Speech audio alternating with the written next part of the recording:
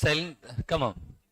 9 now, 9:30 sharp. I'll stop the the BRS. Okay?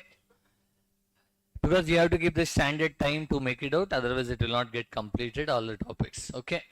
See, BRS is prepared by the account holder to check the balance between the bank and the cash book, why it is not tallying on a specified date.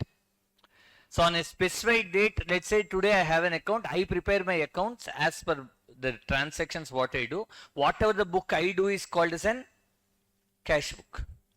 So whatever the book we maintain is called as a cash book. Whatever the book maintained by the bank is called as an passbook. So generally, let's say today on 31st March, bank has sent you a statement. As per the bank, the balance is 10,000 rupees. But as per my balance, it is showing 8,000 rupees. Okay, as per your account, it's showing 8,000. But as per the bank, it's showing 10,000. On a specified date when both the balance are not tallying, why it is not tallying, you have to check. This is checked by the account holder. Bank will not have a time to prepare all the BRs. So what is bank reconciliation statement? It is a statement prepared by the account holder comparing the cash book and the passbook on a specified date. So on a specified date, you will compare the cash book and the passbook and find out the reasons for the differences why it is not tallying. Am I clear with the point? So when you are doing the bank reconciliation statement here, sir, why, let's say now, why will it be a difference between a cash book and passbook? I am also writing my transactions, bank is also writing my transactions. When both are writing the same, balance should be the same. When both are writing the same, balance should be the same. But sometimes your cash book balance and a passbook balance don't tally. Sir, why there is a difference between a cash book and a passbook? We are going to see. So cash book and a passbook don't tally because of two reasons. The first reason will be due to N. What are the two reasons, Amma? First reason is time difference and second reason is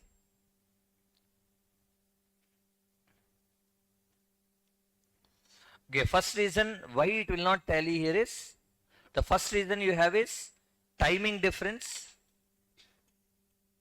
The second reason is errors. Timing difference between the transactions. Let's say I presented a check on 30th March. When I present a check in the bank, immediately I'll add to my balance.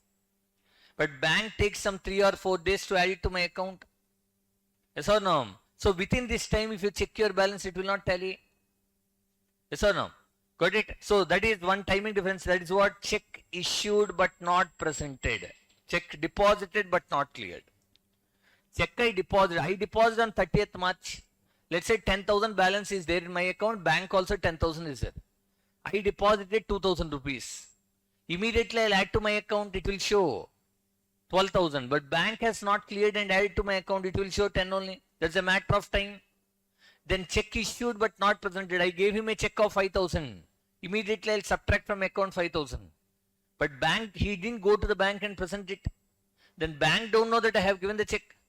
So my balance will show 5,000, but bank will show 10,000. Because the 5,000 rupees check, bank don't know that. Yes or no? Next, bank allowed interest. Bank allowed interest and bank gave you interest. They will add to your account. Will they call you and tell, sir, we added interest? No. So who recorded this? Bank has recorded, but we didn't record. Bank charges. Who recorded this? Bank has recorded this, but we don't know. These are all a matter of time. So bank allowed interest, bank charges.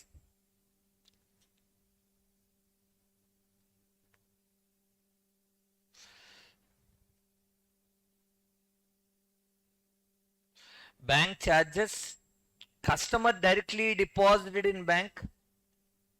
When customer has directly deposited in bank also, what happens? Who records it? Bank records. We don't know that. Yes. And standing charges paid by bank. We gave an instruction to bank to pay the electricity bill every month. It paid. I don't know that they have paid. So these are all a matter of time. One party know, other party don't know. The other reason is errors. Wrong debit in cash book or wrong credit in cash book or wrong debit in or wrong credit in passbook. See, when a cash book and a passbook don't tally, the reasons for the differences is either it may be timing difference or it may be errors. Timing differences, it's a matter of time where one party has recorded, other party has not recorded. Error is where somebody have done, either we might have done an error in cash book or bank might have done an error in passbook. But see, the main rule of bank reconciliation statement is you have a right to change only your book. You don't have a right to change opposite person book. You have a right to change only your book. You don't have a right to change opposite person's book. Example, tomorrow I'll check your notes. Immediately what you'll do, you'll take your notes, your friend's notes, and both side by side you'll keep and start checking. Yes, when you need to check in notes, so what you'll do, immediately you'll take your friend's notes and start checking one page.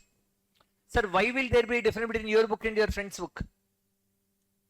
Either you might have written one page more or your friend might have written one page more. Difference will come only when both have written or both have not written. I also didn't write, my friend also not written, no problem. When both have written also no problem. Why will problem come? When one has written and other has not written. Let's say I am taking the notes of my friend and checking the notes. I have written one page more. My friend has not written. How to become equal tomorrow? The first reason is tear off your page, then we both will become equal. Second reason is write in his book, both will become equal. So when one has written and other has, I have written, my friend has not written. I took his book. What are the two options to correct it? Either if I tear my page also, we both will become equal. Or if I write in his book also, both will be equal. What is the second reason your both books will not tally? He wrote, I didn't write. First reason is I wrote and my friend didn't write. Second reason is my friend has written, I didn't write. Now what is the solution? Tear his page or copy the same. These are the two reasons why it will not tally. The same thing also BRS will happen. One has written, other has not written. But remember, you don't have a right to change opposite person book. You have a right only to change your book. You don't have a right to change opposite person book. You have a right to change only your book. That's the logic. Now, I have written one page more. My friend has not written. Can I go and copy in his book? No. Well, what should I do? Tear off my page. You don't have a right to change the opposite person book. You have a right to change only your book. So what I should do? If I have written one page more, I can't go and copy in his book. So what I should do?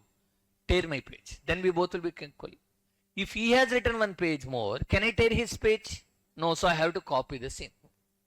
So BRS also goes with the same logic. If you have written one page more, copy the same. If you have written one page more, what should we do? Do it reverse. Because if I wrote one page more, you have to cancel it. If my friend has written one page more, what should I do? Copy the same. But the logic of BRS is only this one line. You can't change opposite person's book. You have a right to change only your book. If the transaction is already recorded in your book, do it reverse. If the transaction is recorded in your book, do it. If the transaction is recorded in opposite person book, do the same. Because if he has added, you also add. You can't tear his page. You have to copy the same. You understood the logic? Yes. Now coming back to the logic again.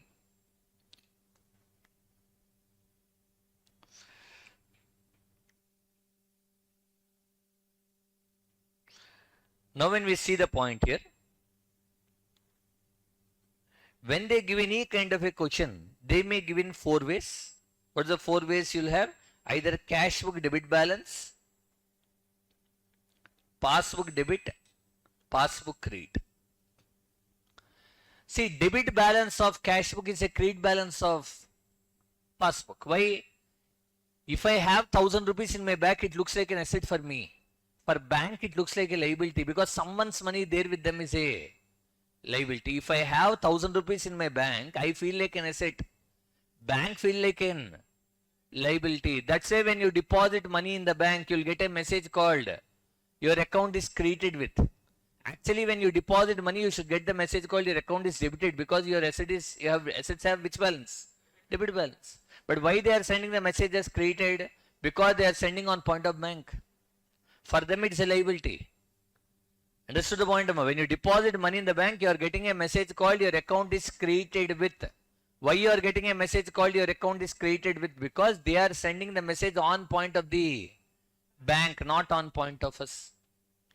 Am I clear? Any doubt on this point? Yes.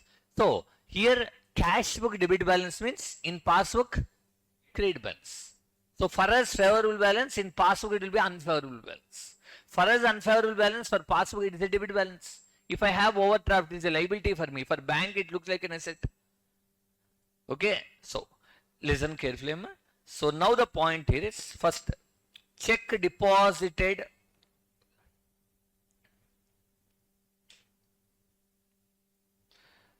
or. So what's the point? Let's see. Check issued but not presented. Now what is the rule I told? If it is already recorded in your book, what should we do? Do it reverse. If record in opposite book, copy the same. That's only the logic. Whether you do here or even though in your costing you will have integral, non-integral account, reconciliation statement. There also the same logic will apply. Anywhere reconciliation logic is same. So what is the logic? Now check issued but now what is your book? Cash book is mine, passbook is bank. Now when check is issued, who will write it first? In cash book or passbook?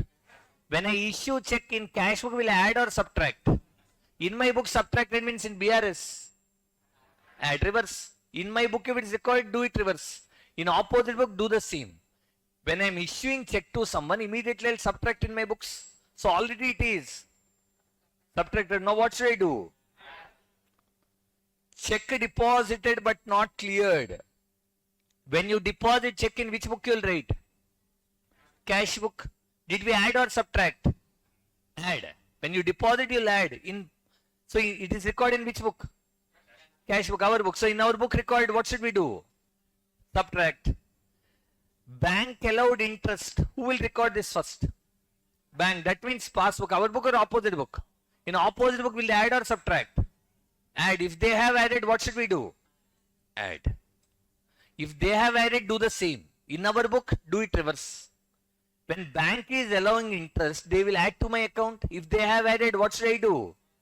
Bank charges. Who will record this first? Bank charges. Who will record this first? Bank. Did they add or subtract? Subtract. If they, who subtracted this bank charges? If they have subtracted, what should we do?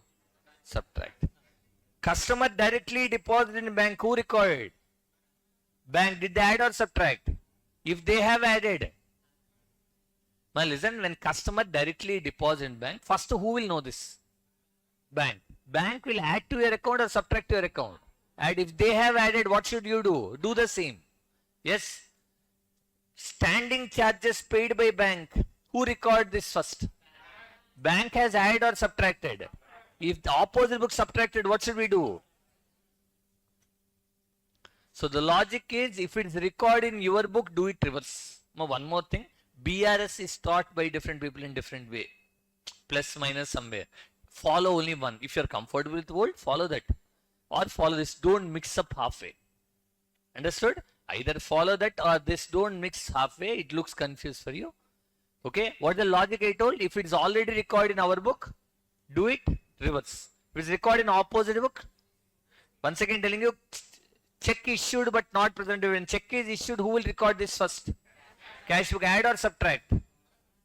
In check, when check issuing, what are we doing in cash book? Subtract. In our book, subtracted means in BRS. Add. Check deposited. When you are depositing check, first who will write? Cash book will be add or subtract? In our book, add means in BRS. Subtract. Next, bank allowed interest. Who will record this first? Bank. Did they add or subtract? Add. If they have added, we'll also add. Bank charges. Bank will record. Will they add or subtract? If they have subtracted, we'll also subtract. Customer directly deposited in bank. Who records? Bank will add. So we should also add. Standing charges paid by bank. Who records? Bank. Bank will subtract. So what should we do? Subtract. Any doubt? Any doubt? In the exam point of view, whatever they give, cash book debit or whatever they give, first write plus or minus as per cash book debit balance only. Don't see whether they give cash book, because in the exam you may not think that many ways. I'll tell you the other reasoning also. But when they give you a question, don't see whether they give cash book debit or cash book credit or passbook debit or whatever it is. Anything just write as per cash book debit. First write plus or minus as per cash book debit. Then see what they give. If they give cash book debit or passbook debit symbols, no need to reverse it as it is. If they give cash book debit or passbook debit, just keep it as it is. Okay? If they give cash book credit or passbook credit, just reverse the symbol. Understood? I'll tell you the reasoning also, but in exam point of view, sometimes students are messing up thinking in multiple ways. Cash book debit, cash book credit is all. Any question they give, write as if cash book debit balance plus or minus. Okay? Then see what they give. If they give cash book debit or passbook debit, same, keep it as it is. If they give cash book credit or passbook credit, just reverse the symbol. Any doubt? Any doubt on this point, Amma? Okay. Okay, Amma. Sir, why are you reversing cash book credit symbols? Actually, cash book credit means minus balance. But when they give balance, you don't take that minus. So when you multiply with minus, plus will become minus and minus will become plus. That's why it will get reversed.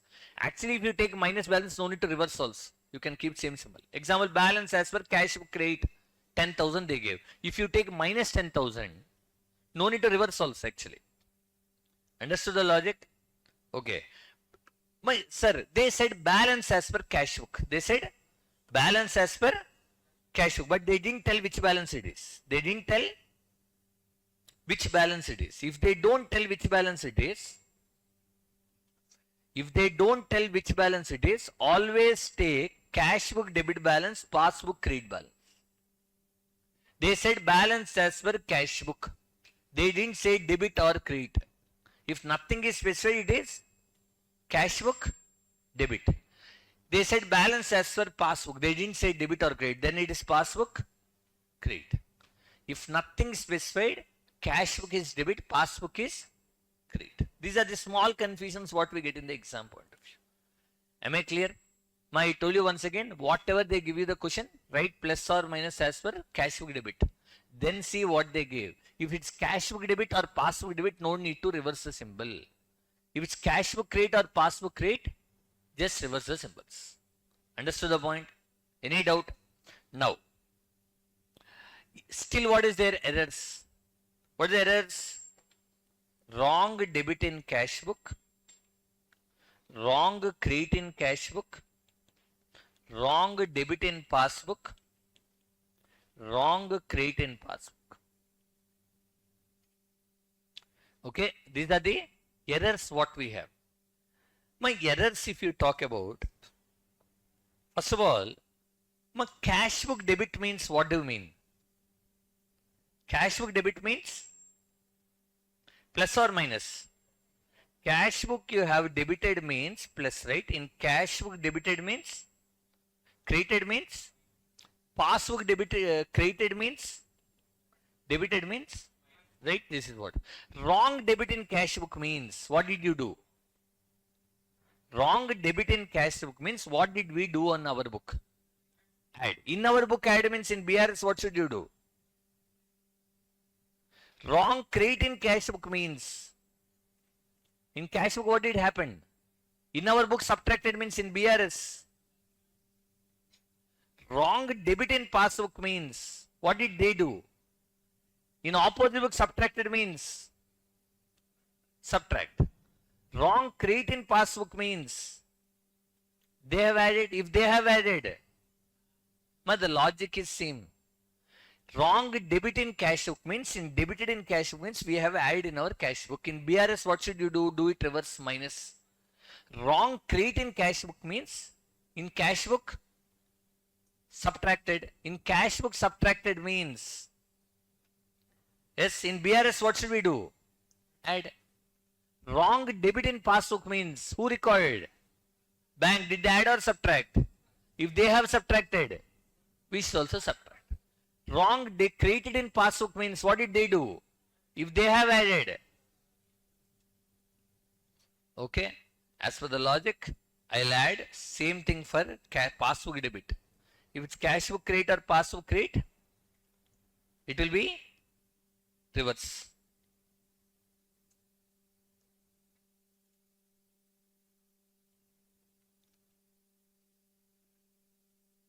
Plus, minus, plus, minus. Any doubt, Amma? Understood the point or not? But the logic always, even though they give a new point, you have to observe, is it recorded in our book or opposite book? Our book means cash book. Opposite is passbook. So if it is recorded in our book, see plus or minus. If it is already added in your book, minus it in BRS. If it is already subtracted in your cash book, add it in BRS. The logic is clear? Yes? Okay. I'll just give a small point here. Tell me, balance as per cash book. Just write the rough work. Balance as per cash book is 10,000. Balance as per cash book is 10,000. Check issued but not presented, 500. Check deposited but not cleared, 800. Bank allowed interest, 50. Bank charges, 100. Customer directly deposited in bank,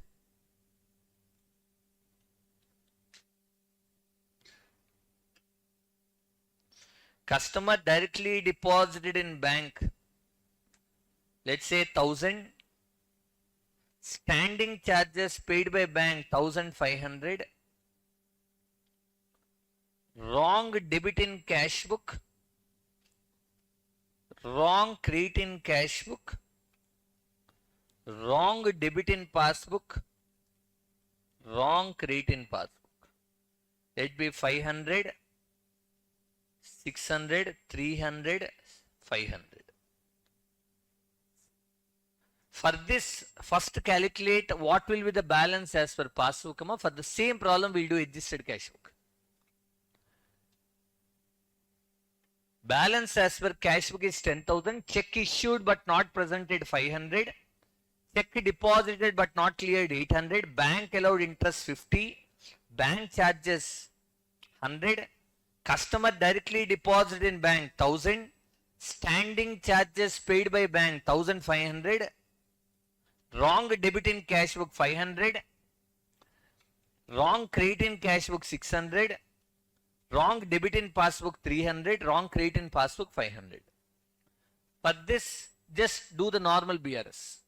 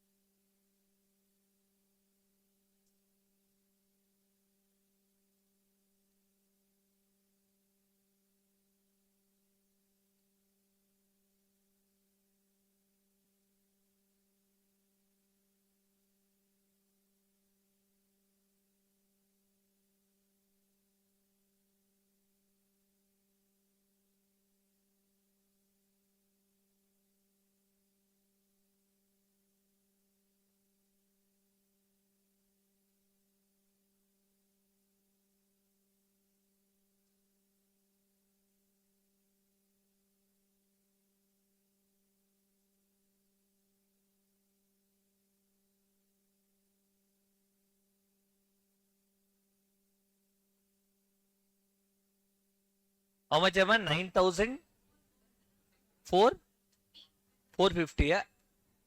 9,450. Yes?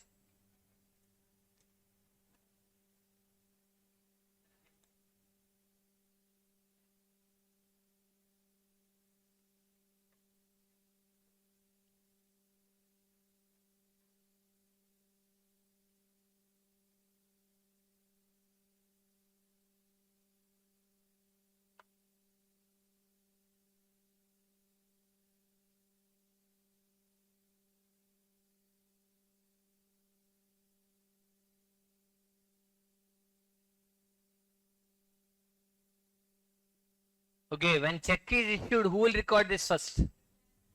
Cash book add or subtracted? Subtracted. So now what should we do? Add back. Check deposited but not cleared.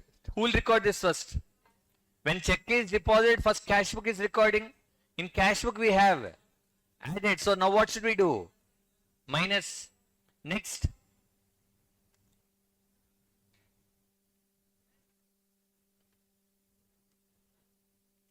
Next, bank allowed interest. First bank will record. Sir, bank allowed interest. Add or subtract? They have added, we should also add. Bank charges. They have subtracted, we should subtract. Customer directly deposit in bank. They have added, we will add. Standing charges paid by bank. They subtracted, we will also subtract. Wrong debit in cash book. In our book, debited means added. So we should minus. Wrong credit in cash book. We have subtracted, so now we have to add. Wrong debit in passbook. They have subtracted, we should also. Wrong credit in passbook. They have added, we should also add. So how much is the answer? 9,450. Right? But now the question is, as per your cash book, what is the balance? What is the balance as per passbook? 9,450. Now when you do a balance sheet, in balance sheet you have to write bank balance as an asset. Which bank balance we will write? You understood my question? Balance as per cash book is 10,000. Balance as per passbook is 9,450. When you prepare your balance sheet, in balance sheet you have to write bank balance as an asset. Which bank balance we will write as in the balance sheet? Which bank balance? 9,450 or 10,000? 9,000? Actually both are wrong. We don't do 10,000, we don't write 9,450 also. That's the reason we find adjusted cash book. We find out a new balance called adjusted cash book balance, and that you show it in the balance sheet. Understood? Sir, when they give a questions, if you see the examination questions, when to do BRS, when to do adjusted cash book means, if they ask prepare BRS, normally you will do like this. But if they ask you prepare adjusted cash book, if they ask you prepare adjusted cash book,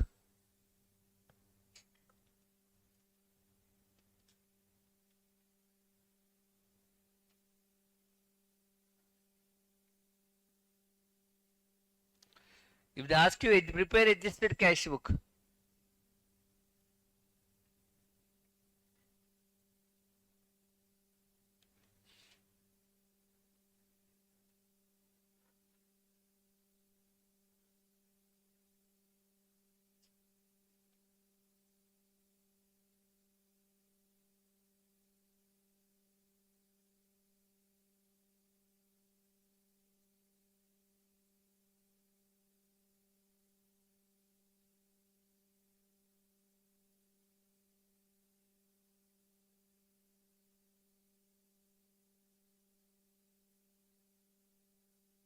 okay. How to prepare an adjusted cash book? Below C, in the question paper when they give a 7 marks question, are they asking you only BRS or are they asking you adjusted cash book? You have to check. If you see the previous exam question papers also, you'll find it. In 1 or 2 papers, they have asked you, find the adjusted cash book and prepare BRS. Find the adjusted cash book balance and prepare BRS means you should not do normal BRS. You'll not get the score. When they ask just to prepare BRS, then only you can do normal problem. Otherwise, you'll not get 1 mark also. So observe the point what they gave at the end. Mostly they're asking adjusted cash book, not BRS. They'll ask, find out the adjusted cash book balance and prepare BRS. Then how you have to do is, sir, for the same problem we will do adjusted cash book. Now I asked you which balance you will show it in the balance sheet means you will not show the cash book balance nor the passbook balance. We will find out a new balance called adjusted cash book balance, and that balance you will show it in the balance sheet. Sir, what comes in adjusted cash book balance is all errors and omissions in cash book should be considered. What will come in adjusted cash book, Amma? all errors and omissions in cash book. In which book? All errors and omissions in cash book should only be adjusted. Errors and omissions in passbook should not be adjusted. Okay, all errors and omissions in here. One point I am telling you. Okay, what is error? Error is a mistake you did in cash book. Omission means which you forgot to write in the cash book. This two only we have to adjust. Now tell me, check issued but not presented, will it come in adjusted cash book or not? Is it an error in cash book? Did you do any mistake in? I issued check, I wrote, what is wrong in it? Is there any omission? No. So this will not come. Check deposited but not cleared. When I deposited, I wrote in my book. Is there anything wrong? Is there any omission in cash book? No. Bank allowed interest. Who recorded? Who didn't write? So it is a omission in. Bank charges. Who recorded? Who didn't write? It is a omission in. Customer directly deposited in bank. Who recorded? Who didn't write? Standing charges paid by bank. Who recorded? Who didn't write? We need errors and omissions in. So these are all omissions in. Passbook wrote, cash book didn't write. Next. Next.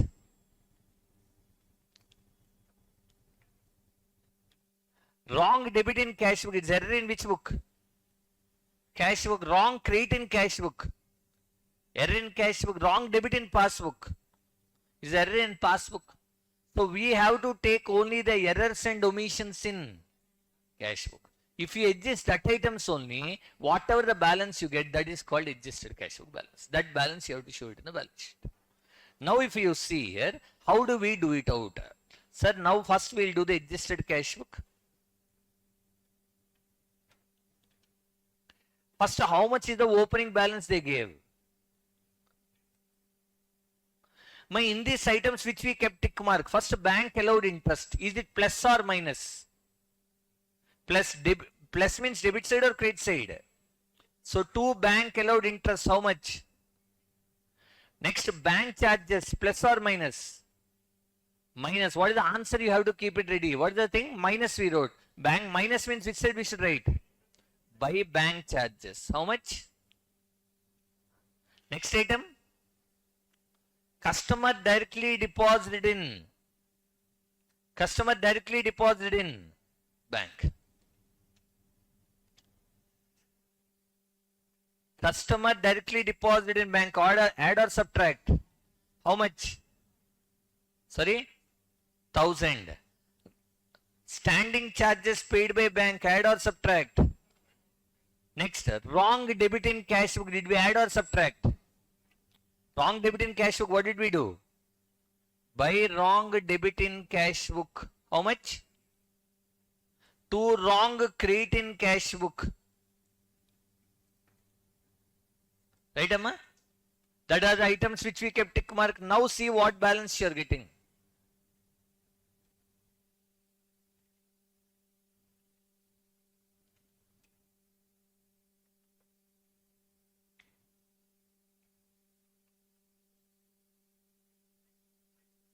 $9,000.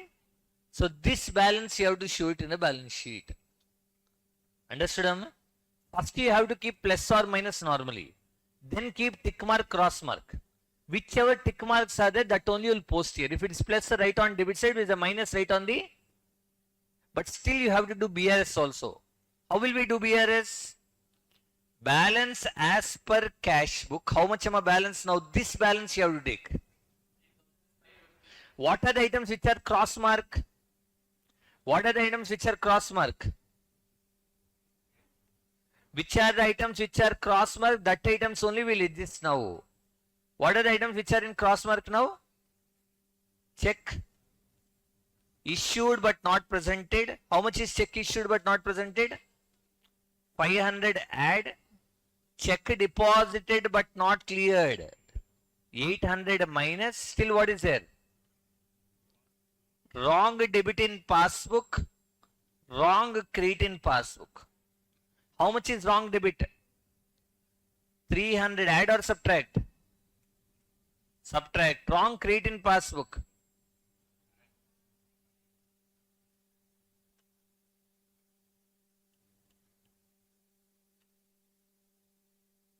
Am I right? Whether you do BRS or you do adjusted cash book, ultimate answer will be same.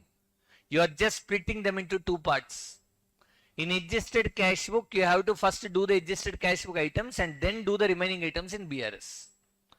Man, observe the question carefully. Lot of people are just doing BRS just by seeing that statement.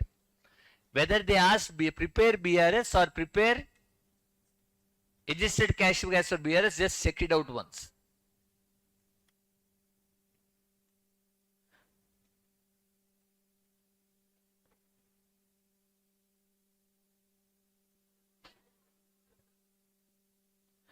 Okay. So when you are doing the debtors method, what is the logic here, Emma? First of all, branch has how many types? Inland branch. Inland branch means branches which are located in same country. Foreign means outside the country. Foreign branches are always independent because sitting in India, I can't trade what you are doing in US because currency variations will be more. So foreign branches will be always independent. Means what? Branch will only write the journal, ledger, trial balance, tally the trial balance and send it to head office. We will only club the trial balances and prepare the P&L account and balance sheet. Combined one P&L account, one balance sheet will do. Dependent means what? Branch will not write any journal entry. All accounts are maintained by head office only. Okay. Independent. Who is writing the accounts here? Head office is writing the accounts of the branch. We have how many methods independent? 4. What is it? Debtors method, stock and debtors, final accounts method cost, final accounts method wholesale price. Am I clear? First debtors method. In debtors method, the head office treats the branch as an debtor. When head office is treating the branch as a debtor, head office records the transactions only between head office and branch. Whatever happens between branch and third party, we will not write. This one clear? We are recording only the transactions between head office and the branch. Whatever the transactions that happen between the branch and the third party, we are not going to record. Any doubt on this point? Am I clear or not? Am I clear? Understood? Now here in debtors method, we open an account called branch account. Branch account is nominal in nature. Branch account is what nature? Nominal. What is the rule for nominal nature?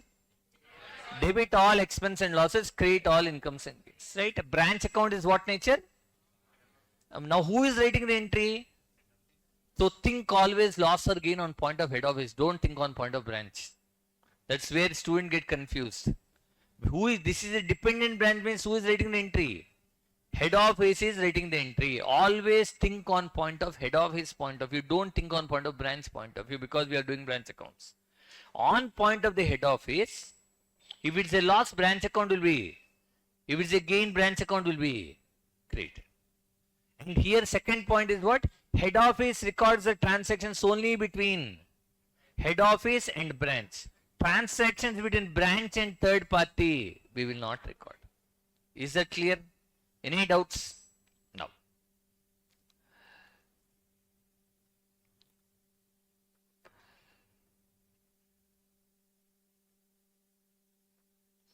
Now in the debtors method, what is the account we are going to open? Branch account is what nature? Now imagine what happens in a branch. First what happens? Assets are given. Who will give assets? Head office will give assets. Then still what happens? Liabilities are given. Who will give liabilities? Head office will give. Once you give assets and liabilities to do, because if you need to start a branch, first I have to give this furniture, AC and all these things. Then what should I give? I have to send them some goods. I have to send some goods. Okay, next what happens? If you don't like, you will return the goods to the head office. First head office will send goods to the branch. Then if you don't like, you will give the goods. Once I send you goods, now what you will do? You will start selling them. Yes, sir. First head office give you some, let's say you want to start some watch showroom. Okay, Titan watch showroom you are going to sell. First I'll give one building, AC, the furniture, everything I'll give you. Then I'll send you watches. Then now what you'll do, you'll start selling them. Again, sales may be cash sale. Okay. And something what happens, expenses will also be incurred. Expenses may be met by head office. Yes, in your branch some head expenses will occur. You'll make some expenditure, tea expenses, coffee expenses, some salaries is all. Generally in dependent branches, all salaries, everything who will pay? Head office only will pay. Branch will not do anything. All accounts who are maintaining. Head office, I'll give the branch, some manager, some 1,000 rupees or 2,000 rupees. This expense is for tea expense, small. Salaries, rent, everything I'll pay from head office. They'll just meet the small expenses. So expenses are incurred. Next what happens? After the expense is incurred, cash sent. Who will send cash? Branch will send to head office sometimes. Sometimes head office also will send to branch for some expenses. Yes. Still what happens? Sometimes bad debts occurs in the branch. Discount allowed. This all will happen. Next, at the end of the time, again I'll take back all the assets and liabilities. First I gave you assets, again at the end of the year I'll take back all the assets and liabilities. But now tell me, what is the entry when assets are transferred? Assets going out is a loss or a gain? You have to think on point of whom? Head office is sending assets, means from head office assets are coming in or going out. What goes out should be created, and assets going out is a loss or a gain. So what is the entry? But think on point of head office. Branch is what nature? All losses will be debited, all gains will be created. Now assets are going out is a loss or a gain? All losses will be debited, so branch to asset. What is the entry when liabilities are transferred? Liabilities to? Liability going out is a loss or a gain? Gain. For them it's created. Branch is created. My branch account is nominal nature. Think on point of head office. First head office sends some assets. Assets are going out, loss. So branch to asset. Then they are sending liabilities. Liabilities have which balance? To cancel it. Liability to branch. First I transferred assets and next what happens? Who will send goods? Now goods are sent by head office, means is an expense or income? All expenses will be debited. So what is the entry? Is it an expense or income? Expense means branch account will be.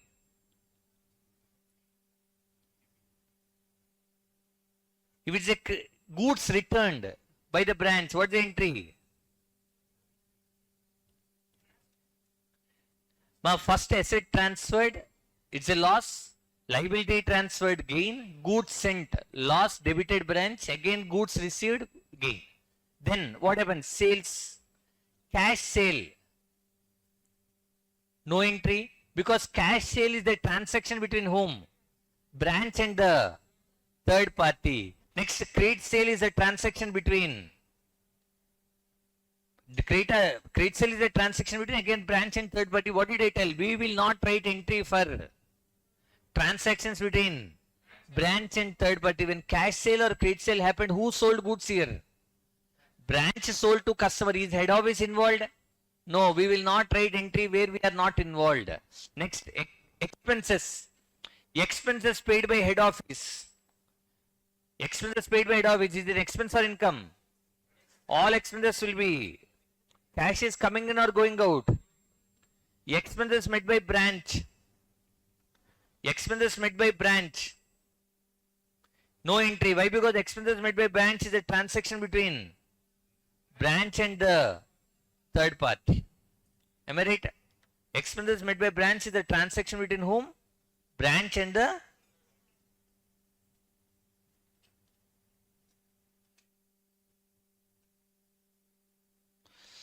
branch and the third party. So, for expense incurred by branch, no entry. Remember, only when head office is involved, we'll write an entry. Remember, cash sent by branch to head office. Who sent money to whom? to head office. Now cash is received or going out? We are writing on point of head office is writing. So for head office, cash is coming in or going out? So cash to branch. When head office sends money to branch, cash is coming in or going out? But remember once again, we are writing, you have to think on point of head office. Lot of people feel debtors method difficult. Always student think on point of branch. Here by head office, so think always on point of head office. Am I clear? Always think on point of head office. Next point.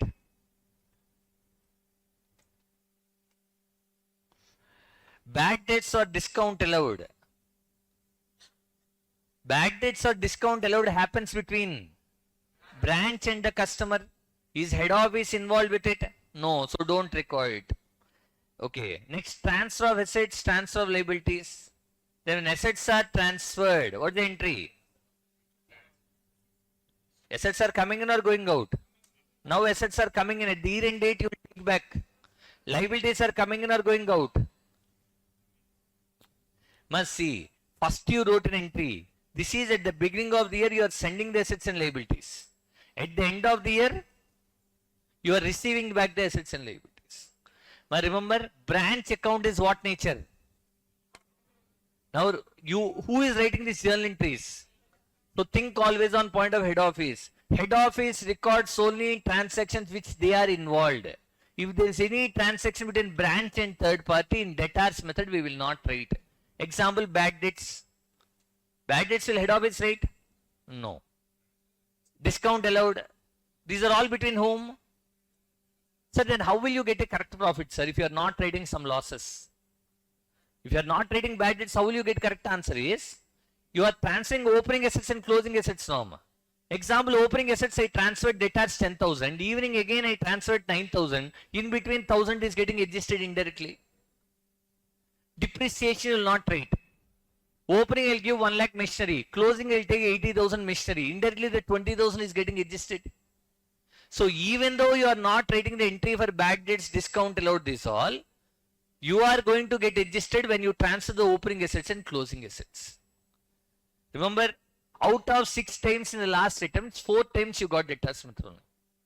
Because the stock and debtors method is a lengthy problem. For a 7 marks, it looks little more time.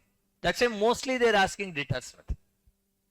So what are the journal entries here? First, when assets are transferred, branch to assets. When liabilities are transferred, when goods are sent, branch to goods sent to branch. When goods are returned by branch, goods sent to branch to branch. Next, expenses met by head office, branch to cash. When expenses met by branch. Next, cash sent by sales, cash sale, credit sale, no entry. Cash sent by head office to branch, branch to cash. Cash sent by branch to head office, cash to branch. Next, bad debts discount allowed, no entry. When closing assets are transferred, assets to, when closing liabilities are transferred, if you prepare this in the account form, automatically the balancing figure is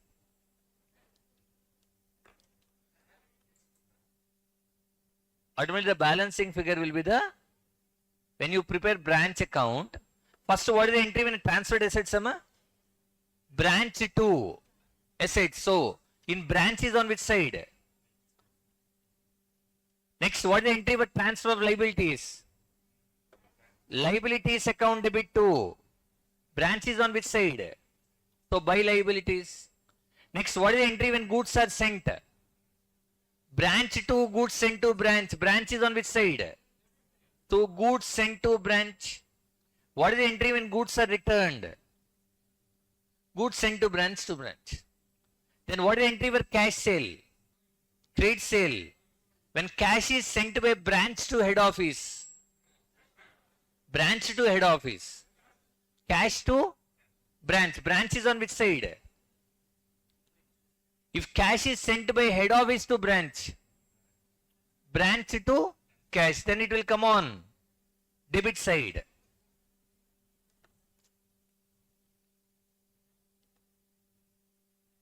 To cash. What is the entry when you transfer the assets at the end? Assets to branch. What is the entry when you transfer the liabilities? Liabilities to branch to liabilities. So balancing figure, if it comes on debit side is a profit, if it comes on credit side is a loss. Now whatever the journal entries we have learned, the same journal entries we apply in a branch account, the balancing figure is a profit or loss. The balancing figure is a profit or loss. Okay. Now, once see the previous exam, any question by Brahma? Previous exam question paper, anything? Sir, I have a doubt, sir. December 25.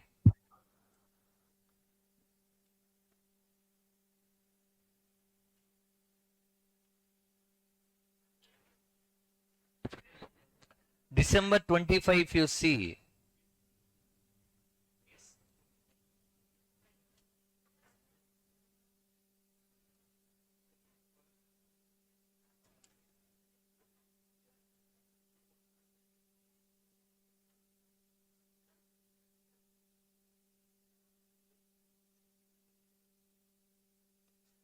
Okay. Must see 6A bit. Sir, how do we know it's debtors method and stock and debtors method? If they ask you only branch account, it's debtors method. If it is stock and debtors method, they'll ask you multiple accounts. Branch stock, branch debtors, branch P&L account. Sixth question, December 2025, sixth question number 6A. December 2025, 6A.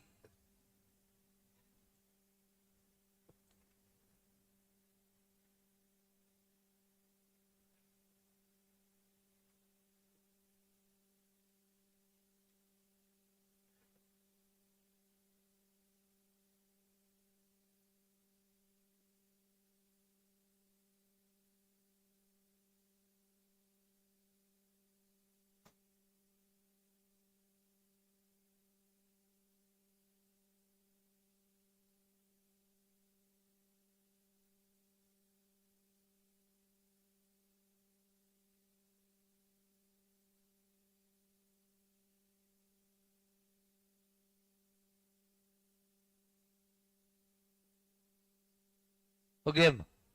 Now listen.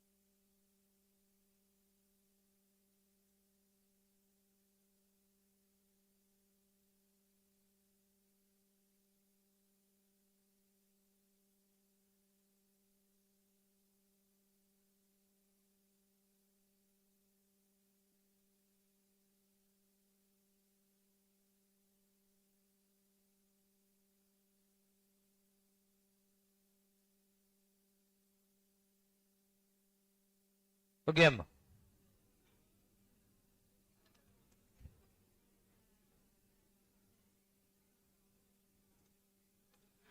If you see the question there,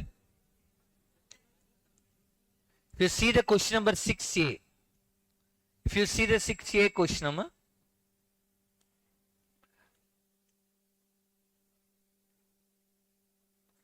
opening stock at branch. What is the journal entry when opening assets are transferred? Branch to assets. Branch is on which side? two assets. What is the assets they are transferring? Stock. How much it is? 30,000. What is the entry for goods sent to branch? Branch account debit to goods sent to branch. So which is side? Two goods sent to branch. How much? Sales. Will we write the entry for sales? No. Okay. Next, expense at branch. Who paid the money? Hope so head office pays the money. Yes, because there is no cash at all to the branch. Now what is the entry for expenses paid by head office? Branch to cash. How much? Total 14,000. Closing stock could not be ascertained, but it was known that branch usually sells at cost plus 30%. The branch manager is entitled to a profit of commission of 35% on the profit before charging commission. Okay. Now, actually, this has to be closing stock also has to be calculated here. When you do it out, you have to calculate the closing stock and then do it out. Closing stock is not given. Now, how much goods are sent? But for this final accounts method wholesale price, if you do, you'll get it more clarity here.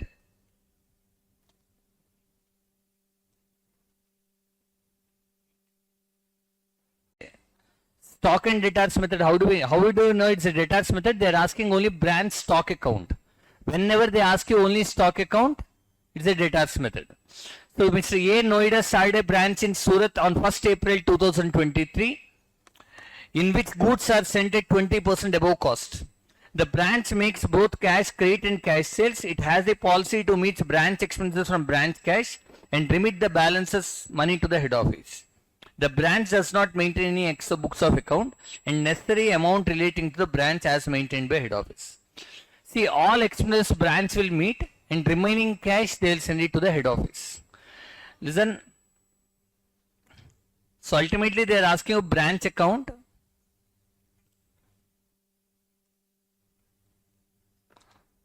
So when you are doing the branch account here,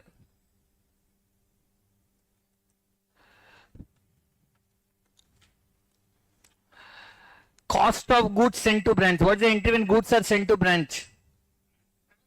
Branch account debit to goods sent to branch. How much? They gave 50,000 is cost price. We have to record everything at invoice price first. 50,000, what is the loading charges on it? 20%. So what is the value? Next, goods received by the branch till 31st March.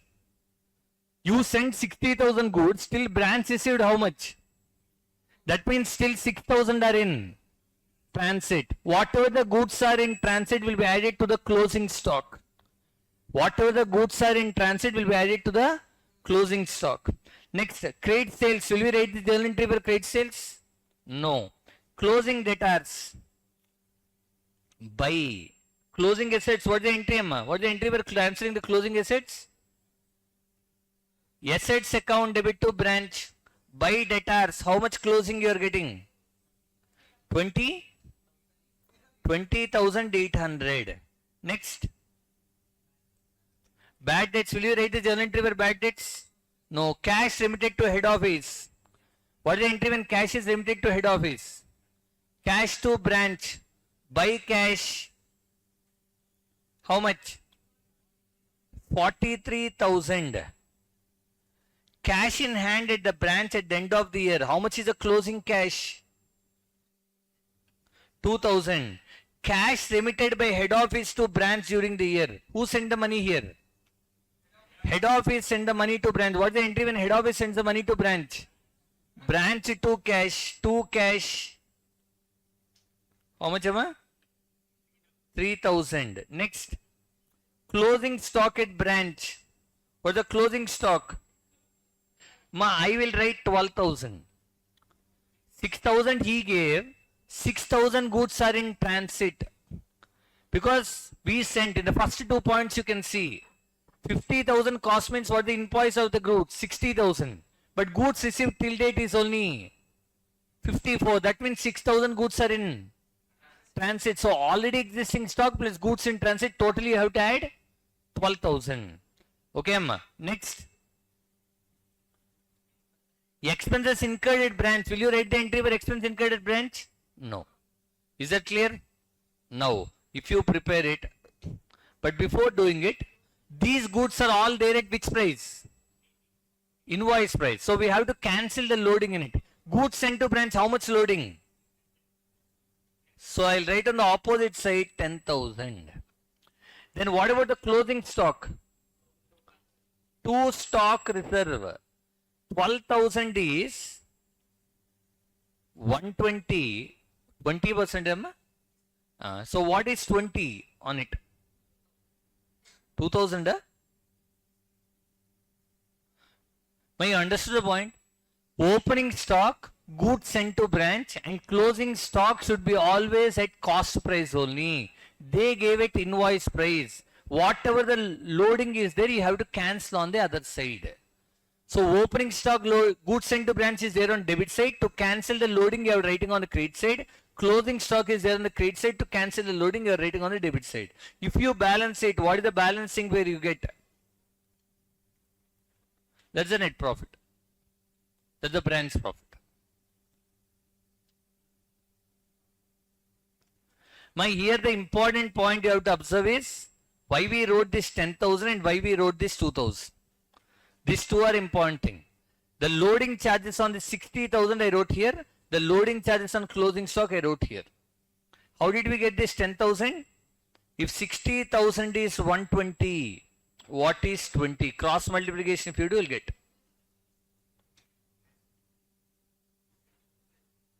Yes? How much? 22,000.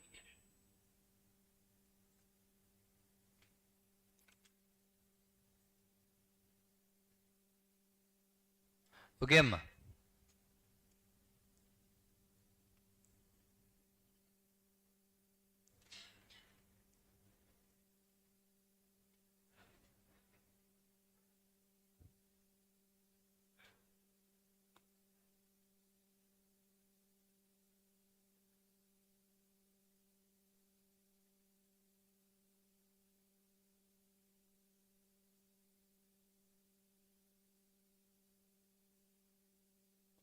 Okay.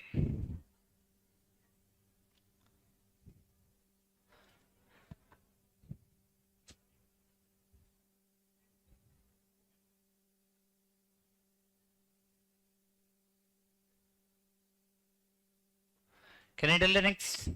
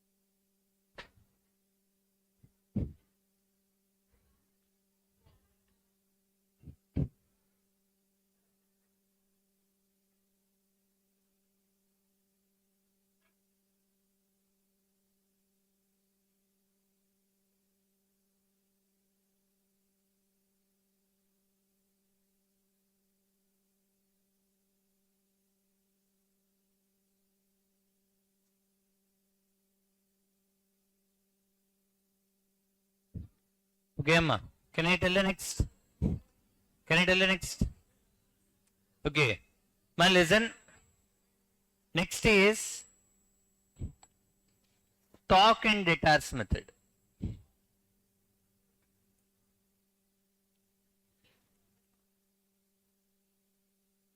When we talk about the stock and debtors, June 24 and December 20, June 24 and December 24, June 24, June 25. This both items you got stock and debtors. June 24, June 25, they ask you stock and debtors. Okay. So, stock and debtors method, when do we do debtors method and when do we do stock and debtors? Problem is they'll ask you whether to do branch stock account or whatever it is. But in the exam point of view, we will know branch account means you have to do debtors method, branch stock, branch debtors, these all means you have to do stock and debtors. But in real life, when do we do debtors method means when the branch size is very small and you are only expecting a profit from the branch, then you do debtors method. If the branch size is little big, when you need a detailed information about the branch, we will do stock and debtors method. When the branch size is little big and when you are expecting a detailed information about the branch, we will do stock and debtors method. Am I clear? So when we talk about the stock and debtors method here, in stock, what is the difference between debtors method and stock and debtors method? In debtors method, for everything you use the word called branch account, whether it's an expenditure, assets or whatever it is, we'll use only branch accounts. In stock and debtors method, we will open multiple accounts for each and everything to get a clear-cut information. We will do branch stock, branch debtors, branch P&L, branch expenses. The number of accounts will be more when you compare with other things. Am I clear, Amma? In stock and debtors method, you open number of accounts.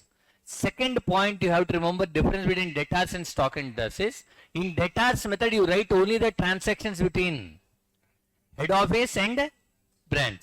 In stock and debtors method you write entry for everything else. Even bad debts, cash sale, credit sale, for everything we write an entry. Understood the point, Amma? In debtors method we write only the transactions between head office and branch. But in stock and debtors method, you write the entry for every transaction. Am I clear? Yes. Next. Next point is, in stock, what is the other difference between debtors method and stock? In debtors method, opening assets, opening liabilities are transferred, closing assets, closing liabilities. In stock and debtors method, opening assets, opening liabilities, entries will not be there. Because when you are recording every transaction, no need to write again the opening assets and closing assets. See, you have to understand, remember the differences between debtors and stock. How to identify first of all. If they ask you only stock account, it's a debtors method. If they ask you only branch account, it's a debtors method. If they ask you branch stock, branch debtors, branch P&L account, these all means it's a stock and debtors method. While doing a problem, what are the main differences? In debtors method, you are writing the entries only between head office and branch. But whereas in stock and debtors method, you write entry for everything else.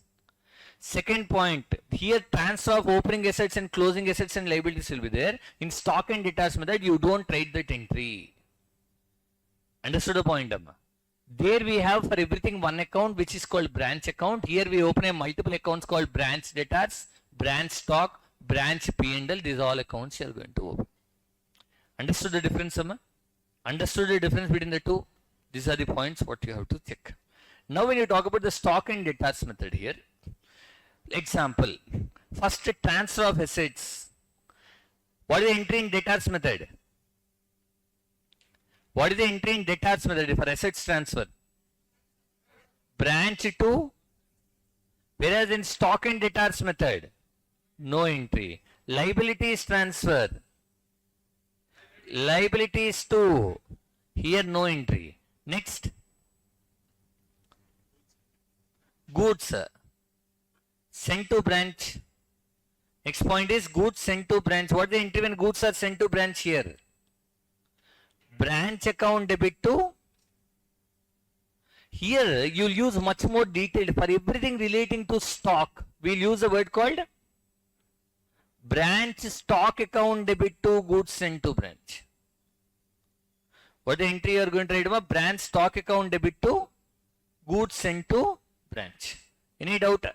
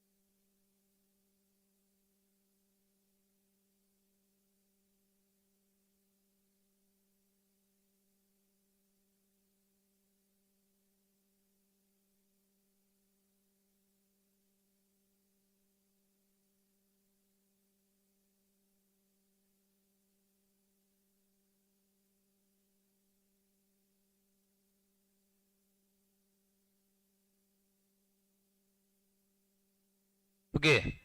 What is the entry for goods sent to branch, Amma? Branch account debit to goods sent to branch. Now, next point. What is the entry for cash sale in debtors method? No entry. Whereas in stock and debtors method, you write the entry for every transaction. What is the entry? Who is receiving? Branch cash account debit to branch stock. Anything relating to goods, we use the word called branch stock. If it's a credit sale, what is the entry in debtors method? Whereas here, branch debtors account debit to, but normally cash to sale. But instead of sale purchase, we'll use a word called branch stock. Everywhere branch stock is.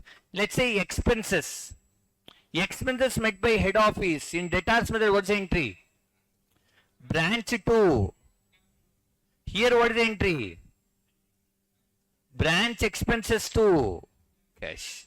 If expense is met by branch, no entry. What about here? Branch expenses to who paid the money?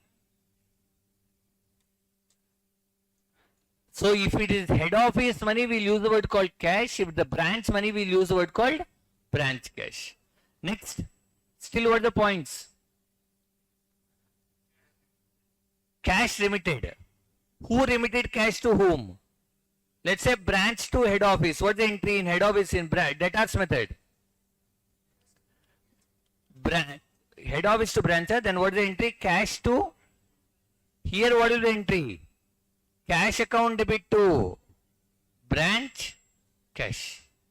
If cash is sent by head office to branch account debit to cash. Here branch cash to. What is the entry for bad debts? What is the entry for bad debt? Here no entry. What will be entry here? Branch P&L account debit to debtors. Understood the point, Amma? Here you are writing entry for every transaction. And here instead of using for everything branch word, we'll use multiple words. Branch cash, branch expenses. Don't make it more complicated. First of all, what is the entry for assets transfer in debt, stock and debtors? For assets transferred in stock and debtors. Liabilities transferred. Next, goods sent to branch. Branch stock to goods sent to branch. Wherever stock is involved, use the word called branch stock. No sales, no purchase. What is the entry when goods are returned by branch to head office? Goods sent to branch stock. What is the entry for cash sale? Branch cash to branch stock. What is the entry for credit sale? Branch debtors to. What is the entry for bad debts or discount allowed? Branch P&L to branch debtors. Next, what is the journal entry when cash is received from the customer? Who will receive the money? Branch will receive the money. What's the entry? Branch cash to branch debtor. Customer means who here? Debtors. When customer means here who? Debtors. When branch is receiving from debtors, what's the entry? Branch cash to. What is the journal entry when head office receives money from branch? Cash to branch cash. When head office sends money to branch cash to cash. And you don't write the entry for again for closing assets and liabilities. Okay, Nam? Now see the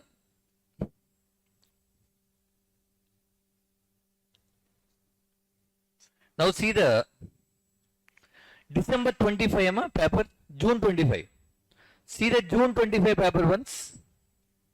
See the June 2025 paper.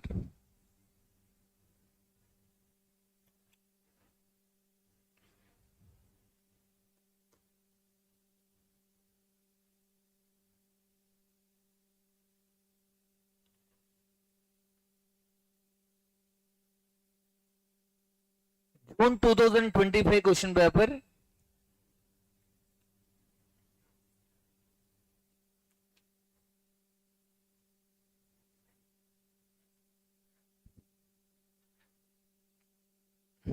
3B.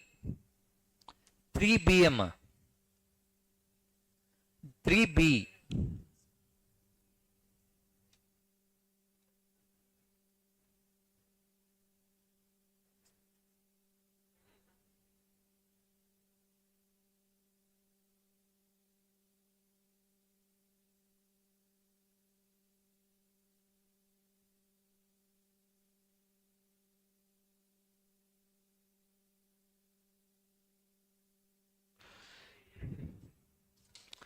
Next, see the question number 3BM in this June 2025 paper. Suman Limited invoice. Sorry, Amma? Okay, Amma, sure. Once read those who have completed, read the June 2025 question paper, Amma. June 2025 3B question.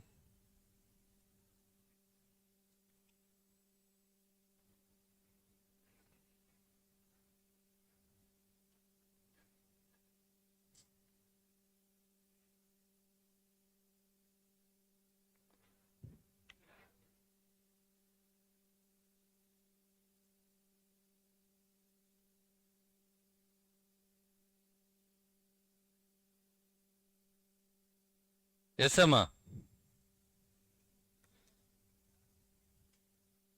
Not? Sorry. Didn't get it. Last,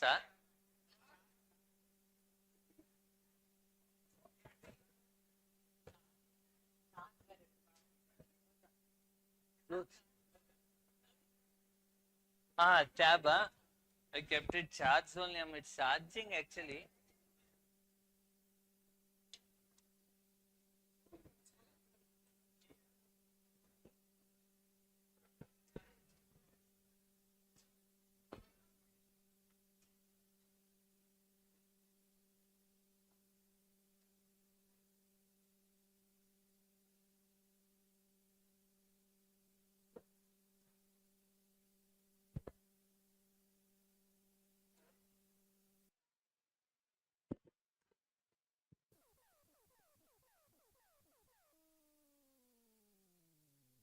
Okay, thank you. Next, must see the question. See in stock and debtors method, the problem generally looks very lengthy because number of accounts are very high. Branch stock, branch debtors, branch P&L, these all. What order we have to do? The order of doing the accounts here is, remember always, when you need to do the problem, first always branch stock. Next, if branch adjustment is there, next branch adjustment. Next, branch expenses, branch P&L. Actually, these 4 accounts are needed to know the profit. You have to write in the same order, then the problem will become easier. What is the order of doing the accounts? Branch stock, branch adjustment, branch expenses, branch P&L. Branch stock, branch adjustment, branch expenses, branch P&L. Still some accounts are there. What is it? Branch debtors, cash. Actually, assets accounts are not needed to know the profit. Actually, assets accounts are not needed to know the profit, but still some missing information will be there. So the order of preparing is like this, you will prepare. But first while balancing, always first balance assets accounts. Why assets accounts? To know if there is any missing information. Bad debt sometimes, branch expenses sometimes, these kind of expenses will be there. So actually assets accounts we have to balance to know missing information. Next you have to tally branch stock. Branch stock account balance will go to branch adjustment account. Branch adjustment account balance will go to branch P&L. Okay, branch stock, next branch adjustment balance, where will it go? Branch expenses balance will go to P&L. So ultimately if you do branch P&L account, you will get the profit. But the preparation of the accounts, you do it in the same order. What's the order? Branch stock, branch adjustment, branch expenses, branch P&L. Assets accounts right at the last. It is only to know the missing information.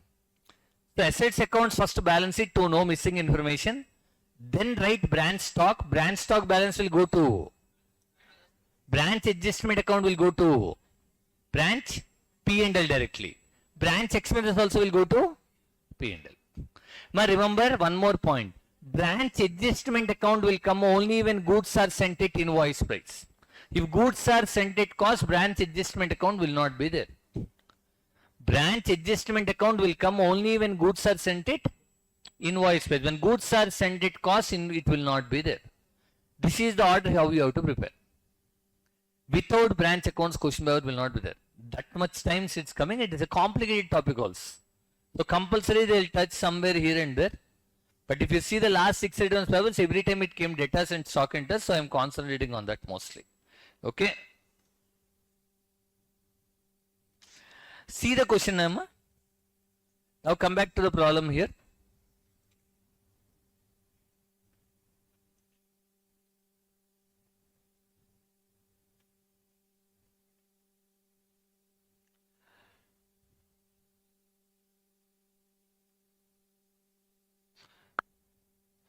Now see the point there. Yes Limited invoice goods to the branch at cost plus 33.33%. From the following details, prepare branch stock account, branch stock adjustment account and branch P&L account. They are asking you only branch stock, branch adjustment, branch P&L means it's indirect, it's a stock and debtors method. So what accounts did they ask, Amma? Branch stock account,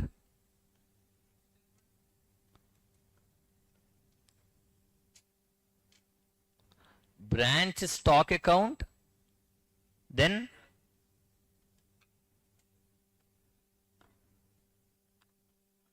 next one is branch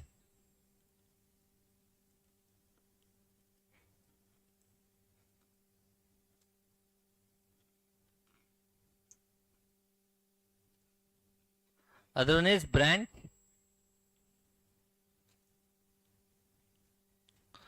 now once we see the question there what was given. First point, what did you give them? Stock at commencement at branch. Opening stock they gave. In branch stock I'll write 2 balance brought down. How much? 3 lakh. Is it invoice price or cost price?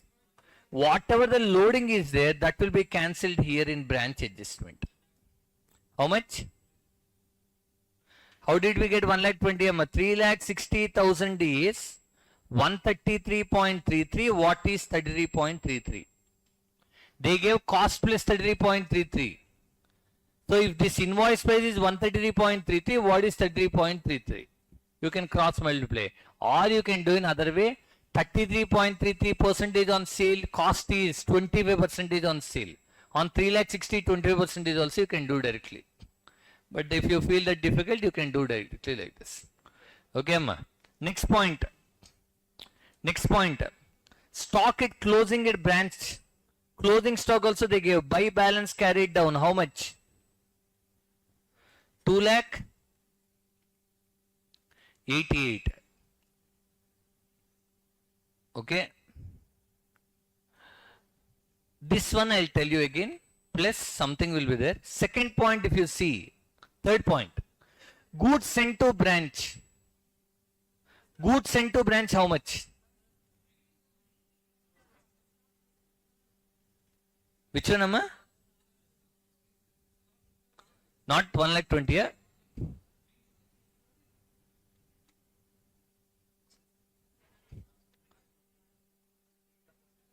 Okay. Next. Goods sent to branch. What is the journal entry when goods are sent to branch? Branch stock to goods sent to branch. So branch stock is on which side? So I'll write 2 goods sent to branch. How much? 24 lakhs goods are sent. In that, how much is loading? 24 lakhs into 25%. Or if 24 lakhs is 133.33, what is 33.33 also you can do. How much about 6 lakhs? Huh? But remember, all loading should be removed in branch adjustment. Opening stock I wrote on debit side, I wrote the loading on credit side. Goods sent to branch is there on debit side, I'll write the loading in credit side. All loading will be eliminated in this one. Okay. Next. Well, in that brackets one said, at invoice price including goods invoiced at 48,000 is not yet received. When goods are not received, it should be added to the closing stock. I told you in the previous problem also. Actually, they gave closing stock how much? 2,88,000. But how much goods are still in transit? 48,000. So totally 2,88,000 plus 48. How much? How much am I? 3,20,000? 3,36,000. On closing stock also you have to do loading charges, right? 2 stock reserve, how much? 2 stock reserve, how much? 3,36,000 into 25%. 84. My loading charges you are understanding? 84,000. Next point. Next point. Return to goods to the head office. Who returned goods to head office? When branch returned goods to head office, what is the entry? Branch, goods sent to branch stock. It will be reversed by goods sent to branch. How much? How much, Amma? On this also loading. How much is loading on 1,20,000? 30,000? Yes, Amma? Amma, directly I am doing 25%. Or you can do 1,20,000 is 133.33. What is 33.33 also you can do. Better 25% on sale. Next. Invoice value of the goods pilferaged. Can anyone tell me the entry for this? What is the entry when goods are lost? What is the journal entry when goods are lost? Branch P&L. How much stock is lost? 24. The loading charges will go to branch adjustment.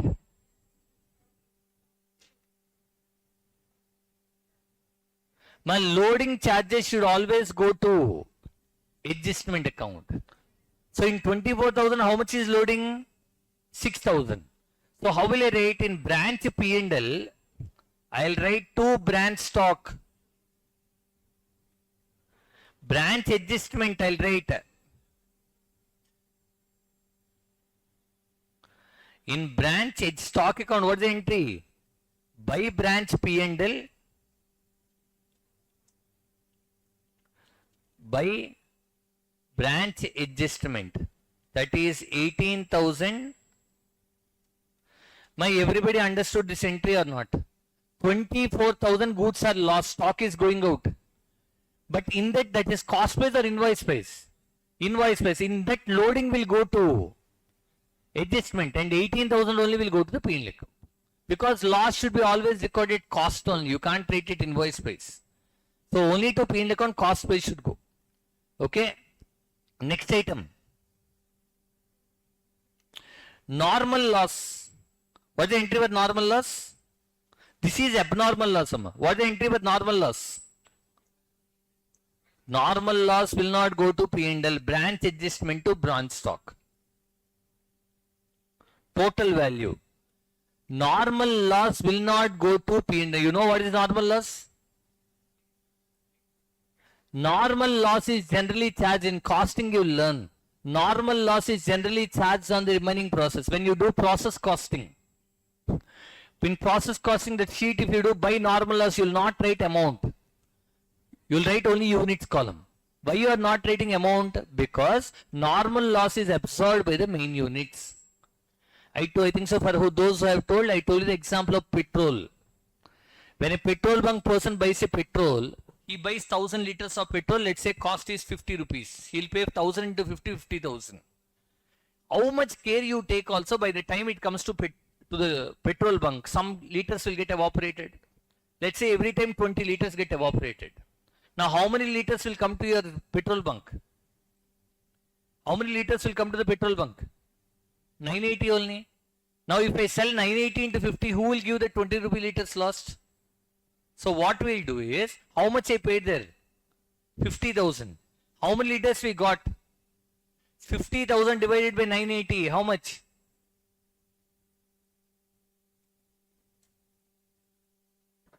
How much? 50? 51 something you got. That means even though you purchased it 50, you are selling petrol for 51. Why you are selling at higher price? That 1 rupee is absorbed by the remaining 980 rupee. The 20 liters cost is absorbed by remaining 980 liters. Example, every time 20 liters get evaporated. Due to diverse negligence or something, now we got only 950.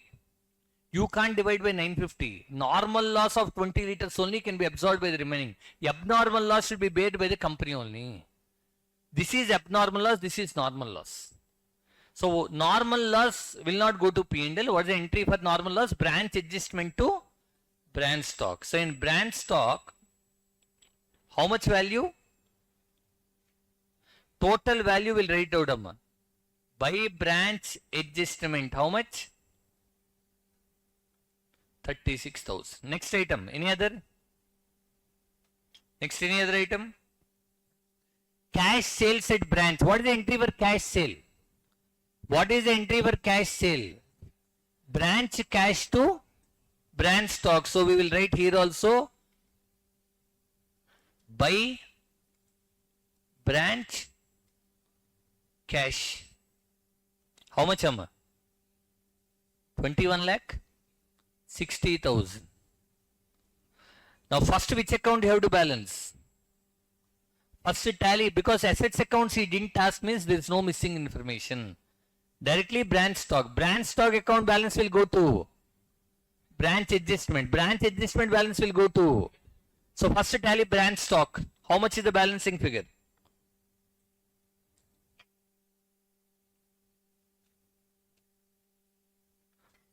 This again don't add. That only I wrote 3,36,000. Again don't add.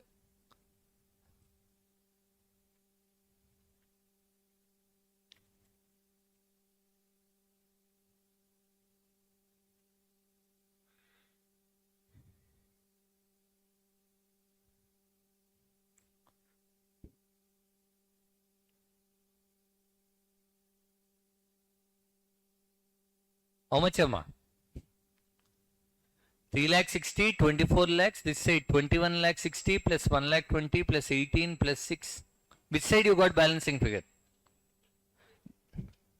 Credit is only more. Huh? Debit more or credit more? This side total is 27 lakh 60,000. That side total? Which side am I? Debit side is more or credit side I have tried? 2 or buy? Buy, yeah? This side you are getting, right? How much?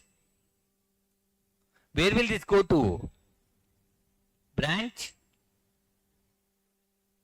Branch adjustment. Now, here which side you got? Credit side. So where should I write here?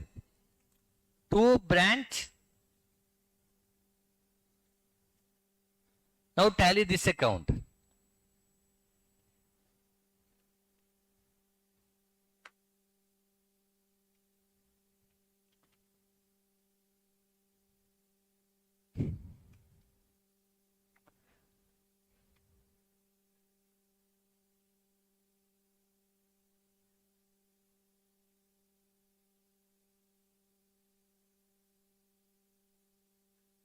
Six lakhs 90 minus 30,000, 6,000, 36,000, 84, 84.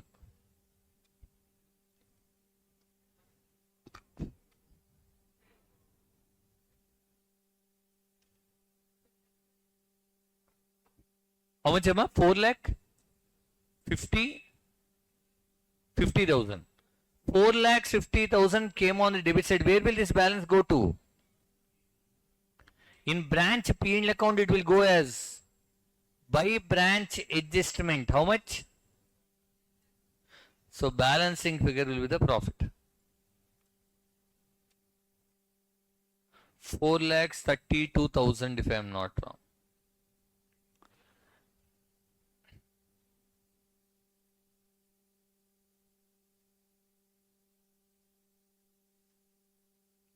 First we did the entry, must see, the only 2 points which are here, what the points? Opening stock, closing stock. First point you have to observe, what is the complicated thing? Closing stock you have to add 48,000 also, which are in transit.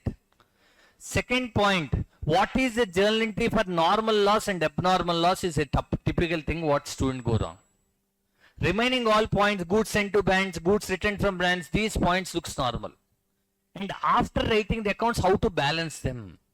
Branch stock account you balance. See which side you got balancing figure. Right on the opposite side in the branch adjustment. The branch adjustment balance will go to branch P&L. In the same way, if branch expense is not there, if branch expense is there, that balance will also go on. So the balancing figure of branch P&L account will be the net profit. Understood, Amma? It's not a complicated but lengthy problems. Still this is easy problem. No debtors account, stock account. If you see your institute materials, problems will be little bit lengthy. That why they don't give stock and debtors is for 7 marks is very lengthy. It takes more time. But June 25, June 24, both times they gave you stock and debtors. You are writing June 26, right?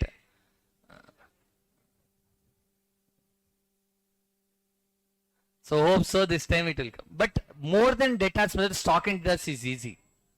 Because there you have to think whether you have to write an entry or not. Here no need to think. For everything you will write an entry. So stock and debtors is more comfortable even though it's lengthy.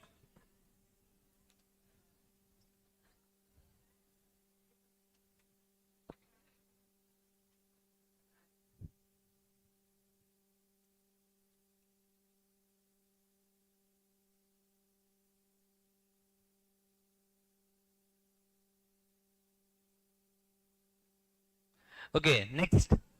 June 2024 question paper.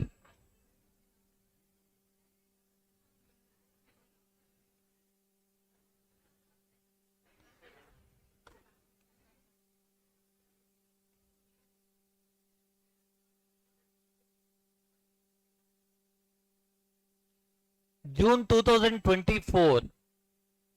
Question number 6A. Question number 6A. 6A.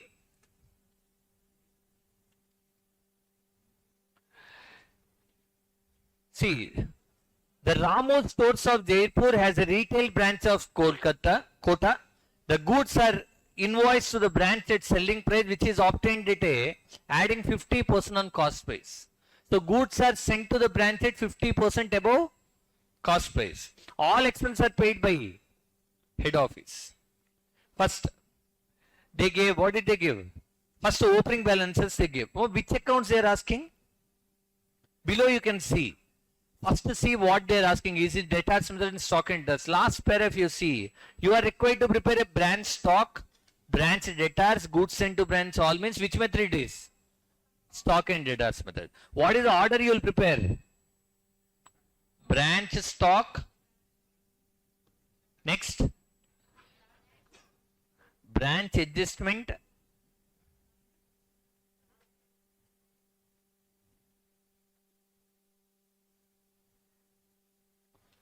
Branch stock.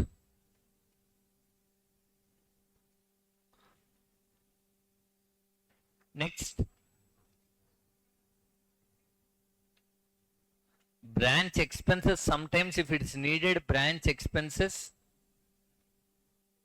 Next, branch P&L. In this problem they asked branch debtors also. This is a lengthy problem, they asked branch debtors also.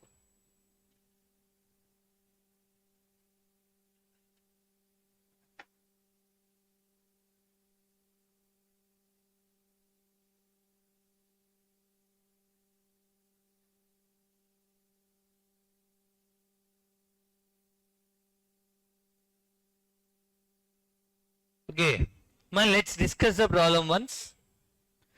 First, opening stock, where will we write? In branch stock, we will write as 2 balance brought down. I'm just explaining you the problem. You should only do 1,20,000. Where will this loading will be there? In branch adjustment 1,20,000. How much we should write? If 1,20,000 is 150, What is 50? Or 50% on cost means 33.33% is on sale if I am not wrong. Okay. How much? Sir, how did you get this 40 you may think? If 1,20,000 is 150, what is 50? Cross multiplication. Okay. Next item. Opening debtors. How much they gave the opening debtors? 2 balance brought down. 43. Now what is the journal entry for goods sent to branch? What is the journal entry for goods sent to branch? Branch stock 2 goods sent to branch. So in branch stock account, where should we write? 2 goods sent to branch. How much? Goods sent to branch, how much? 18 lakh. The loading will be adjusted in. If 18 lakhs is 150, what is 50? I think so, if I am not wrong, 6 lakhs.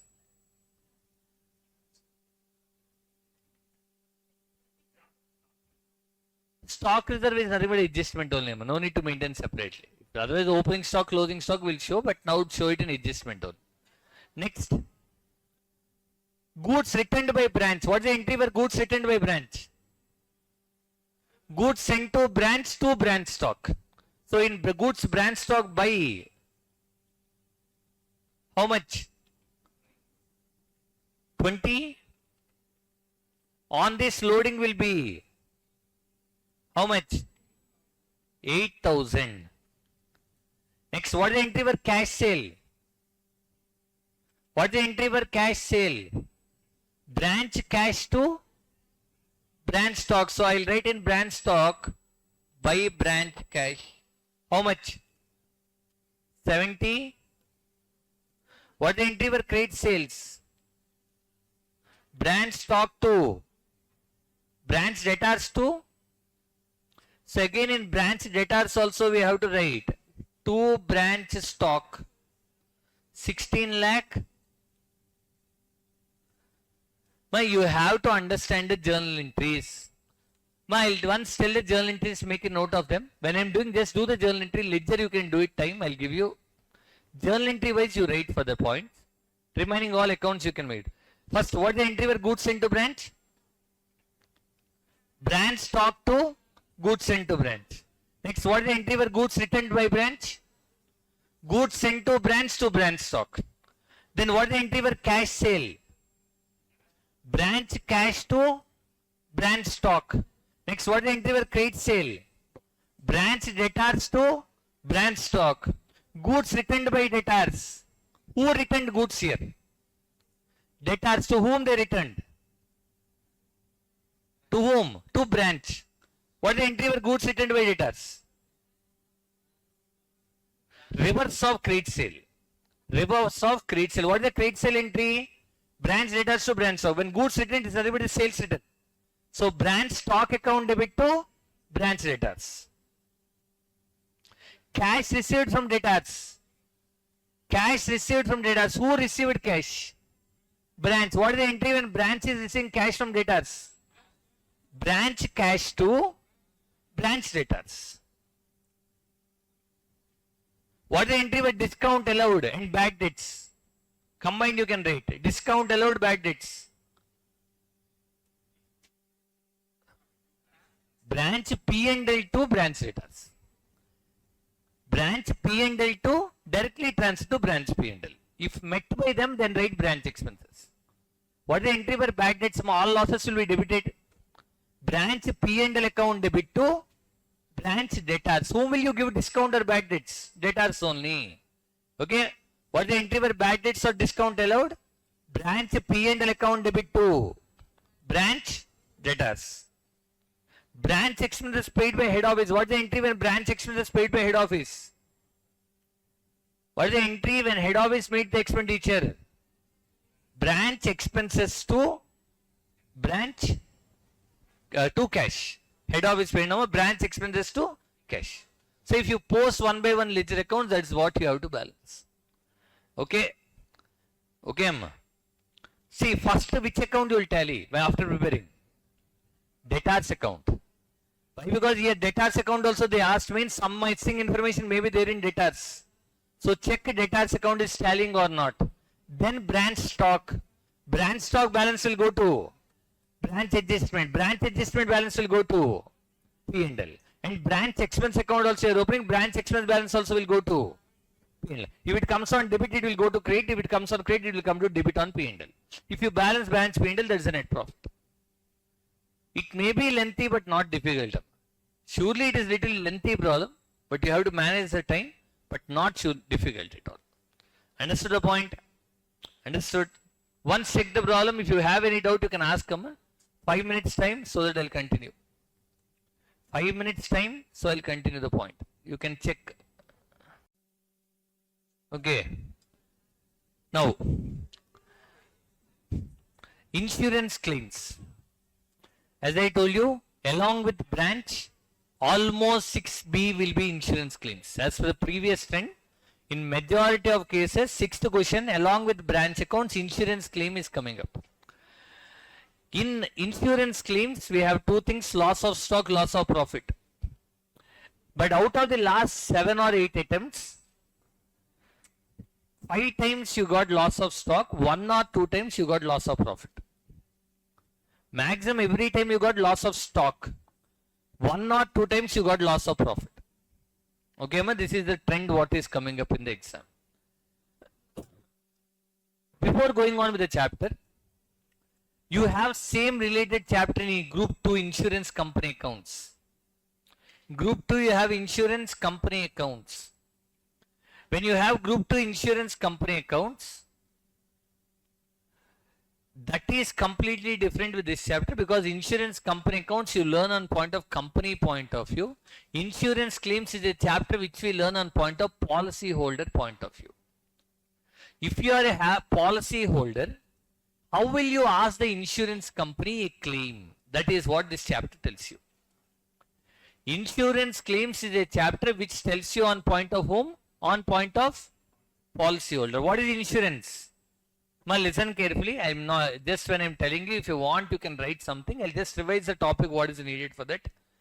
Insurance. What is insurance? Insurance is a contract between two parties where one party called insurer guarantees another party called insured to indemnify for any loss occurred.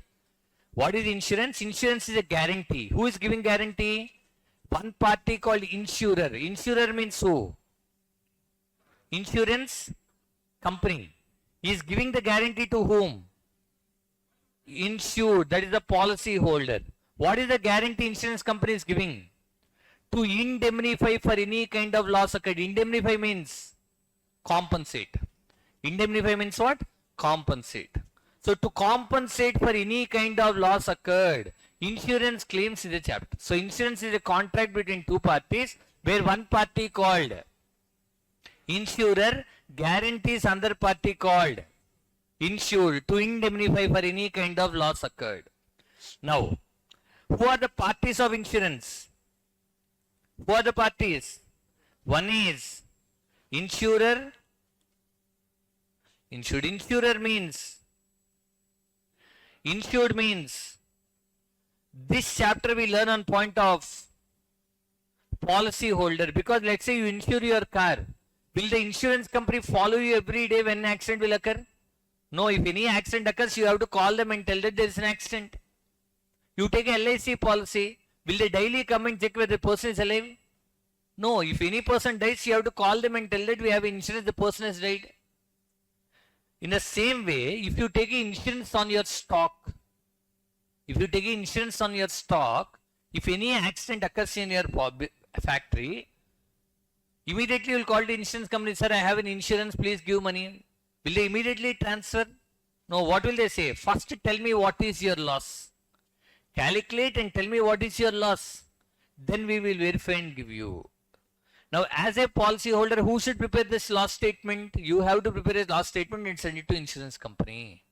So this chapter talks on point of policy holder, how you have to prepare a statement and identify the loss and send it to the insurance company. So insurance claims is a chapter which we learn on point of policy holder.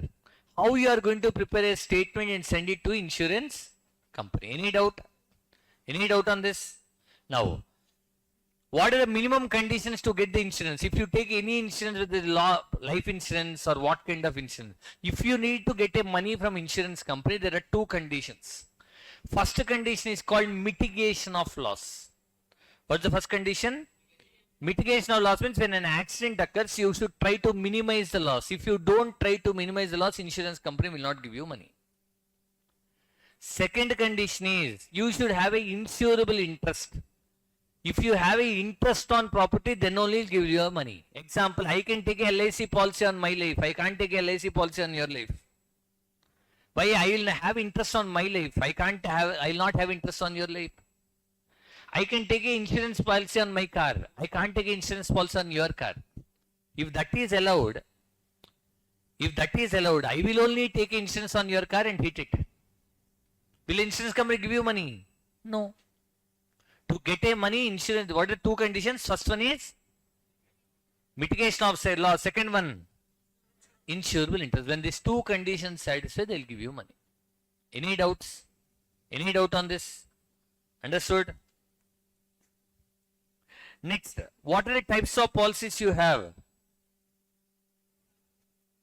Loss of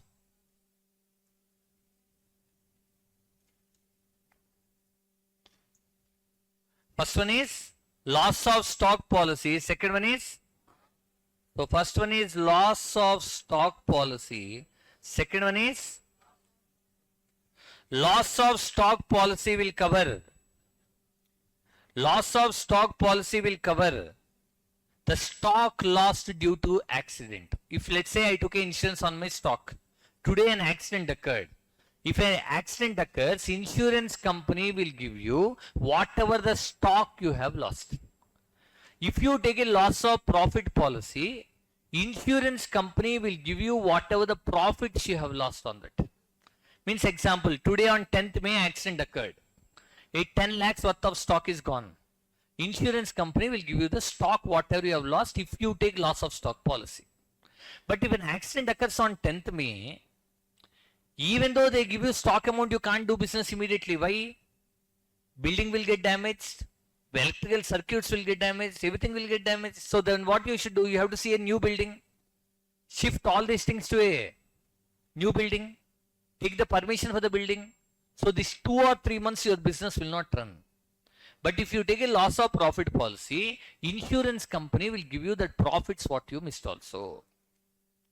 So loss of stock policy will give you only the stock lost due to an accident.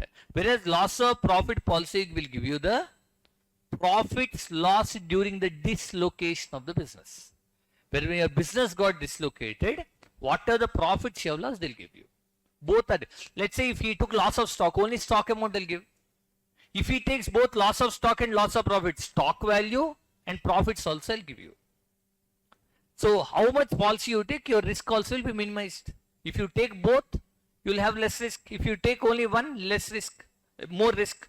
So how much policies you have, the risk depends upon. Am I clear? Understood or not? Understood the point? Next point. First, loss of stock policy.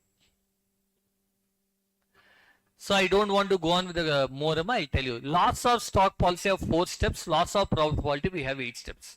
This is a chapter which don't have any journal, ledger or anything. It's just a mathematical chapter. Insurance claims is a chapter which don't have any journal, no ledger, nothing. It's just a mathematical chapter what we are going to do. So let's say I follow the year from 1st April to 31st March. I follow the year from 1st April to, let's say on 1st April I took 10 lakhs worth of policy. How much policy I took? 10 lakhs worth of policy we have taken. 10 lakhs worth of policy I took. The 10 lakhs worth of policy what I took is known as an sum insured. Okay. Suddenly on 10th May, my security called me midnight and he said your factory is under fire accident. Security called me, your factory is under fire accident on 10th May. Immediately I rushed there and I saw factory was under fire. And there's a rule called mitigation of loss. What is mitigation of loss? You should try to minimize loss. If you don't try to minimize loss, they'll not give the money. So immediately I called some people for help and saved some 2 lakhs worth of goods. How much goods I saved? 2 lakhs. These goods are called salvaged goods. How many people I have told them? How many I told in the class? Insurance claims. Which branch I didn't tell? All branches I only took insurance claims. Huh? I didn't take. Okay. So that stock which you, because I would have already told you the steps in the notes. That's why I asked them. Salvaged goods.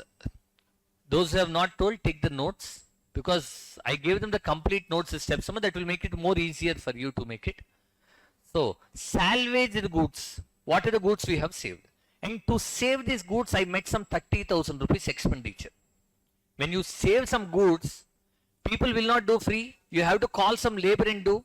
The expenditure incurred to save goods is called firefighting expenses. Expenses incurred to save the goods from fire accident is known as an firefighting expenses. Man, now listen carefully. If you listen the concept, problems is just pasted. It's very comfortable insurance claims. 10th May accident occurred. When did I take the policy? 1st April I took a policy for 10 lakhs. That policy what you took is called sum insured. 10th May accident occurred. My security called midnight, sir, your factory is under fire. I went to there. I saw the factory is under fire. So I called some people for help and I saved 2 lakhs worth of goods. But to save these goods, I have to meet some expenditure, to call some people, some labor I have to call. That met an expenditure of 30,000 rupees expenditure. Tomorrow morning I'll call insurance company. Sir, yesterday night there is an accident. I took an insurance company with you. I took an insurance with you. Please pay me the money. Will they immediately transfer? What they'll tell? First tell me what is your loss. Prepare a statement and send me your loss. Then I'll verify and give you the money. Now it is whose responsibility? Policy holder responsibility to prepare a statement. How do you prepare that statement? This chapter will tell you. Okay, now my factory met with an accident. I have to prepare a statement. How much goods I saved from fire on May 10th? Do I know the stock? How much it is there before the fire accident? Nobody knows. Will I count stock every day? No. So on 10th May before the accident, I didn't count the stock. Example, if it is 5 lakhs is there, 2 lakhs saved means how much is loss? 3 lakhs. But I don't know the stock. So that is the main problem people will face, because you don't find stock every day. You will find only on 31st March year and date. So this is the problem. So in this point, we have 4 steps I taught you. I don't want to go on with more explanation here on the steps point of view. Step 1. How do you calculate stock for loss of stock? Step 1. Step 1 is what? Calculation of gross profit percentage. Always first calculate GP percentage. What's the generally GP percentage will be given. If given, apply. If not given, we have to calculate the, what is the formula for GP percentage? GP by, but now the problem, what is the point is, now accident occurred on what date? May 10th. You should first know what is the stock on May 10th. Then only you can calculate loss. So first, what do we need to do a problem? We need to know how much stock is there as on 10th May. Example, if 5 lakhs is there on 10th May, after accident, how much is there? 2 lakhs. So what is your loss? 3 lakhs. So we need to know what is the stock before fire accident. So step 2. Step 2 is calculation of closing stock as on date of fire. What are we calculating now? How much stock is there on the date of fire accident? For that we prepare an account called Memorandum Trading Account. What is that account called? Memorandum Trading Account is prepared from what date to what date? Year beginning to date of fire accident. Okay, memorandum. Second step is calculation of closing stock as on the date of fire. On the date of fire, what is the closing stock? Means we prepare an account called memorandum trading account. Memorandum trading account is prepared from what date to what date? Year beginning to date of fire. So what I'll do, example, in this problem, what is the opening stock? Let's say opening stock will calculate. What is the opening stock? Opening stock will be given in the problem. Let's say opening stock is 5 lakhs. And let's say purchase is 8 lakhs. And they give sales 6 lakhs. Let's imagine like this. But see, from what date to what date you are taking this data? As per this example, when it is the year beginning, what is the date of fire accident? So April 1st to 10th May, I'll prepare memorandum trading account. In between this time period, what is the purchases, what is the sales, you have to check and you will prepare the memorandum trading. Now, 5 lakhs and 8 lakhs. Still in trading account, what will be there? Gross profit. Now, you are preparing account from year beginning to date of fire, means if you do balancing figure, you will get closing stock on 10th May only, no? But if one item is there, you can find balancing figure. But here two items are missing. What is missing? Gross profit. In step 1, you already calculated GP percentage. Let's say GP percentage, let's say they gave 25%. Now, that means in 6 lakhs of sales, I would have got 1 lakh. Now, the balancing figure will be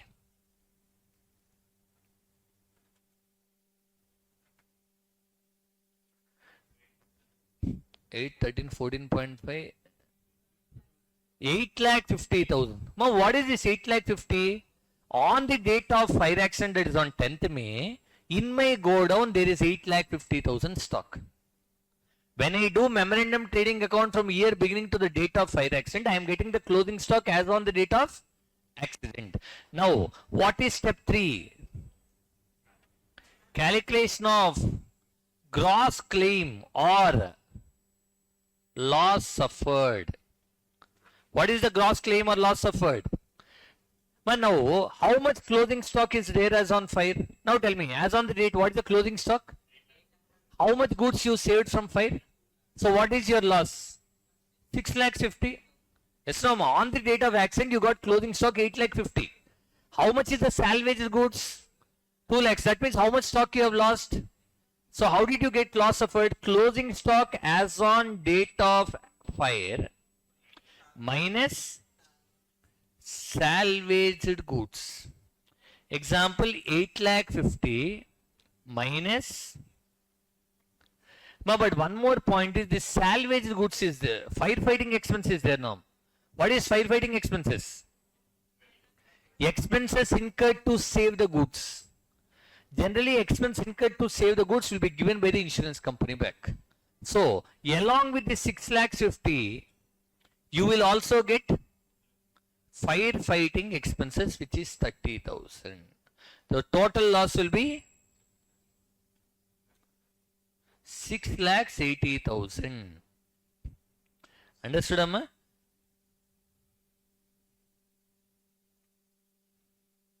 So total loss will be 6,80,000. Understood? What is step 1 now? Step 1 is calculation of GP percentage. If GP percentage is already given, no problem. If GP percentage is not given, we have to calculate GP percentage. What is the formula for GP percentage? Gross profit by sales into 100. What is step 2? Calculation of closing stock as on the date of fire accident. So we prepare a memorandum trading account from year beginning to the date of fire accident. Okay. So you will get the closing stock. What is step 3? Gross claim or loss suffered. What is gross claim or loss suffered? Closing stock as on the date of an accident minus salvaged goods plus. Now, step 4 is optional. It comes only in some situations. What is step 4? Step 4 is calculation of. This step will come only in case of underinsurance. This step will come only if in case of underinsurance. What is underinsurance? If your closing stock is greater than sum insured, then only it will come. Example, in this problem if they give Sum insured is 10 lakhs. Example, sum insured how much? What is the closing stock you got as per the example here? 8 lakh 50. So here which is more? Sum insured is more. You took more insurance. When you took more insurance, no problem. They'll give you total 6 lakhs 80. So this step will not come when closing stock is less. This will come only when closing stock is more than the sum insured. Sum insured means what? The policy value. Then only this step will come. So otherwise no. Example, in this problem sum insured is 5 lakhs. What is the closing stock today? 8 lakh 50,000. So here closing stock is 8 lakh 50. Which is more? 8 lakh 50. So step 4 will come. Example, if sum insured is 10 lakhs, this step would have not come. Because if it's more, no need to do. Understood the point? What is the formula for net claim? Gross claim into sum insured divided by closing stock. In this example, if you want to take net claim is equal to what is the gross claim? 6 lakhs 80,000 into sum insured, let's take 5 lakhs. What is the closing stock?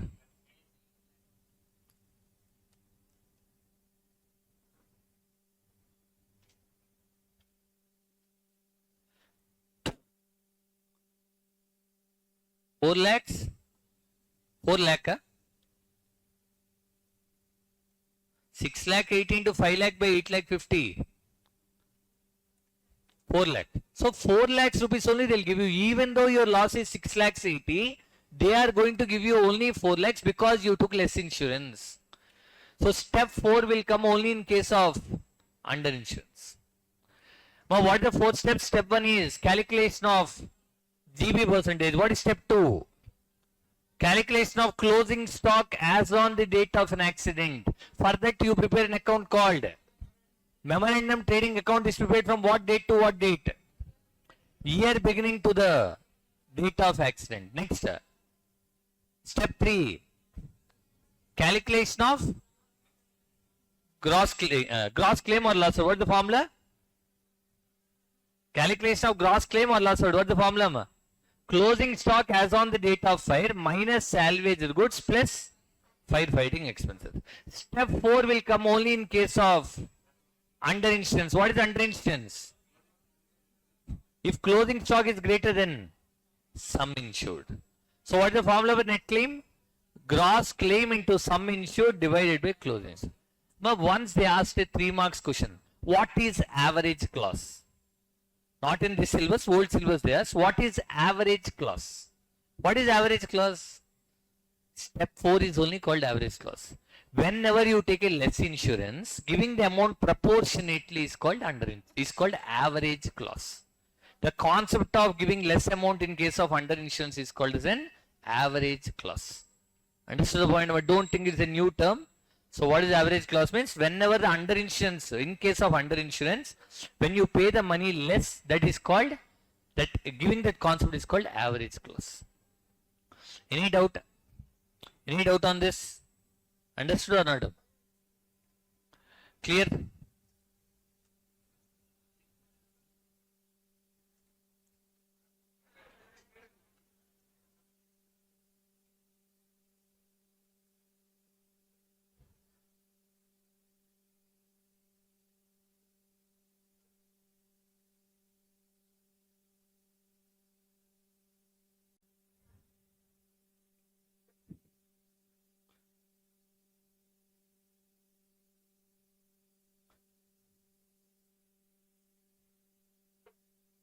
See the question number, Amma.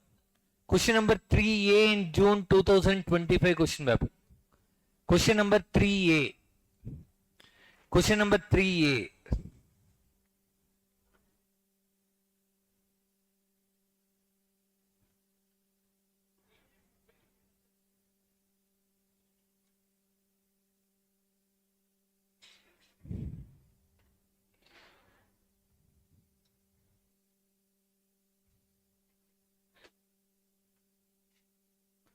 June 2025.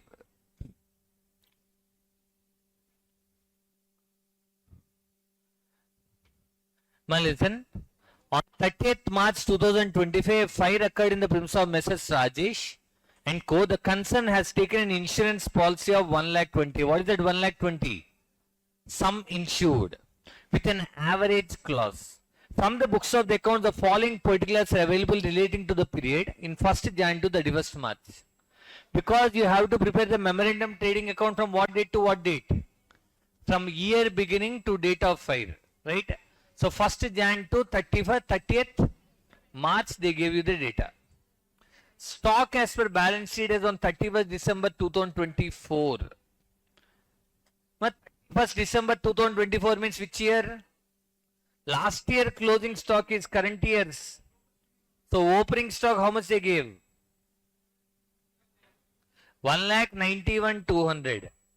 And purchases include machinery. How much purchase? They gave 3,40,000. But we are talking about stock.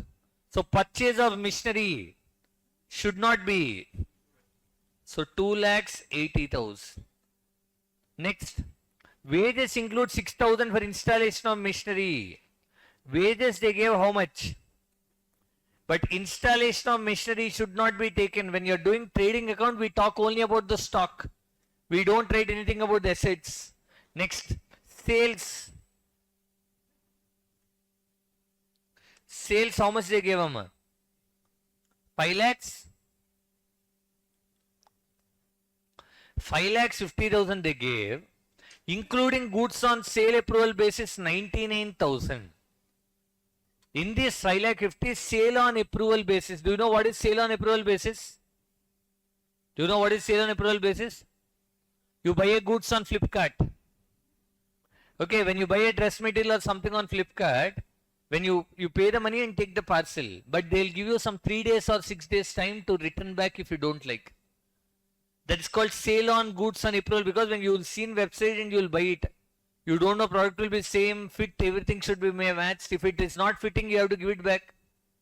So this thing is what, now when you purchase a dress, she got a parcel on 30th March.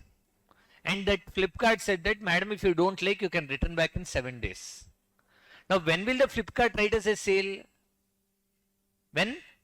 After 7 days is complete only, they'll write us a sale. Even though she has paid money and took the parcel today, they will not write a sale today. They can record the sale only when it is on. Now let's say she purchased on 30th March some product. She got on 30th March, she said, madam, if you don't like, you can return back on 1 week. Now tell me, as on 31st March, will this sale be included or not? No. In the same way, here also in 5,55,000, 99,000 is still goods on sale on approval basis. Those are sold on approval basis. Now what did they say in that point? No approval have been received on 2/3 of the goods sold on approval basis. Okay. Now out of this, no approval has been received in respect of 2/3 of the goods. How 2/3 of 99,000, how much am? So for 66,000 of goods, no approval is received. For 33,000, you got approval. Means that 66,000 is not a sale, so you have to remove that 66,000 for 5,50,000. How much it will be? 80? Understood the point or not? Understood, Amma? 4,84,000 is the point of sales what you are going to consider. Any doubts? Any doubt in this point? Am I clear? Next point.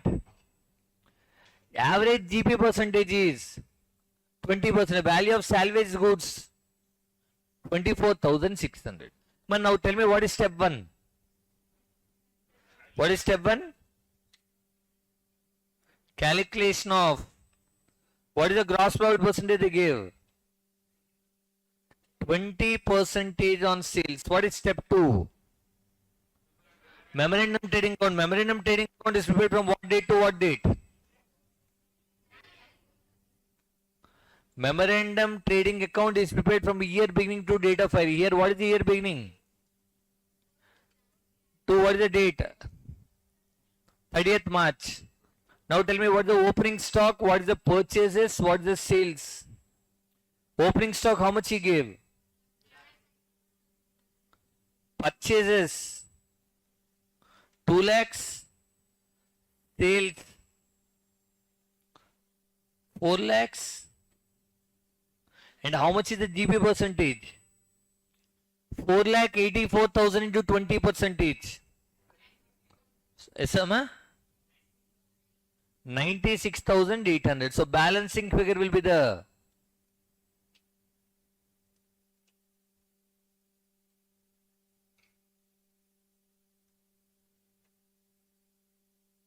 1,75,000.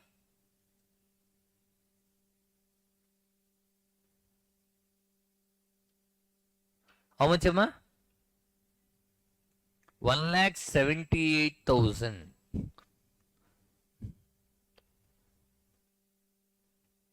Yes, but in the exam, how will they do is closing stock how much? 1,78,000 actually.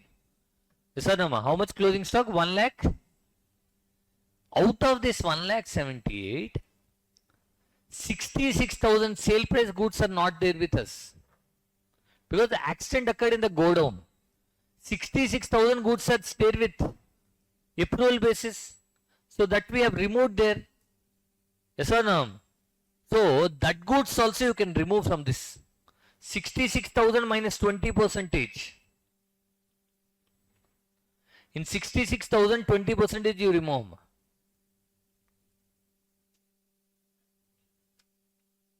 $52,000. How much closing stock?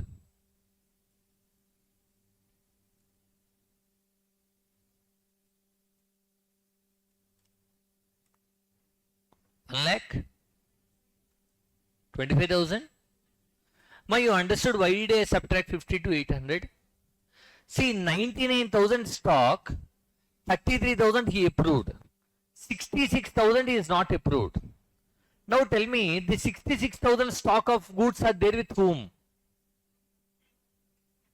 Customer. That means on the date of fire accident, is that stock there with you? That means total stock is 1,72,800 only, 1,78,000. But on the date of accident, the 66,000 goods are not there with us, no? So on the date of fire accident, how much stock is there in the godown? 1,25,200 only. Ma, you understood that point why I subtracted that 50 to 800? Yes, no. This point you understood, everybody? GP. 66,000 is sale price or cost price? Sale price. You have to write the clothing stock at cost price, no? Yes, no, I mean 66,000, 20% profit they have added. That means cost price of goods which are there with the godown is 52,800. That means out of 1,78,000, 52,800 stock is not there with us. That means on the date of accident, how much stock is there? 1,25,200. Now, closing stock as on date. What is step 3? Closing stock as on date of fire minus salvage goods. How much? How much they gave salvage goods, Amma? 24,600. If you subtract it, how much you'll get? 1 lakh? That means on the date of accident, you have 1,600,000 is your loss. 1,600,000 is the loss. Now you understood why I subtracted it 50 to 800 or not? Yes, no. My closing stock is 1,78,000 total. But we are talking about what is your loss on godown. Out of 1,78,000 of your stock, 66,000 selling price stock is with whom? Customer who didn't accept. That means on the date of fire accident, is that 66,000 goods there with our godown? No. Only that remaining stock is only there in the godown. That 66,000 goods are there with whom? With the customer. So that will not affect the fire accident, no. So 66,000 I removed the profit percentage and that stock I removed asset. So on the date of accident I have this much only. Understood the point, Amma? Did I give sum insured? How much is sum insured, Amma? 1 lakh? 1,20,000. So net claim is equal to gross claim sum insured 1,20,000 yeah? By closing stock. How much is closing stock?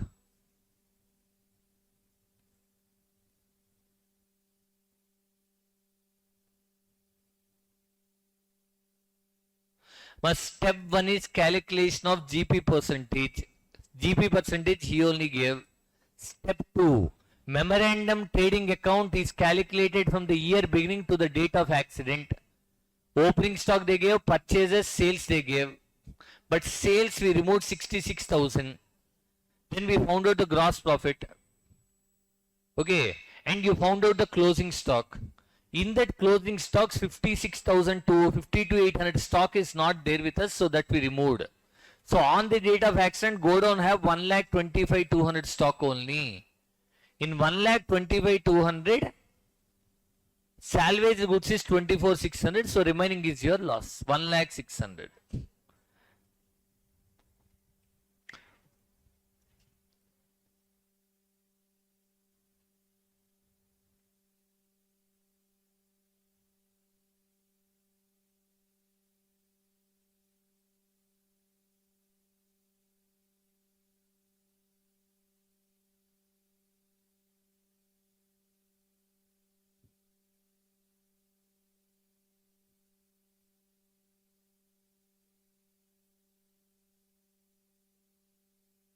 So Rema, net claim is this calculation.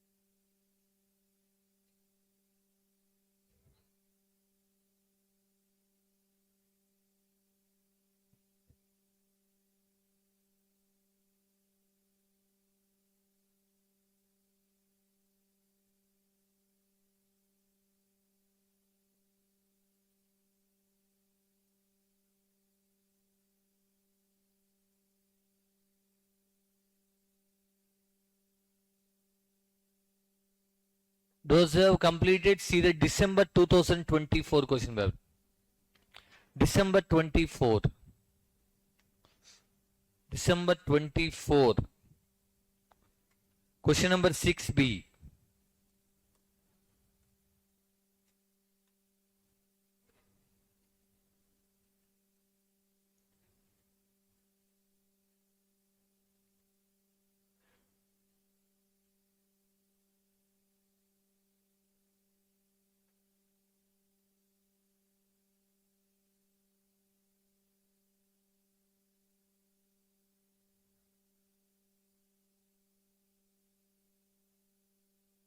Okay, ma. December 2024 6B. Can I? Yes, no.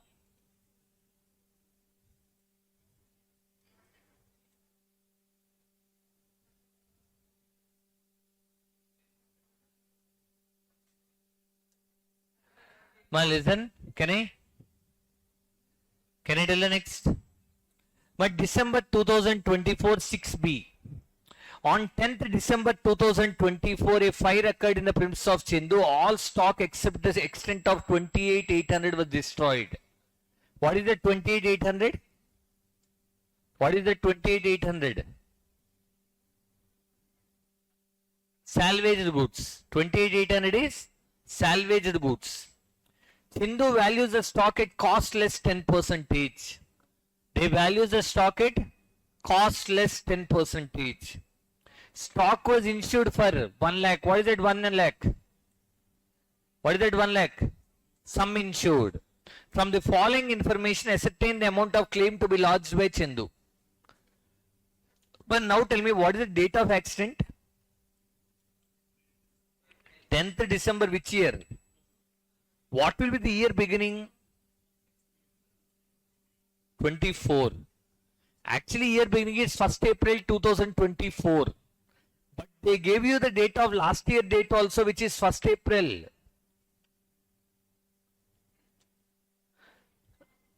They are giving last year data means GP percentage will not be given. When last year data is given means GP percentage is not given. Now tell me what data is given.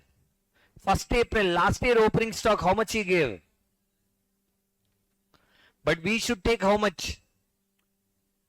It is 10% less he told on all stock. 1,44,000 is 90%. What is 100%? 1 lakh. Next, last year purchases 5 lakh. Last year sales. And what is the last year closing stock? But we should take how much? 1 lakh. Last year closing stock is current year's. What is purchases? Current year purchase how much? 1 lakh, 5 lakhs? 5 lakhs 84,000. What is the current year sales? Okay. Now, this is the data given. Power gone or lights off? Okay. Then no problem. Okay. See. Now, what is the step 1, Amma? Step 1 is GP percentage. Did they give GP percentage? When GP percentage is not given, they'll give last year data. When last year data is given, what do? Do trading account and calculate GP percentage. What is the last year data they gave? Opening stock, purchases, sales. What is the last year data they gave? Opening stock how much? Purchases 5,60,000. Sales, closing stock 1 lakh. Balancing where how much is the gross profit?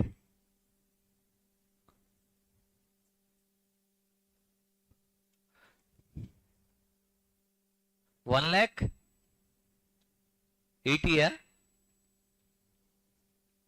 Am I right? 7 lakh 20. What is the formula with GP percentage?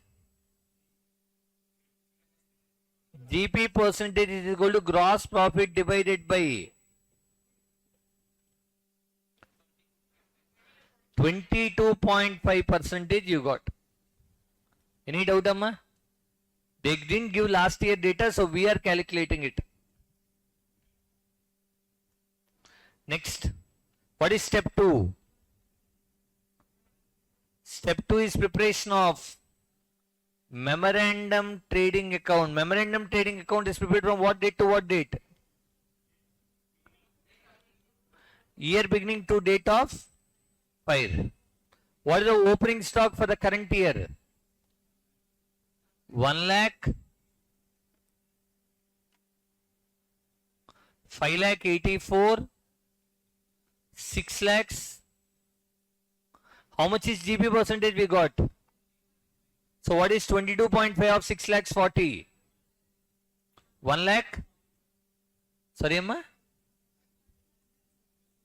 40? So balancing figure will be the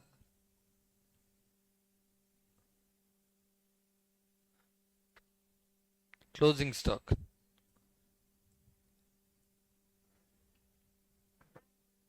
1 lakh 88,000. Next. What is step 3? Calculation of gross claim or loss suffered. What is closing stock? Salvaged goods. 28.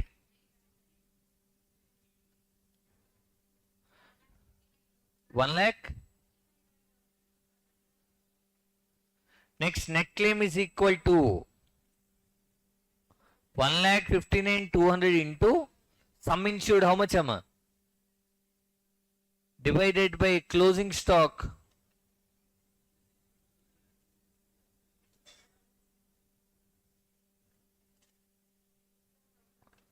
84,680.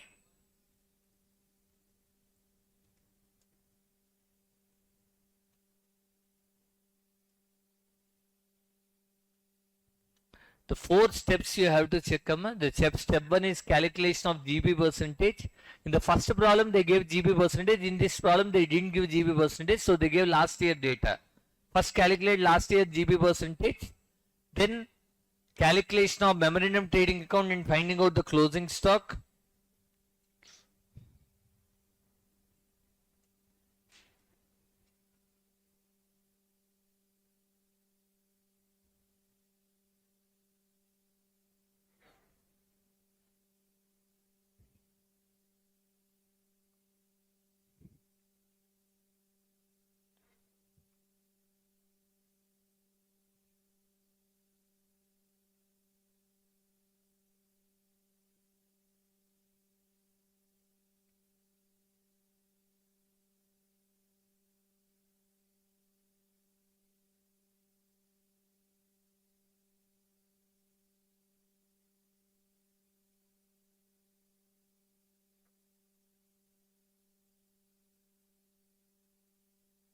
This is even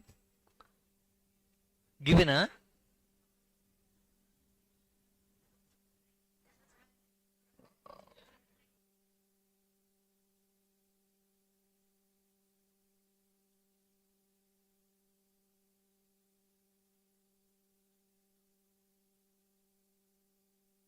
December 2025 also, someone has come to me, sir, what is that? Model paper they'll give. Same model paper they gave. Before December 2025, they gave a model paper. In the model paper, they gave 7 marks. Incomplete record, 7 marks NPO. Then someone came and asked, sir, it's showing like this in model paper, sir. Means I told no, every time it's coming 14, but that time main exam it came 7+7. This time also someone is telling when I'm going for lunch. This time model paper also they gave 7 marks NPO, 7 marks incomplete records. So, but fourth question will be incomplete records, which is final accounts of sole proprietor 99% they don't give. Why they don't give it? It's already there in foundation. Already there in foundation mostly. So there you might have done, and incomplete records or final account means incomplete records is little more tricky. So that's one important thing you have to check it out. Fifth question and 8C will be always partnership. Fifth question and 8C question will be always partnership which comes. Am I clear, Amma?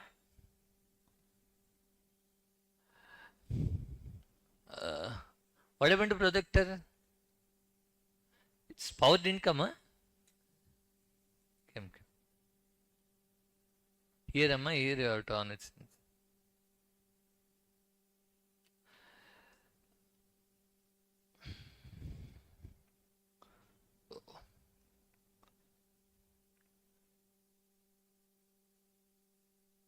You would have done, or you want to see the screen?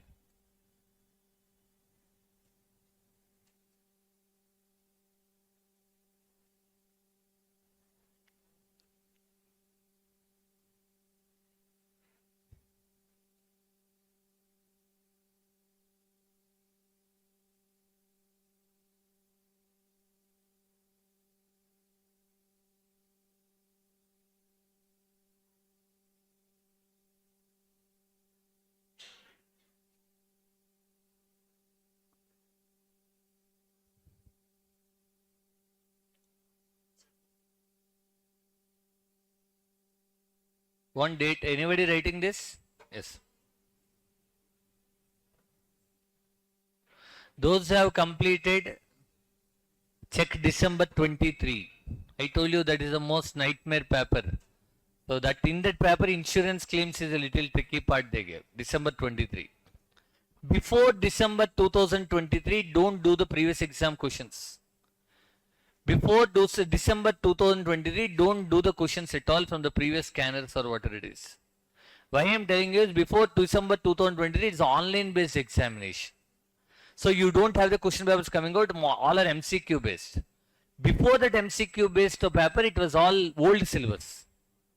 So new syllabus, you have to read only from December 2023 question paper. Don't practice previous exam questions before that. Okay. That was all 2016 syllabus. So the 2016 don't do. 2022 syllabus is from December 23 only, you'll have the question papers. Can you scroll it up, Amma? Off பண்ணிடு. Sir, the screen is not visible, sir. Anyone writing still? Can I scroll it?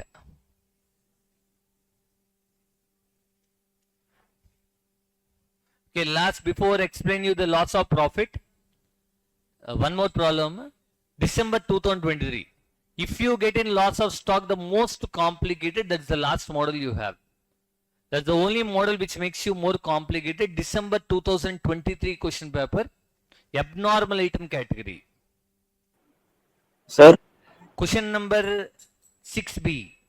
sir, the screen is not visible, sir. 6B. Question number Sir, 6B. your screen is not visible, sir. Question number 6B, December 2023 paper.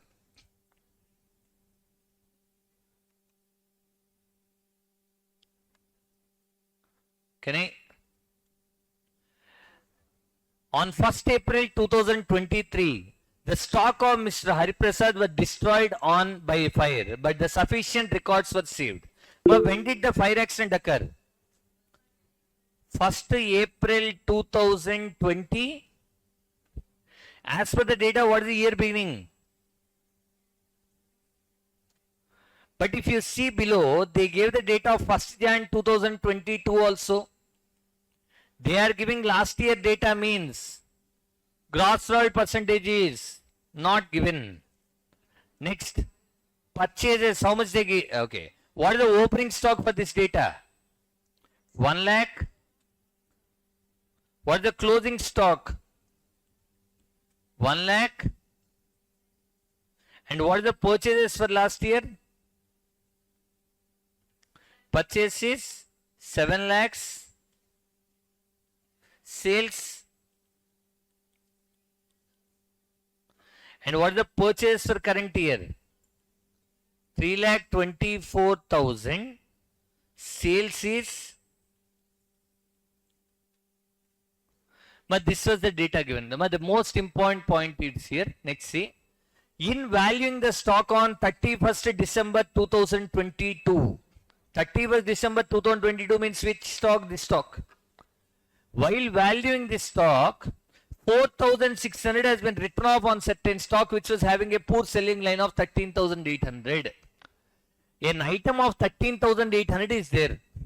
Because it is having a poor selling line or damage, you decrease the stock by how much? So this value is not correct value. This value is after deducting how much? 4,600 you reduced. So what is the correct value? I'll add back 4,600. Must see, an item which originally cost 13,800 has been valued at 4,600. 4,600 has been written off. How much did you decrease in the stock? 4,600 has been reduced. Insurance company will always accept on cost price only. That's why we did the 10%, 90%, 100 also. Why did we do? To get it to cost. Here also, how much did we reduce? 4,000. So we are adding back again that 4,600. Okay. Now, a portion of the stocks. See, how much is the damaged good? Actually, the damaged good value is 13,800. Original value. Damage is 4,600. Okay. A portion of the stock was sold at a loss of 500. Whose original cost is? But 6,900 goods you sold at 500. Loss means at what price you sold? The remainder of the stock was valued at original cost. Out of 13,800, if 6,900 is sold, what is the remaining stock? This is our closing stock of damage. Okay. The remainder of the stock was estimated to be worth at its original cost. Subject to the above, gross profit is remained uniform throughout the year. The value of stock salvaged is 11,600. Salvage goods how much? The policy was for 1 lakh and was subject to an average clause. Now what is step 1? Calculation of gross profit percentage. When I am doing the GP percentage here, we prepare a trading account for last year. 2 opening stock, purchases, buy sales. What is the opening stock they gave? 1 lakh. Purchases 7,96,000. Sales 9 lakh. What is the closing stock? My closing stock you have to add 4,600 which was written off and told. Tell me. 1 lakh. Sorry, 59 this was. 63,000. 1 lakh 63,000. What is the balancing figure?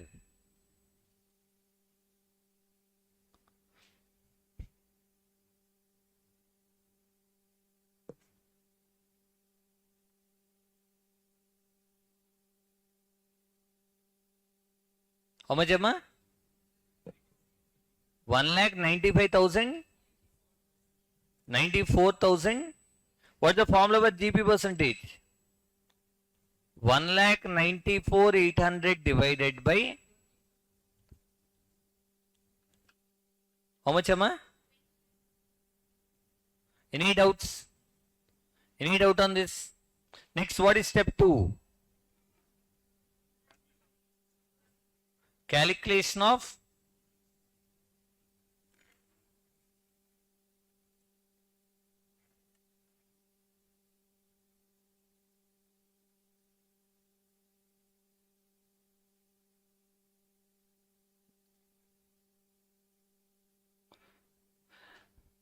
now one important point you have to see here is whenever there is an abnormal item, that means which is written off, you have to do 2 columns here. One is for normal, one is for abnormal. In memorandum trading account, do 2 columns. One is for normal, one is for abnormal when you are doing memorandum trading account.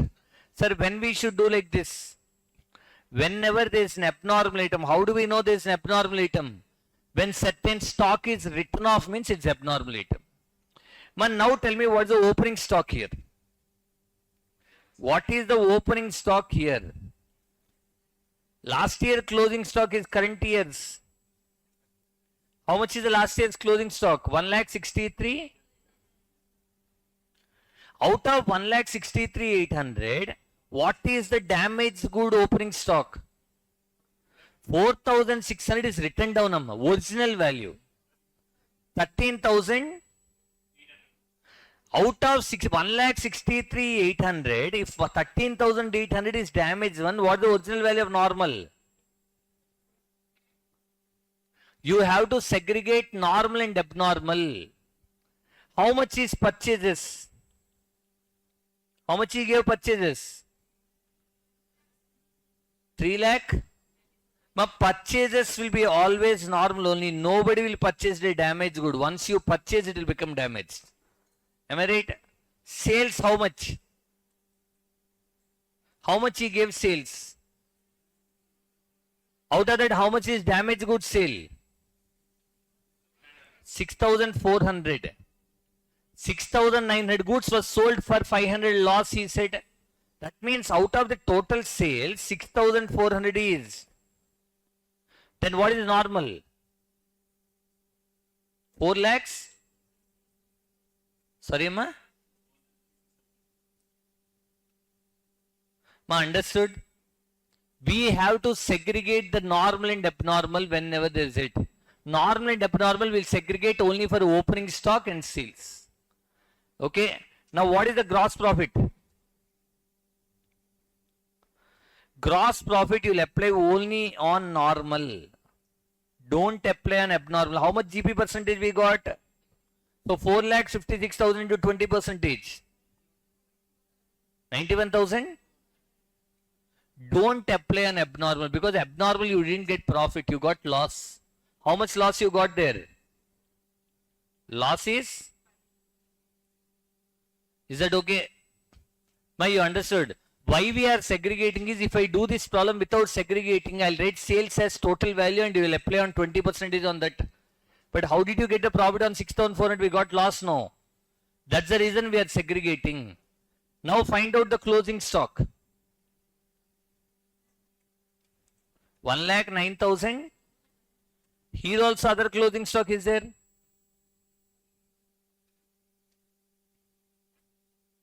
Now what is the total closing stock? 1,09,200 plus 6,900. 1,16,000. What is the salvaged goods?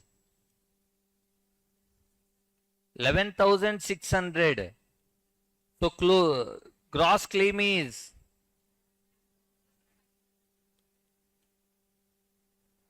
okay. Should we apply step 4 or not? What is sum insured here? 1 lakh. Closing stock is more. Closing stock is 1,16,000. Because closing stock is more. Net claim is equal to what the formula? Gross claim into sum insured 1 lakh by what's the closing stock now? 1 lakh.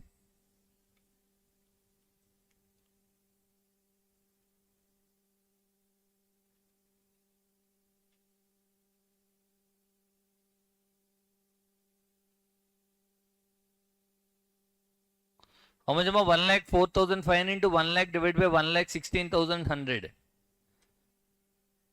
90,000. 9? 009, huh? Okay.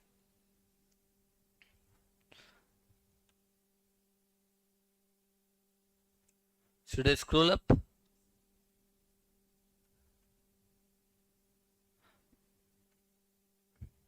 This is the most difficult level you may get in loss of stock.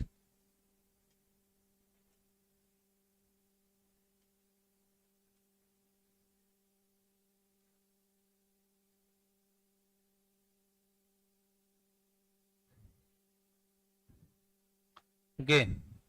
See the point, Amma. When you talk about the loss of profit policy, to do this problem, first we need to know 4 terms. What are the 4 terms?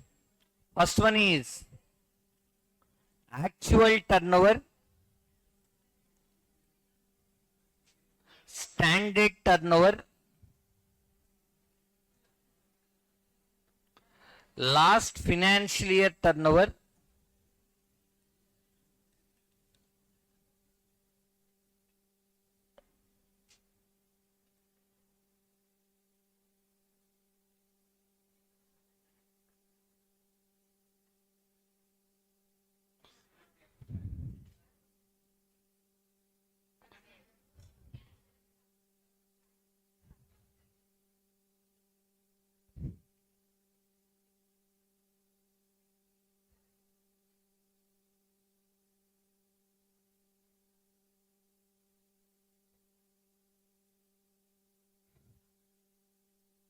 okay. Next, but to do a problem,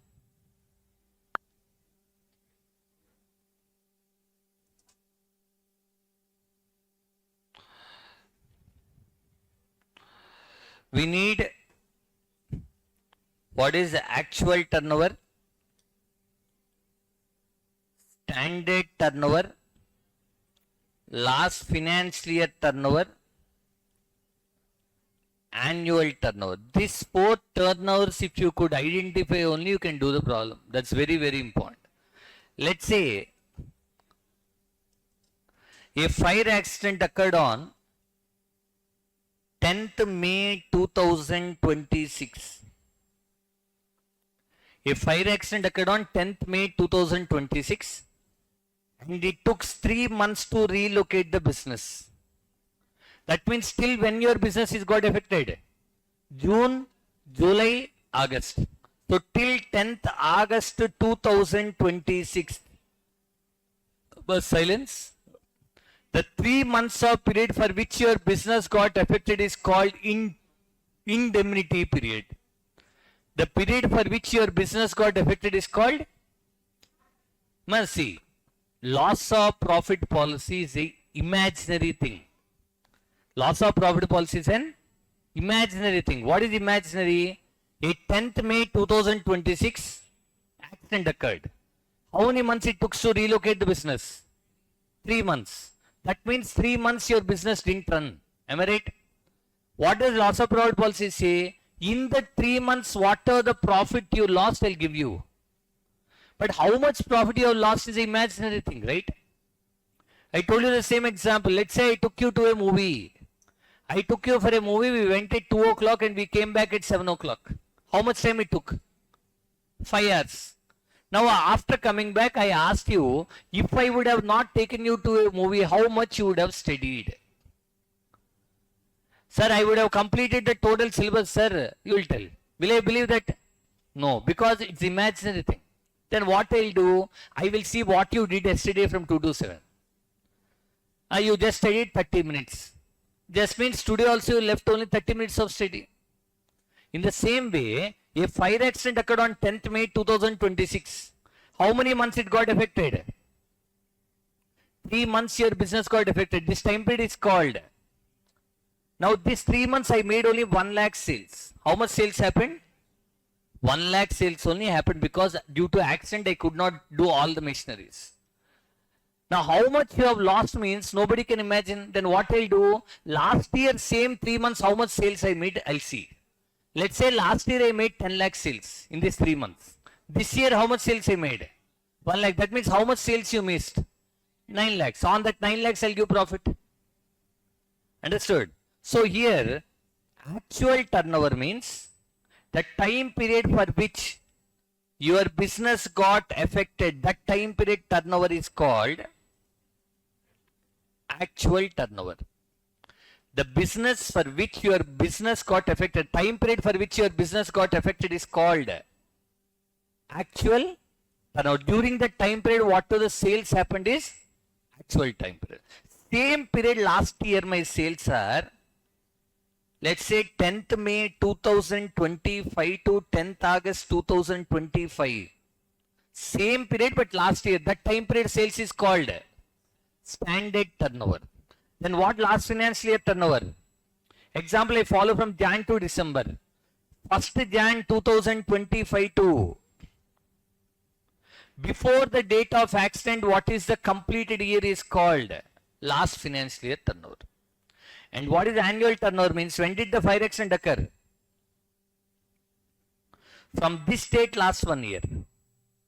From this date last 1 year turnover is called annual turnover. Now any problem they give, first if you identify 4 turnovers, problem is very simple. What is actual turnover? The time period for which your business got affected is called actual turnover. Same time period last year sales is called standard turnover. Before the accident, what is the completed accounting year turnover is called last financial year turnover. Okay. And 4th turnover is annual turnover. When did the fire accident occur? 10th May 2026. From that day last 1 year turnover is called annual turnover. This 4 turnover students should know. Okay, Amma? So I don't want to go on with more terms. So I think so you have got it. What is standing charges? What is standing charges? Expenses which are to be met whether business runs or not is known as standing charges. What is standing charges, Amma? Expenses which are to be met whether business runs or not. Example, salaries, rent, these are all standing charges. Out of the expenses, whichever you have insured is called Insured standing charges which we didn't insure is called uninsured standing charges. Standing charges, expenses which we have insured is called insured standing charges. Which we have not insured is called uninsured. Now if you know these terms, totally we have 8 steps. Remember, totally how many steps? First 3 steps talks about loss or profit. Next 3 steps talks about the total expenses to be claimed. Last 2 steps about the total. Total how many steps? First 3 steps talks about the loss or profit. 4, 5, 6 steps talks about the 7 and 8 talks about the total. Now, let's take the same example. A accident occurred on 10th May 2026. First, how much profit you have lost means how will you tell? Same time period last year how much sales I made. What is the turnover called? Standard turnover. Current year my sales is called. So standard minus actual is called. How much sales you have missed? So step 1 is calculation of short sales. What's the formula for short sales? Standard turnover increase or decrease in trend. What we get is called adjusted standard turnover. From that, if you subtract actual turnover, you get short sales. What is step 1? Last year, let's say I made a sales of 10 lakhs. How much sales I made? Current year my sales is. But sometimes you'll have a trend, increase or decrease trend. Every year my sales will increase by 20%. That means last year 10 lakhs means current year my sales will be. But how much sales I made? So what is my sales I missed? 11 lakhs. Step 2. What is step 2?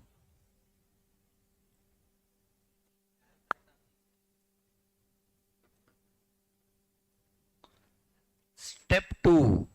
Calculation of. What is GP percentage formula? Here it will be net profit plus insured standing charges divided by. What's the formula? Net profit plus insured standing charges by last financial year turnover into 100. Example, you got 20% here. Last year, how much sales you missed? How much is the GP percentage? 20%. So how much is the loss of profit? So step 3 is equal to loss of profit is equal to short sales. So step 1, calculation of short sales. What is the formula? Standard turnover plus or minus increase or decrease in trend, we get adjusted standard turnover. From adjusted standard turnover, subtract the actual turnover, we get short sales. What is step 2? Calculation of GP percentage. What is the GP percentage? Net profit plus insured standing charges divided by last financial year turnover. Step 3, loss of profit is equal to short sales into GP percentage. Example, 11 lakhs into 20% what we got, that will be 2,20,000 is answer. So first 3 steps will tell you how much profit you have lost. 4, 5, 6 steps talks about the expenses you have lost. Step 4, 5, 6 talks about the expenses.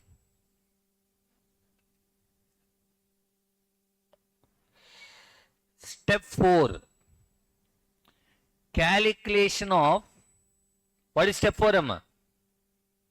Adjusted annual turnover. What is adjusted annual turnover? Annual turnover plus or minus.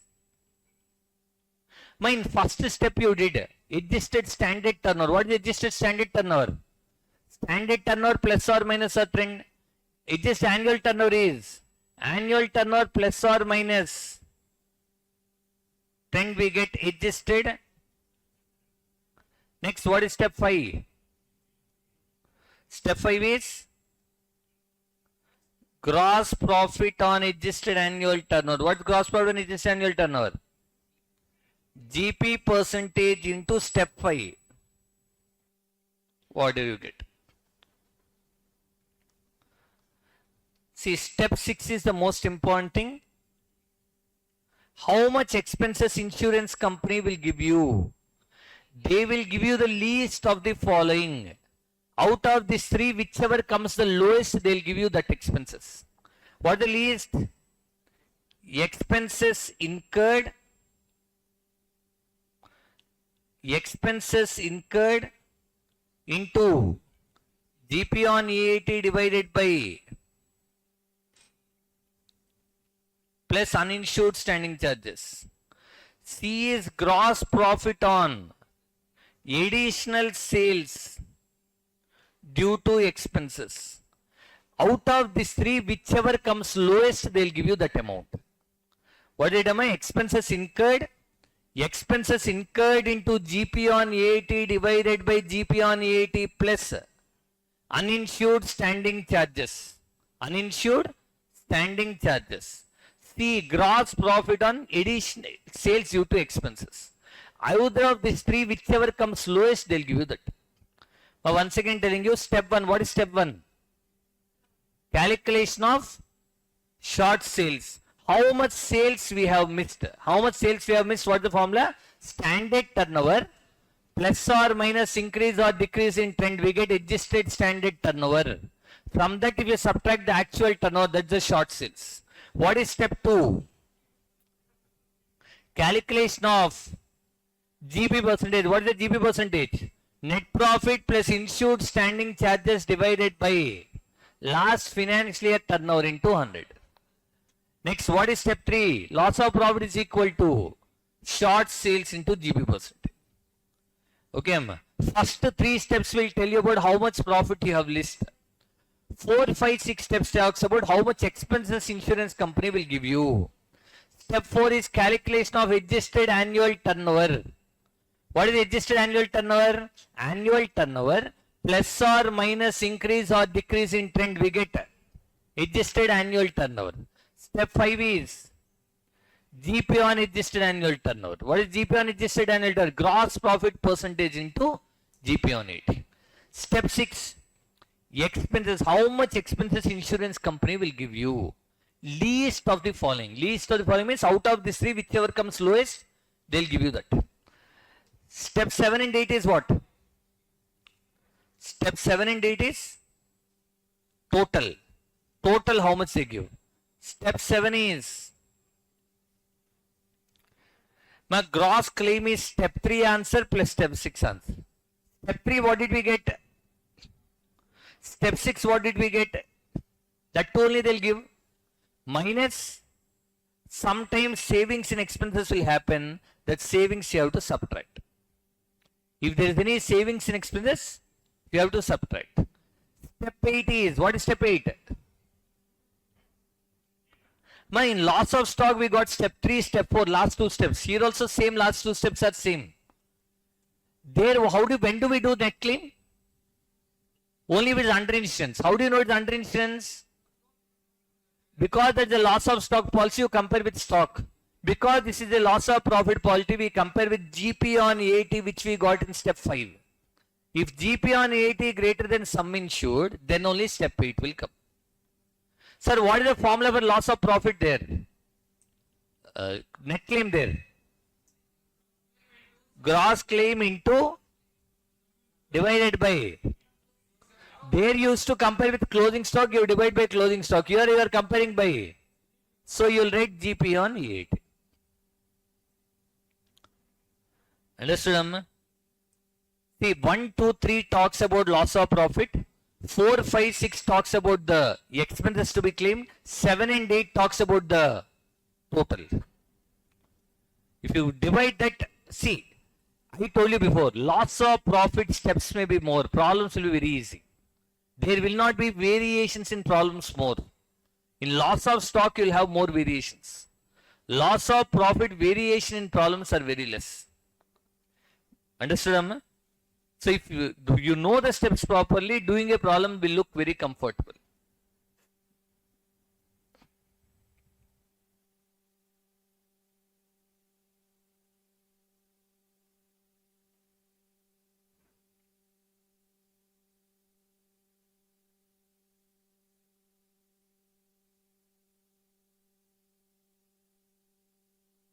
Which one am I? Expenses, huh?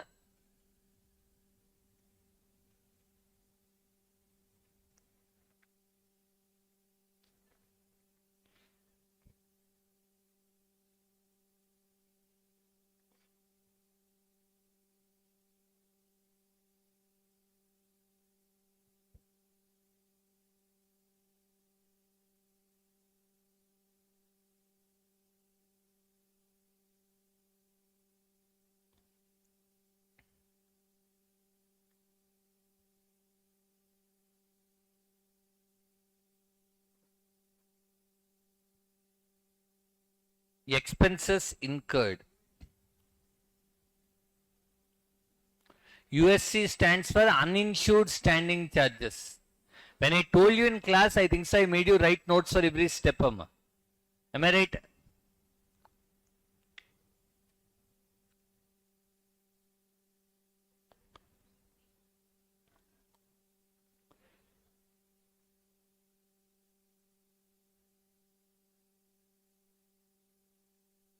Which point, Amma?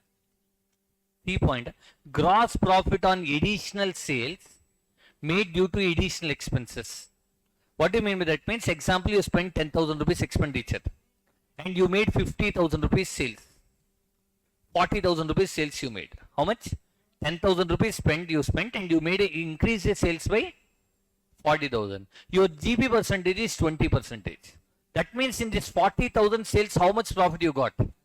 8,000. For keeping 10,000 rupees expenditure to get 8,000 profit is meaningless. That's why I'll give only 8,000. So gross profit on additional sales. On that how much profit you got, I will give lowest only. If you got 8,000 profit, if you keep 10,000 expenditure, why will I give? So I'll give only least. That's the meaning. Okay, Amma? Must see once. One problem we'll discuss. December 25. Recent attempt. December 25.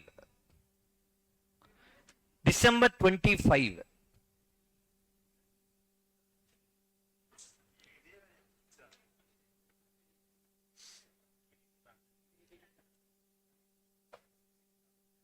December 2025 paper 1 second.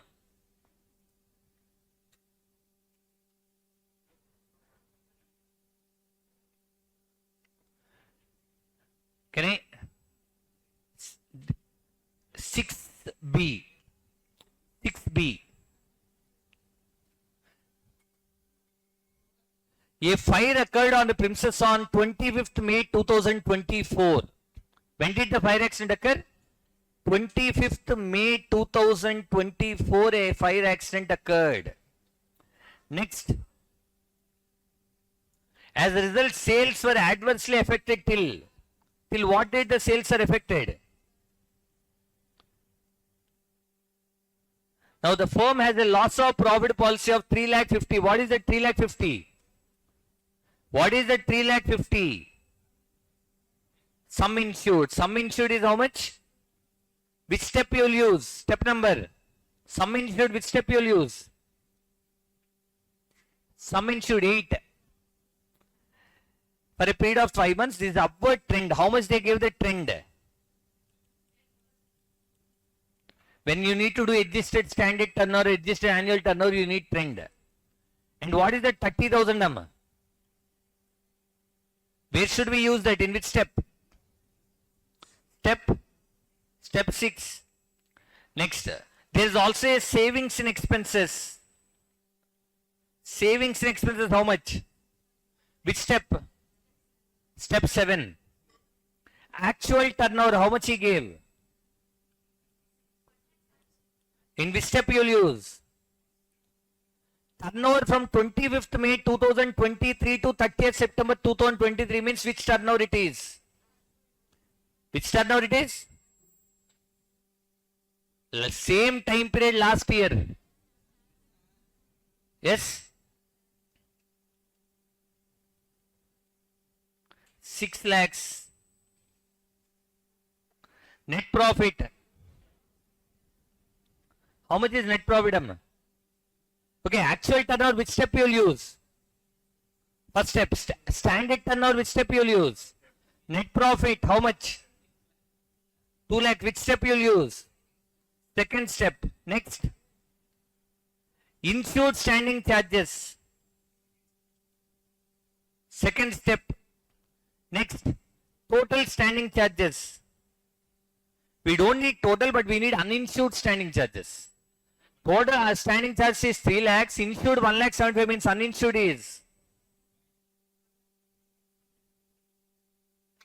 Turnover for the last financial year turnover, how much he gave? Turnover from 25th May 2023 to 25th May 2024.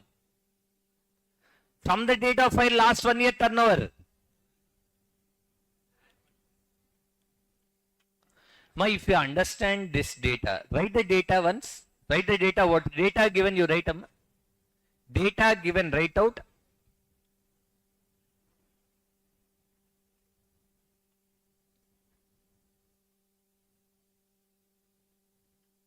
Sum insured 3 lakh 50, trend 10% upward. Expenses 30,000, savings 5,000, actual turnover 1 lakh 75, standard turnover 6 lakhs, net profit 2 lakhs, insured standing charges 1 lakh 75, uninsured standing charges 1 lakh 25, last financial year turnover 15 lakhs, annual turnover 14 lakhs. First write the data what he gave.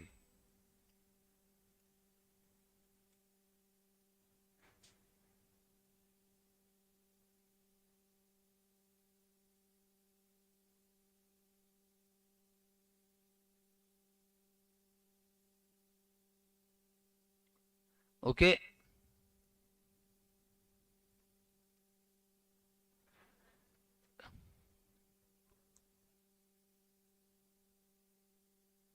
Dhanama. Data you have recorded.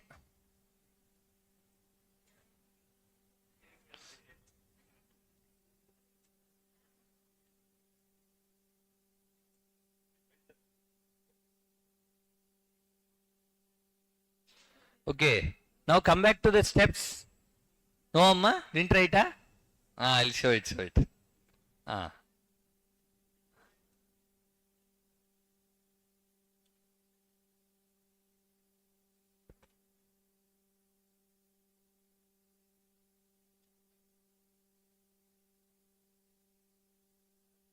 Today and tomorrow mostly it will be completely the 10 standards only. No other topic.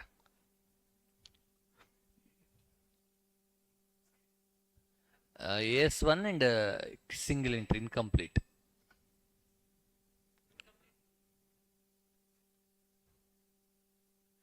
Yes, madam, done?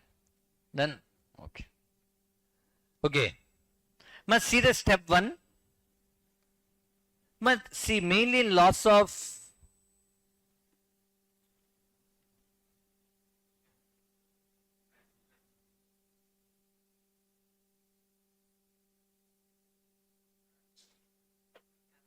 tell me what is standard turnover? How much is standard turnover? Sorry? Standard turnover, how much we wrote? 6 lakhs. What is the trend? 10% is upward or downward? So this will become. Yes. What is the actual turnover? 1 lakh. So what is the short sales? 4 lakhs. Yes. Next, what is step 2? What is net profit given? 2 lakhs. What is insured standing charges? 1 lakh 75,000 divided by last financial year turnover. 15 lakhs into 100. So how much you will get GP percentage? Sorry, Amma? 25%. What is loss of profit? Short sales. How much we got short sales here? 4,85,000 into 25%. 1,21,250. Okay, amma. What is step 4? Annual turnover. How much they gave annual turnover? How much is annual turnover, amma? 10 days. So this will become, yes. What is step 5? What is GP percentage we got? 25% into 15 lakhs 40,000. 3 lakhs 85,000. Expenses to be claimed. Least of the following. This is the important step. How much is the expenses they gave? 30,000 they gave. Step 2. 30,000 into, how much is GP on EAT we got? Divided by 3,85,000 plus uninsured standing charges, how much? So 3,85,000 plus 1,25,000, how much? 5,10,000. How much you got? 30,000 into 3,85,000 divided by 5,10,000. How much, Amma? 22,247. 647. What is additional sales? When additional sales is not given, actual sales should be taken as additional sales. What is actual turnover? And what is GP percentage? How much? 43,000. Which is the lowest of these three? So 22,647 they'll give you. Gross claim. What is step 3 answer? Yes, Amma. 1,21,250. What is the expenses we got? Minus savings in expenses.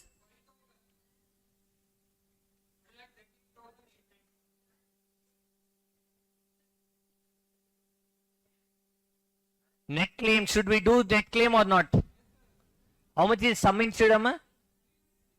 3,50,000. So what is the formula? Gross claim how much? How much is sum insured? 3 lakhs into 3 lakh divided by, how much is GP on 80? 3 lakh. So answer will be 26. 270. Yeah? My loss of profit, one plus point is if you know the steps, it's just application. Loss of stock may have more variations, but once you understand the steps, it's just presenting the data what is there. Okay. Just check it out for 2 minutes. We'll start a new topic. What you want, tell me.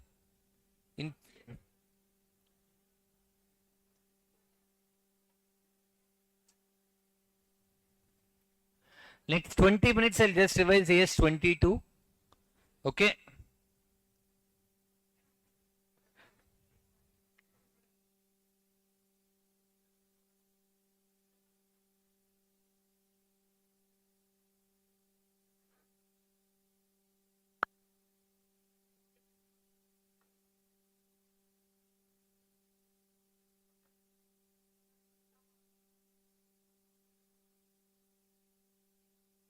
Yes, Amma. In 8th question, you are getting along with partnership this question. 8C is partnership, 4-5 marks is coming. Other 4 marks question is 22 problematic you are getting.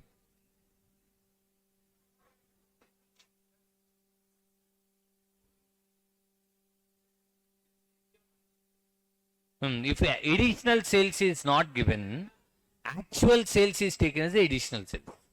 So because additional sales is not given in this problem, actual turnover 1,75,000 only we take as the additional turnover.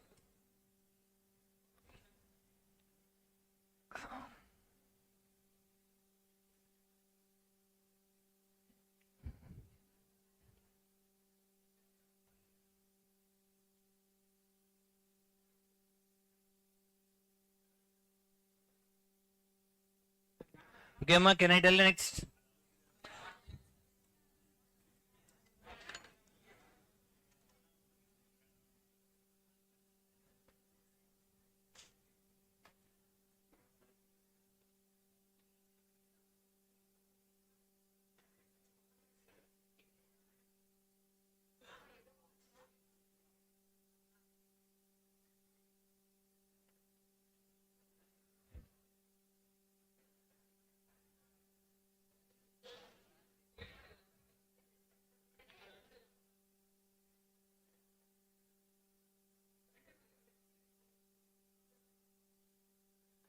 Okay.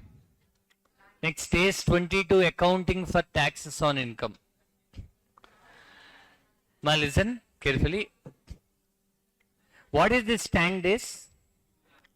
This standard talks about the difference that arises between the accounting profit and taxable profit. It is the difference which comes between the accounting profit and the taxable profit. Sir, what is accounting profit? Accounting profit is the profit what you got as per your P&L account. But what is taxable profit is what is the profit as per Income Tax Act. Yes, Amma. The same logic will apply here. Okay. So, when you do the point here, what is the difference between accounting profit? When accounting profit and taxable profit is different, when to recognize a deferred tax asset or a not is a point. Deferred tax asset or deferred tax liability should be recognized or not? If so, how much? Understood, Amma? When there is a difference between accounting profit and taxable profit, when there is a difference between accounting profit and a taxable profit, accounting profit means what? What you do as per P&L account. Will you pay tax on your P&L account profit or as per the Income Tax Act? Income Tax Act. Generally, the profit as per your P&L account and as per the Income Tax Act will not be the same. Sir, why it will not be same? Example, here you will write provision for bad debts. Provisions are not allowed or disallowed in the case of Income Tax Act. Or depreciation, you will do straight line method. As per the Income Tax Act, you have to do return on value method of some percentage. So the profit as per the P&L account and the Income Tax Act is not coming same. When the profit as per P&L account and Income Tax Act is not same, you have to understand why there is a difference between the two. Whether the difference is because of timing differences or temporary difference, or is it because of permanent difference? Sir, if it's a permanent difference, no deferred tax asset or liability will not come. Deferred tax asset or liability will not come at all.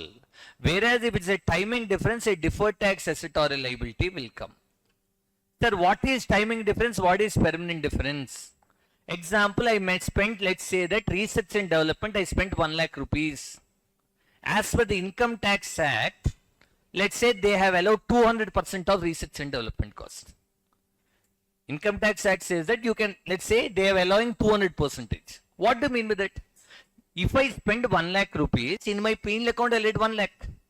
But Income Tax Act is allowing 200% means what? Even though you spend 1 lakh, you can claim 2 lakhs. Then their profit will become less by 1 lakh. Understood, Amma? Let's say my income is 5 lakhs. I spent research and development 1 lakh. What is my profit? As per the Income Tax Act, research and development is allowed 200%. Let's say they say 1 lakh if I spend, how much can I claim? So what is my profit? Now you will pay tax on 4 lakhs or 3 lakhs? 3 lakhs. Is it temporary difference or permanent difference? Permanent difference. Second year if you spend again, will they disallow? Nothing. This year you spend 200% you claim. Next year not any reversing, nothing will be there. So it's a permanent. No deferred tax asset or liability will come.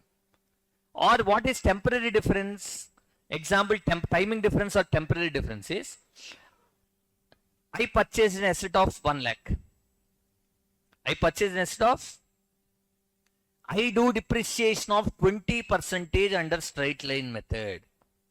But Income Tax Act says that 50% is allowed under straight line method.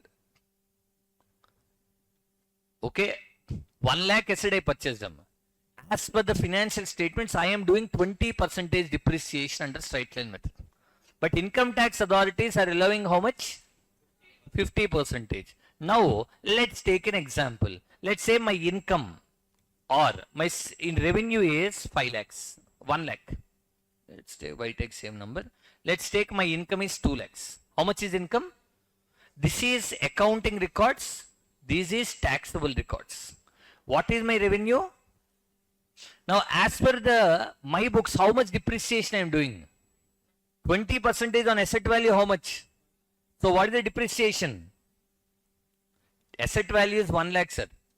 1 lakh 20% means profit is 2 lakhs, amma. Profit is 2 lakhs or income is 2 lakhs.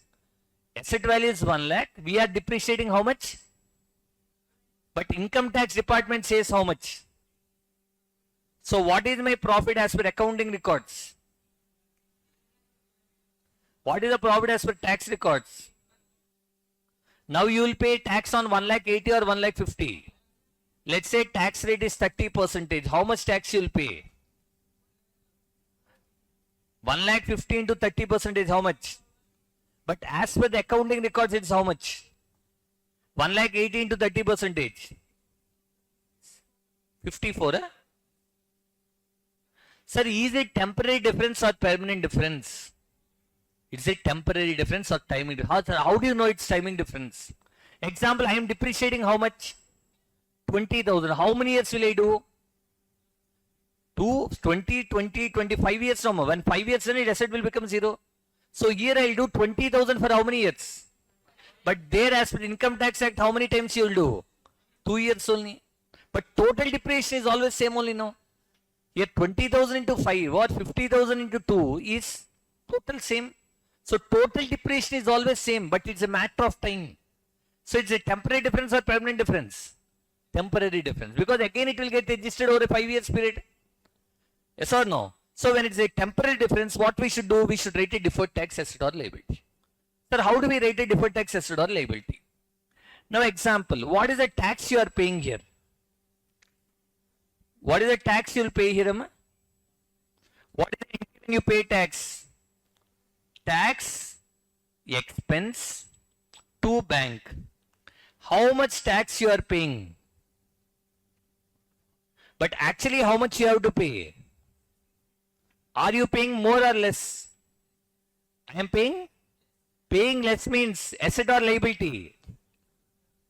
Still you have to pay. 54,000 I have to pay. I am paying only 45,000 means still 9,000 is pending now. I will write to deferred tax liability how much? Any doubt? Now because it's a temporary difference, I wrote deferred tax liability. Okay. Now tell me in my balance sheet how much will be the deferred tax liability? 9,000. Second year also what happens? Second year. Same logic. Am I right? Second year also it is. Same logic will happen. Now second year also same entry. After 2 years, what will be the deferred tax liability in your balance sheet? Because second year also let's say same income, same thing. Now after 2 years, what will be your deferred tax liability? First year 9,000. Second year 9,000. Now in third year if you see, accounting records, what is my depreciation? 20,000. So what is my profit? As per tax records if you see, what is my income? What is my depreciation? Why 0? Because 50,000, 2 years got over. Yes or no? 50,000, 2 years depreciation will get over. Third year in tax records depreciation will not be there. Now you will pay tax on what? 2 lakhs. How much?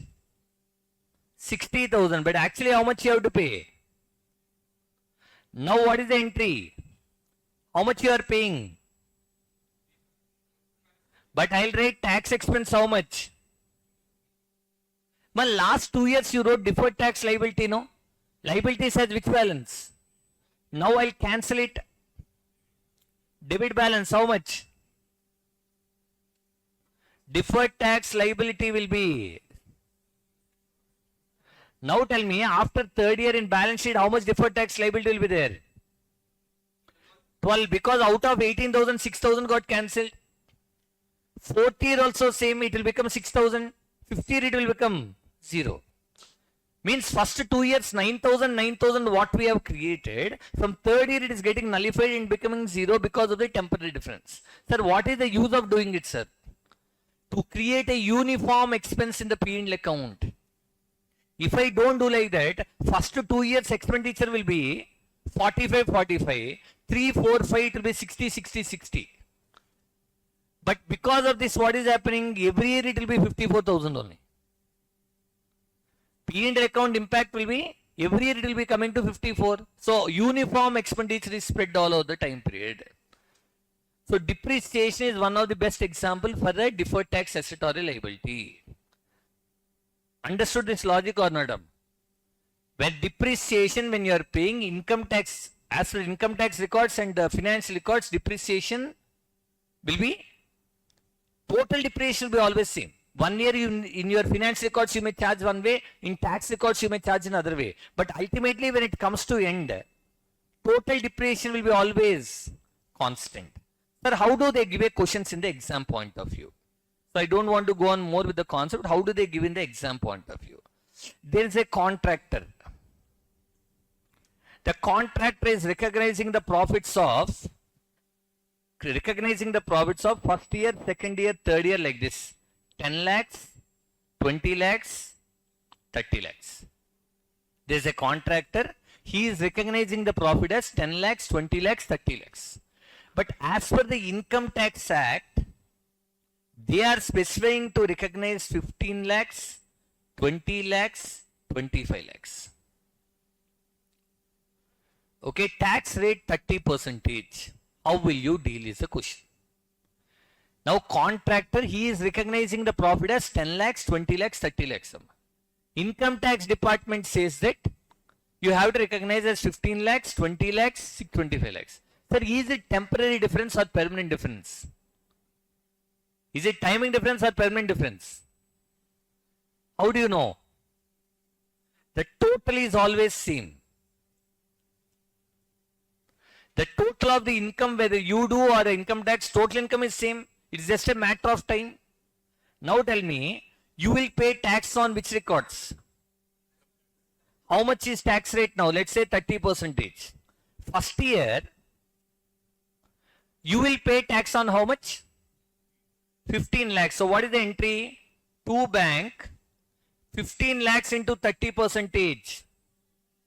But actually tax expense is how much?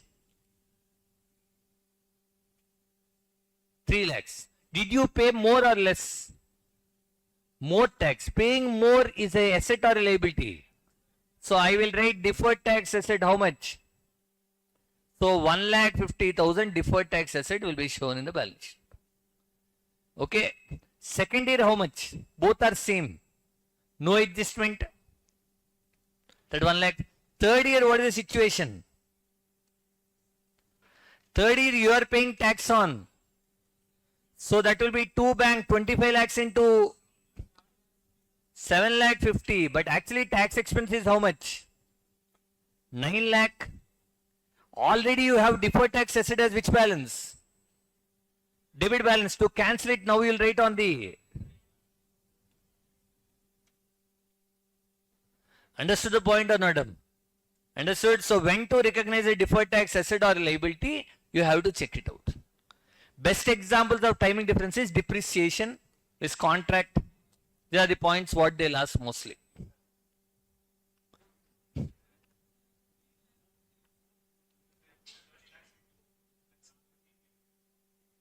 Which year?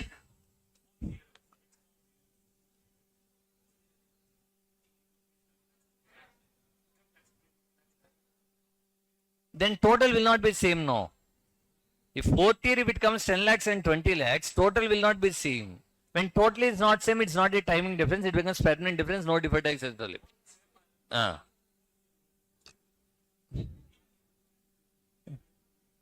Yes, sir. You will create detail.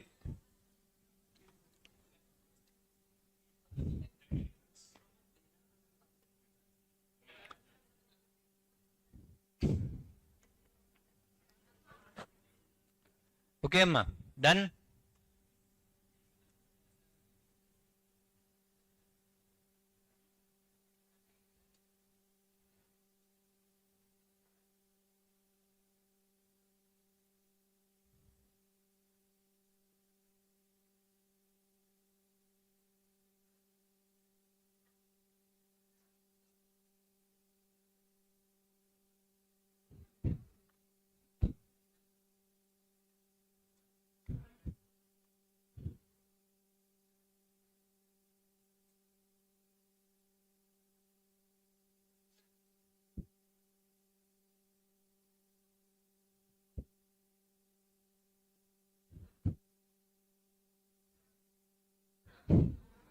Tell him.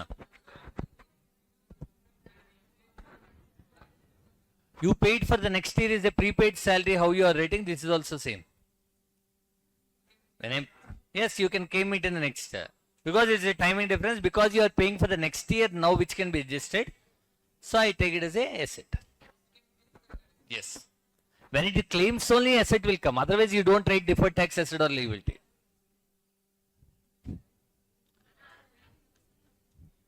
Okay, Amma? Yes. One more most repetitive question which is coming in this model is,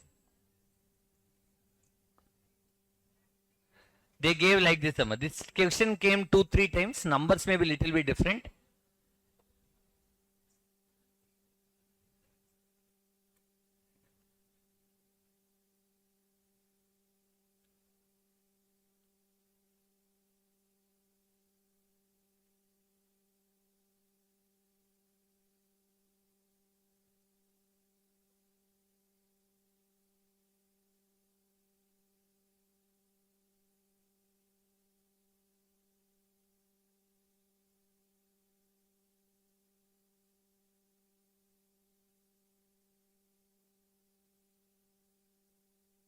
Okay. Now, if you see the last 3 years or 4 years of papers, out of 6 or 8 items, this question has come 2-3 times with same difference, some small change in numbers. Sir, what did they give you is, now listen, depreciation as per income tax it is 2 lakhs, depreciation as per financial records is 5 lakhs. Which depreciation is more? So whose profit will be more? Income tax profit will be more. Or if you have a doubt, you can take one example. Take any example. Let's say my income is 10 lakhs. Depreciation as per financial records is how much? Depreciation as per tax records is how much? Which profit will be more? You will pay more tax or less tax? More tax means asset or liability. So deferred tax asset will come on this. On this deferred tax asset will come how much? On 3 lakhs 30%, which is 90,000. 3 lakhs is difference in profit. On the difference profit you will pay tax norm. You understood the point? You take this example. Let's say my income is 10 lakhs. You can take any income. 10 lakhs. As per my financial records, what is my depreciation? 5 lakhs. What is my profit as per financial records? What is the depreciation as per income tax records? Which profit is more? On which profit you will pay tax? So what is the entry now? To bank, 8 lakh into 30%. But tax expense is 5 lakhs into 30%, 1 lakh. I am paying more, so that is an. Understood? No need to do all these things. Depreciation, which is more, you have to see. If tax depreciation is less, means that profit will be more. When profit is more, you are paying more tax. Paying more tax is asset. If depreciation as per income tax act is more, profit as per tax records will be less. That means you will pay less tax. That means deferred tax liability will come. Okay, Amma? This example, even though if you see your textbook also, you will have the same example. And very, very important point, what you have other thing is, unamortized preliminary expense as per tax records. In which records you didn't write preliminary expense? In which books you didn't write preliminary expense? Here what did they say? Unamortized preliminary expense as per tax records. Who didn't write this expenditure of 50,000? Tax records, I said no. Unamortized the preliminary expense as per tax records means tax records you didn't amortize it. You didn't unamortize. In which book you didn't write this expenditure? When you don't write an expenditure in your tax records, what happens to the tax records profit? It will be more. When tax records profit is more, you will pay more tax. Paying more tax means DTA 50,000 into 30%. 50,000 into 30%, how much? 15,000. So total deferred tax asset is 1,05,000. Now once again telling you, unamortized preliminary expense as per tax records. When a preliminary expense is not classified in tax records, when you don't write one expenditure, profit will be more. When profit is more, you will pay. Paying more tax is an DTA. Okay, Amma. So generally here, deferred tax asset is 1 lakh. Sometimes what happens here, asset will come, here liability will come. Example here, deferred tax liability 15,000 came, which is higher? Yes, at net off and rate, whichever is higher. 90 minus 15, 75,000 I would do it. Understood the point, Amma? In this kind of points, if one deferred tax asset and one deferred tax liability, combine it and write whichever is higher. Understood, Amma? So deferred tax asset or liability is one important question what you get in the exam point of view. What is a tax holiday? Tax holiday. You need not pay the tax on that business for a specific period of time. That's what government gave tax holiday for 5 years. What do you mean by that? That business need not pay the tax. Understood? And one more important thing. One more question last. This only they asked them. 8th question you will find. In AS 22 you will find in 8th question. Basically this is the standard which is every time coming problematic. Remaining all are coming theory, but AS 22 every time it's coming problematic only. If you see the last 3 years papers, every time problematic standard is AS 22 only. They gave like this.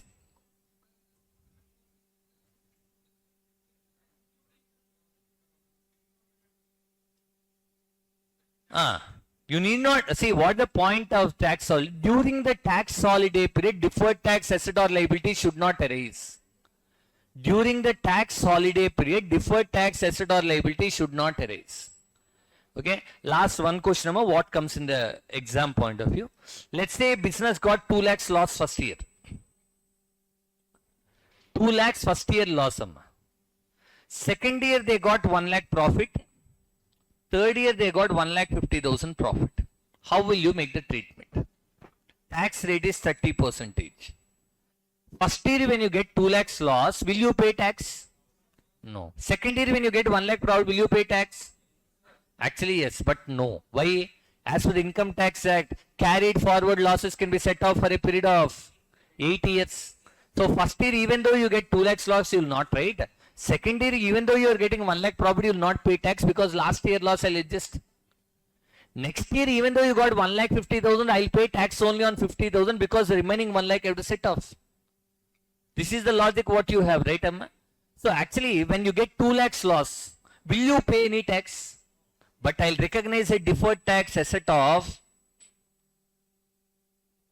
2 lakhs into 30, 60,000. Why? Next year I have to adjust now.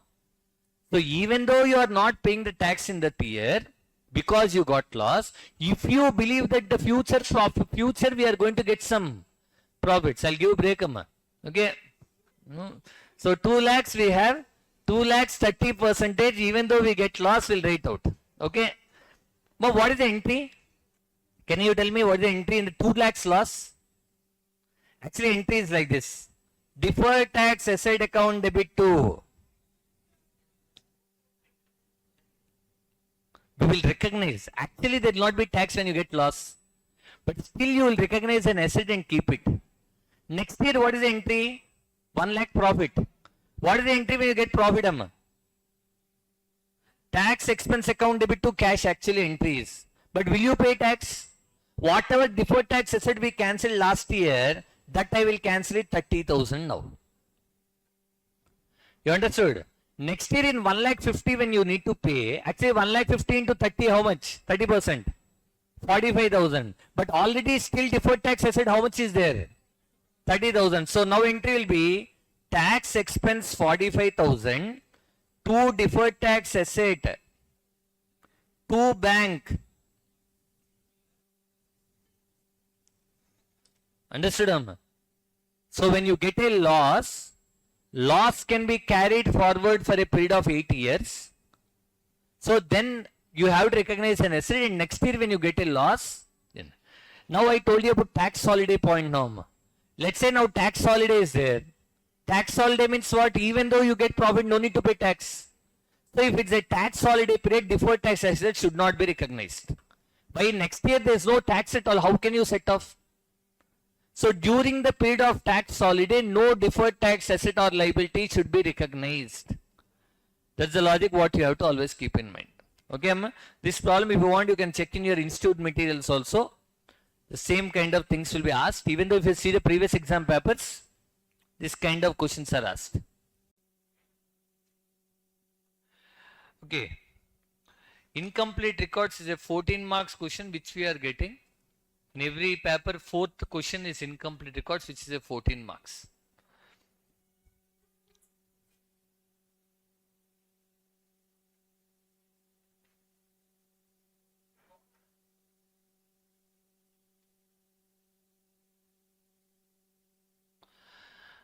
Okay.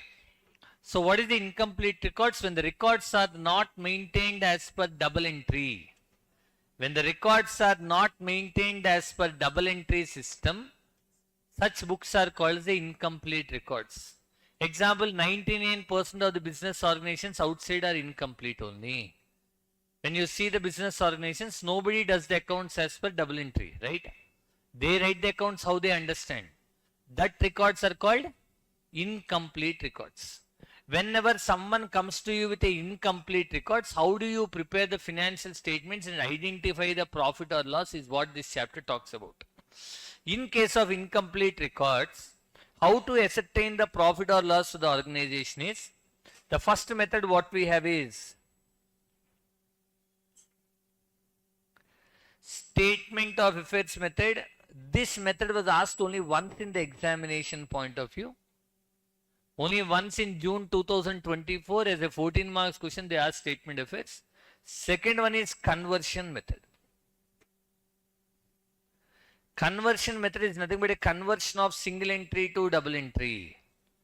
So whenever the records are incomplete, when the records are not maintained as per double entry system, how do we ascertain the profit or loss for that kind of business is, first one is statement of affairs method, second one is conversion method.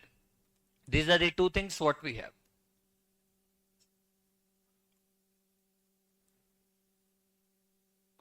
Okay, in statement of affairs method, first of all, what is statement of affairs method? Steps. Whenever you are doing a statement of affairs method, what are the different steps you have? First method, Amma. Step 1, calculate opening and closing capital. Calculate opening and closing capital using the statement of affairs. Second step is calculate the profit or loss. How do you calculate the profit or loss? What is the formula for statement of affairs? Closing capital plus drawings minus capital introduced, you get adjusted closing capital. From this, if you subtract the opening capital, the balance is known as a profit or loss. So I just don't want to go on to the reasoning and all, just go on with the problematic part. So first we are going to prepare the statement of it and find out the opening capital and the closing capital. What is step 2? Calculate the profit or loss. How do we calculate the profit or loss? Formula is closing capital plus drawings minus capital introduced. You get the adjusted closing capital minus opening capital, we get the profit or loss. Okay. Now, generally 99% you get a question from conversion method only. Very rarely you get a question from statement of affairs. As I told you, only once in the previous exam question paper, they have asked statement of affairs method in incomplete records. Okay. So, incomplete records, what are the things? Whenever the records are not as per double entry system, how to ascertain the profits when the records are not as per double entry system? We have two methods. What is it? First one is statement. How do you calculate the statement of affairs method? First, calculate the opening capital and closing capital using the statement of affairs. How do you do same like balance sheet? We write the assets on one side, liabilities on the balance other side. The balancing figure is the capital. The balancing figure is the capital. Now,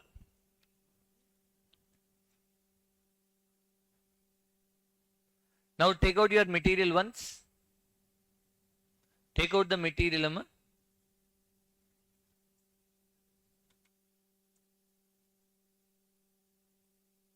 CMA inter question, not material, question papers. Question papers, which question? June 24, if I am not wrong. June 24, they have given this method. That's the only attempt where you got statement of it. Question number 4. Question number 4, June 2024.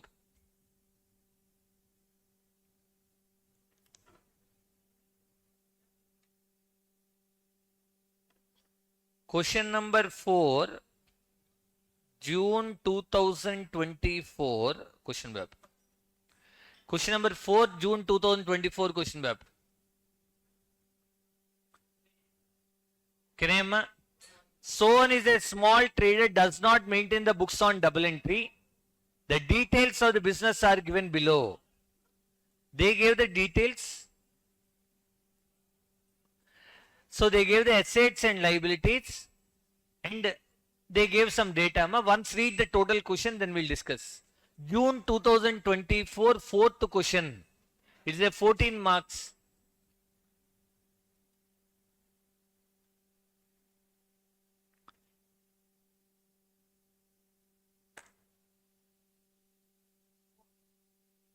That one. Just once have a reading of the question, then I'll explain you the point.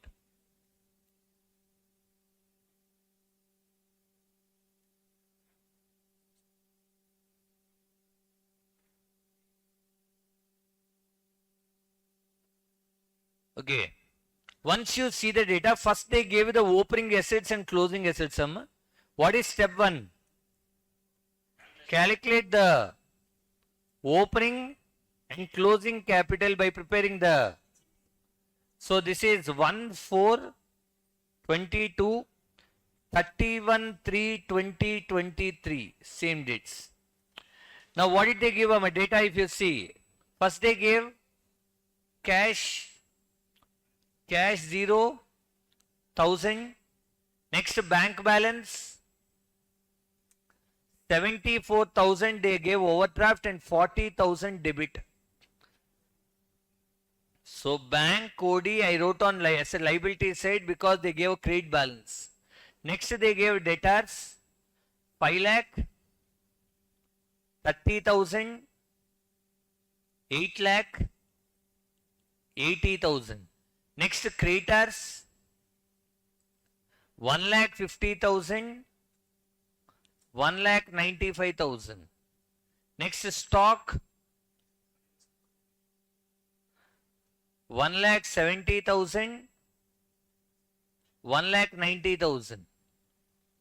Don't do any adjustments in the assets and liabilities. Whatever they gave directly write. Even though there is some adjustments below, while doing opening capital, closing capital, don't adjust at all. First write as it is and make it out. Next investments 1,20,000, 1,35,000. Plant 2 lakhs. Other one 2 lakh. Next furniture 14,000. Even though they give any adjustments, don't do while doing the statement errors. Write out and find out the opening and closing capital. So step 1 is find out the opening and closing capital by preparing the statement of affairs method. So first find out the opening capital and the closing capital.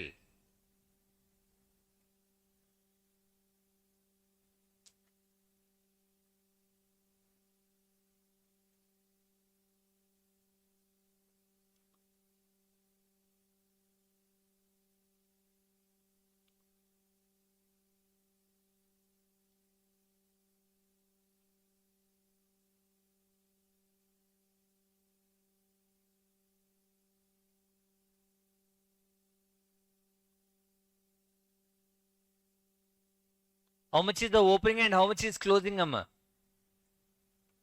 Which one is 8,10,000? Opening,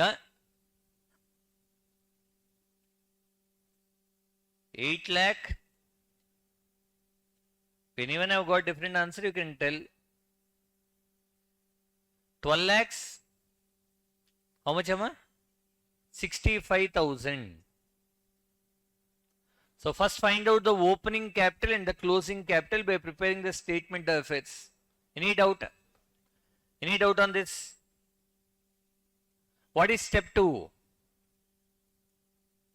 What is step 2 I told you, amma, just now? Calculation of profit or loss by the formula.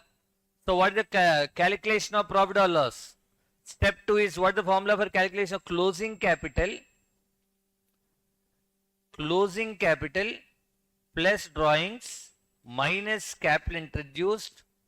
We get adjusted minus. Man, now tell me what the closing capital you got. Closing capital is 12,65,000. Opening capital how much? 8,10,000. Must see the question below. Sohan has withdrawn 3 lakhs during the year. So drawings is how much? 3 lakh. And he introduced a capital of. So capital introduced is how much? So what is adjusted closing capital? Minus opening capital.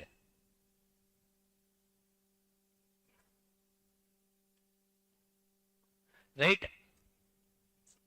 6 lakhs. But below still some adjustments are there. If you see the problem here, it's a 14 marks problem, right? So what is other adjustments they gave? A provision of 5% is made on debtors. Ma provision for bad debts is an expense or income? Provision for bad debts is an expense or income? So after this adjustment, you have to add or subtract the extra items. Closing debtors, how much they gave? Closing debtors, how much they gave? 8 lakh. What is 5% of 8 lakh 80? Next. Rate of depreciation. Depreciation on plant, how much? Plant, how much he gave? 2 lakhs. 2 lakhs 15% depreciation means how much, Amma? Is it an expense or income? Expense means subtract. And furniture also, how much he gave? Furniture, how much depreciation? 10% on furniture is. Next. Still what did they give? Interest on opening capital is allowed at 10% on. Interest on capital is expense or income? Expense norm. How much we got opening capital? 8,10,000, 10% it means 81,000. Next. The manager is entitled to a commission of at the rate of 10% on net profit after charging or before charging. What is the formula for after charging? Net profit into C by 100 plus. How much is percentage? 10 or 5? 10. Man, now till now first subtract and tell what net profit you got. Till here if you subtract, how much you got? 5 lakhs? 5 lakh 33,000 into 10 by 110 if you do. How much you are getting?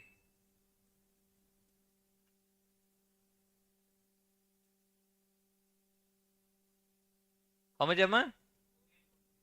48? 45? How much, Amma? 4545, huh?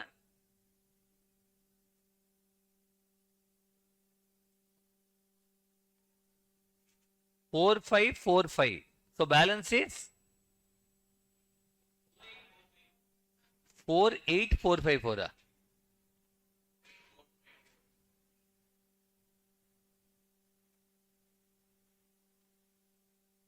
484.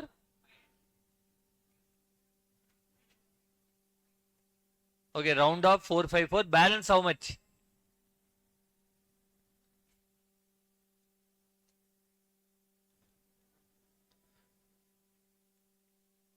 4 lakhs 540. Ma, after charging commission means that only. On this, if you do, you'll get this 10%. After charging means after you subtract all, what are the answer you get, it will be the after charging commission. Okay, because you don't know this value before, that's the reason you'll do by 10 into 1 by 10.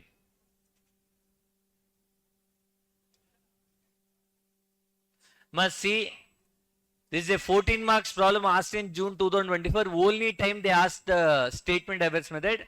First they gave you the assets and liabilities. First find out the opening capital and closing capital. Write the assets and liabilities on the other side. Find the opening capital, closing capital. Step 2. Calculation of profit or loss. The formula for calculation of profit or loss is closing capital plus drawings minus capital introduced. You get adjusted closing capital minus opening capital. You get the net profit. Then remaining all adjustments, if it's an expenditure, subtract, income, add. If you want me to keep it, I'll keep it, otherwise I'll scroll it down.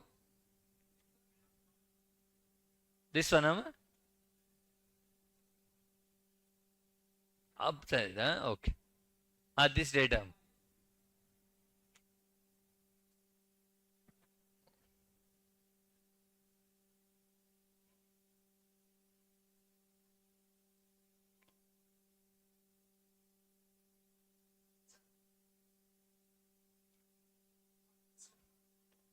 If they say net profit before charging commission means directly net profit into C by 100.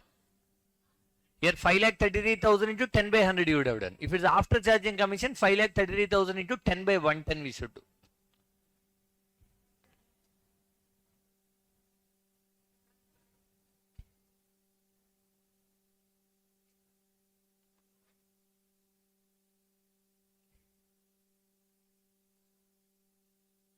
Tell him. Scroll it up.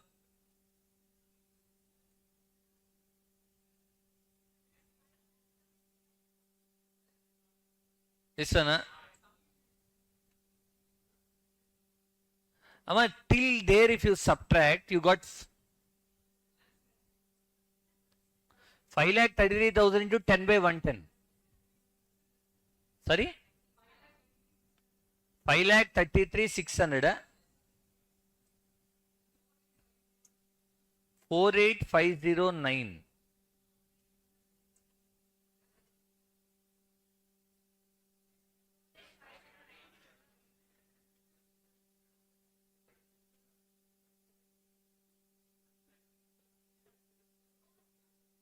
Four eight 5091.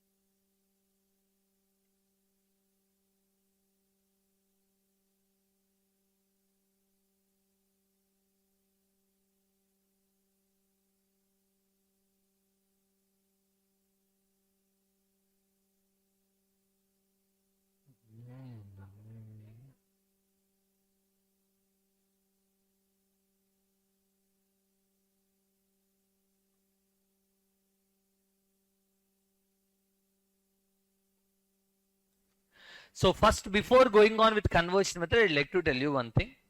When a student gets the question in this problem, in this method from the exam, student don't feel that it's incomplete records. Because they'll ask you prepare trading P&L account and balance sheet. When they ask you prepare trading P&L account and balance sheet, your mind will go to the final account concept. Because there also you'll do trading P&L account and balance sheet. How to identify whether it's a final accounts problem or incomplete records means, if they give you the trial balance and ask you to prepare trading P&L account balance sheet, it's a final accounts problem. When they don't give trial balance and give the rough data and ask you to prepare, that's the incomplete records problem. See, once again telling you, how do we know that whether we have to do first of all statement effects method or conversion method? When they just ask you calculate the profit, you have to do statement effects. But when you need to do the trading P&L account balance sheet, we'll do conversion method. And second doubt is whether it is a final accounts problem or this means if they give you trial balance and tell you to do the final accounts of trading P&L account balance sheet, it's a final accounts of sole proprietor. But when they give you an normal data, rough data, and if you ask you to prepare, it's an incomplete accounts. Okay. When you do the conversion method, what are the steps you have? Step 1, because now I don't want to go on again with the complete explanation. Just as a revision, we'll just go with the revision how to attempt the problem here. Calculate opening capital. First step is what? Calculate. So how do we calculate opening capital? By preparing. In statement effects method, we used to calculate opening and closing. But here we calculate only step 2. Record, journal, and post in ledger. We have to write the journals in the rough work and post the important ledgers. Sir, what are important ledgers here? Important ledgers in incomplete records will do debtors, creditors, bills receivable, bills payable, cash, bank. Maximum you will do this. It's not that every time you will do this, but maximum number of accounts you get is 6. What's it? Debtors, creditors, bills receivable, bills payable, cash, bank. Next is find missing information using hint. Sometimes your accounts will not tally. We have to find the missing informations in the problem by using the hint. Actually, I think so I told you 3 hints. But in the class, those who have told, I have given you 3 hints how to identify the missing information. That we'll see later. Next, prepare trading P&L account and balance sheet. And your balance sheet should tally. Right, what is it, Amma? What are the steps? Calculate opening capital by preparing statement effects. Step 2, record, journal, and post them in the ledgers. What important ledgers? Debtors, creditors, bills receivable, bills payable, cash, bank. Next, find missing information using hint. Next, prepare trading P&L account and balance sheet. Okay, this is how you have to go for a conversion method problem. Sir, in this problem, we'll learn 3 hints. What are the 3 hints I told you? Hints I gave. Sometimes in the problem, some hint will be given. Amma. What hints will be given? Hint 1. Very most used hint. When GP percentage is given, whenever they give gross profit percentage in the problem, there will be some missing information. You have to apply 2 formulas. What are the 2 formulas? COGS is equal to plus direct expenses minus second formula. Sales is equal to COGS divided by 100 minus GP percentage. This is the most used hint in the problem. Whenever they give GP percentage, you have to apply these 2 formulas to find the missing information. Okay. Second hint.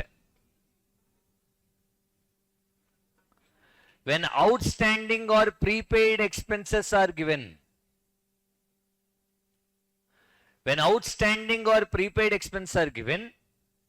what is the point you are going to apply? Expense as per cash basis.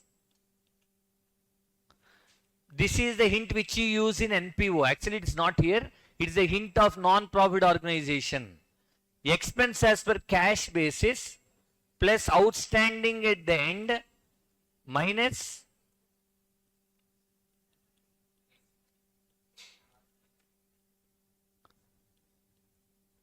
if you do this calculation, automatically the expense will be converted into accrual basis. This hint will be, sorry Amma, when outstanding or prepaid expenses are given. When outstanding or prepaid expenses are given. In the when they give assets and liabilities, in the assets and liabilities, if outstanding expenses, prepaid expenses are there, means then we have to apply this hint. What is the formula? Expense as per cash basis plus outstanding at the end minus outstanding at the beginning plus advance at the beginning minus advance at the end. But the same hint you'll use in NPO. When you do non-profit organizations also, the same formula will be used. Substitution. When they give receipts and payments account, how to convert into income and expenses also, you apply the same formula.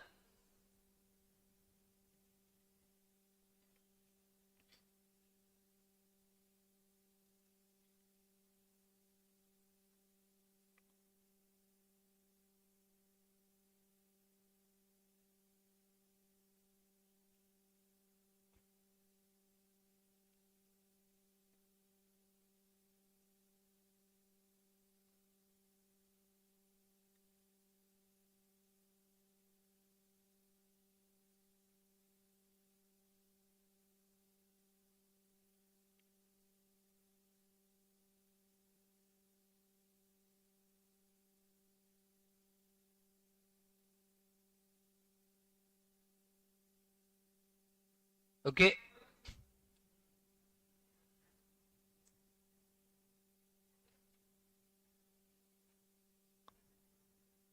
Hint 3.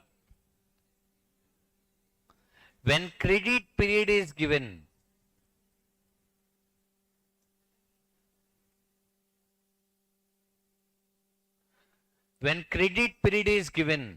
what is credit period, Amma? What is credit period? What is credit period? The time given or taken to pay or receive money. Example, when we make credit sale, how much time we are giving to pay the money or receive the money is credit period. When credit period is given, the formula you use is closing debtors is equal to credit sales into credit period by 12. The other formula is closing creditors is equal to credit purchases into credit period by 12. When credit period is given, these are the two formulas what we apply. Closing debtors is equal to credit sales into credit period by 12. Closing creditors is equal to credit purchase into credit period by 12.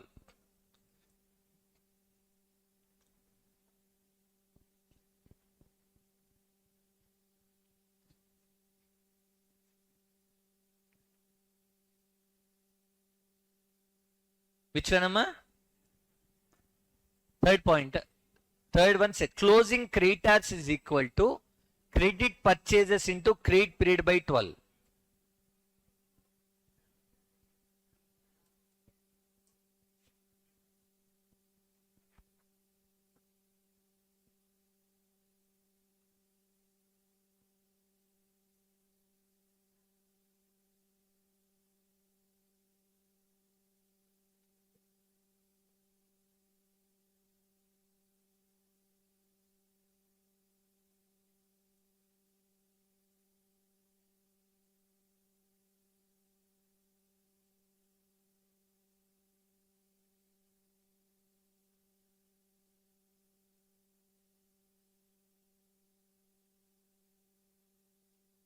Okay.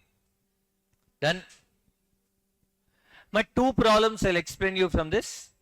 December 24, June 25. December 24, June 25. The two problems I'll explain you. They'll send.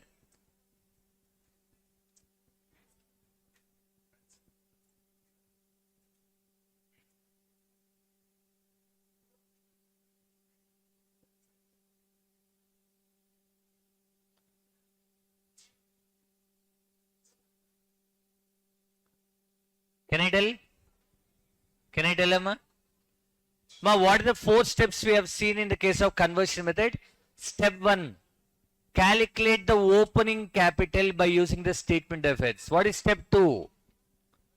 Record journal and post them in the ledgers. What are the important ledgers we open in this chapter? Debtors, creditors, bills receivable, bills payable, cash, bank. What is step 3? Find the missing information using hint. So we have learned 3 hints. Step 4, prepare trading P&L account and balance sheet.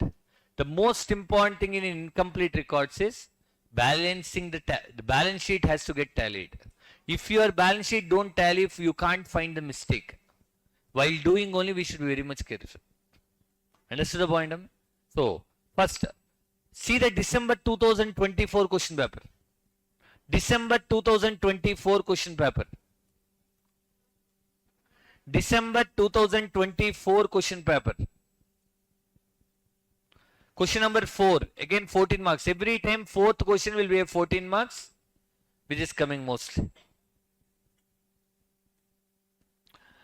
Once read the question number 4.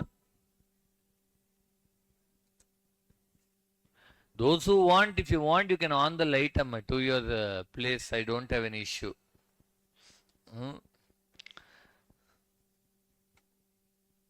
No, sir, sleeping period is only good means your wish. Okay. Okay. See the question number 4. Question number 4, Amma. Can I? December 2024. December 24 and June 25. These two questions I'll explain you. Rahul does not maintain a proper books of accounts. However, he maintains a records of bank transactions and also give the following information from which you are requested to prepare his final accounts for the year ended 2023-24. They gave 31st March 2023, 31st March 2024, and below they gave some transactions. What is the step 1? What is step 1? Calculation of. So you will prepare a statement of affairs and find out what is the opening data they gave. Debtors. How much, Amma? Next, creditors. They didn't give as of now, keep it aside. Stock. Next, bank. Not given. Fixed assets. As of now, you can't close it. Why? Because still we don't know some of the data, right? Still we don't know some of the data. So as of now, you can to keep like this. We'll balance it later to find out the capital. What is step 2? Record.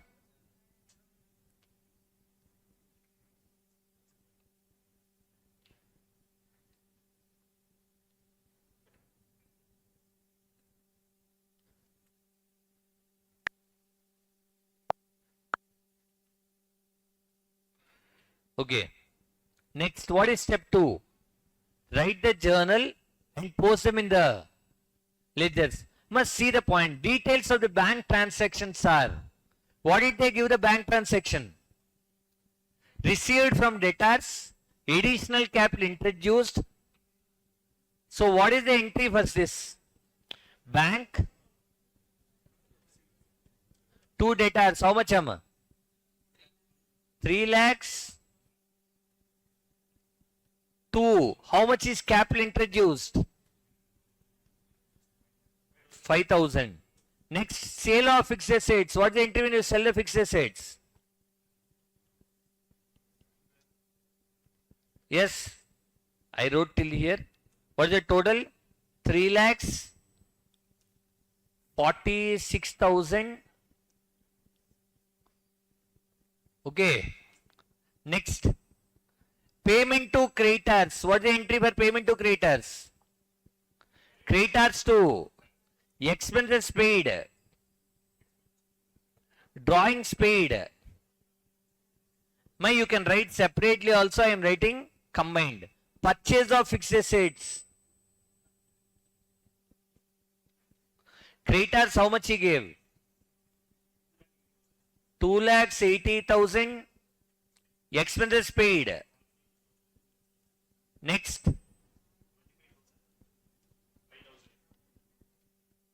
What's the total? How much, Amma? 3,59,000. Whatever the points I know, I wrote an entry for that on the right side. Okay. But one more point, sale of fixed asset point you can see once. Sale of fixed asset, if you see, actually asset value is how much? You sold for what price? Profit or loss? What is the entry for loss? Loss on sale of an asset to fixed asset. How much? Now you can see the entries what I wrote on the right side. What is step 2? Record journal and post them in the ledger. What ledger accounts you have to prepare? Debtors, creditors. My anywhere bills receivable is there? Anywhere bills payable is there? No. Anywhere cash is there? Only bank is there. So whatever the items out of the 6 accounts we planned, that only we are going to write. Debtors, did they give opening or not? How much is the opening balance? 1 lakh. Did they give closing? Creditors opening.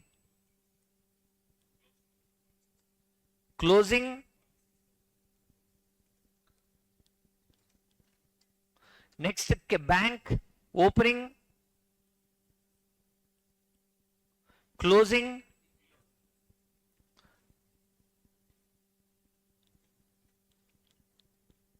How much, Amma? Now, whatever the opening and closing we know, we wrote. What the first entry? Bank 2. Bank is on which side? So, I will also write in the bank account debit side 2 debtors,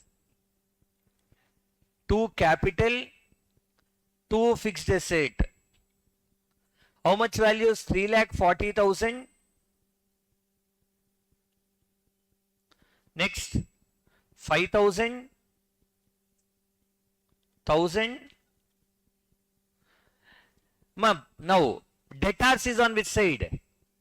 So in the entry, debtors is on credit side. So in debtors account, I'll write credit side 3,40,000. Did we open capital account? Did we open capital account? So we didn't write this. Just keep a tick mark for which you are not posting. Fixed assets, did you open an account? So let's keep a tick mark for what you are not posting. Now if you are writing, okay. If you are not writing, just keep a tick mark.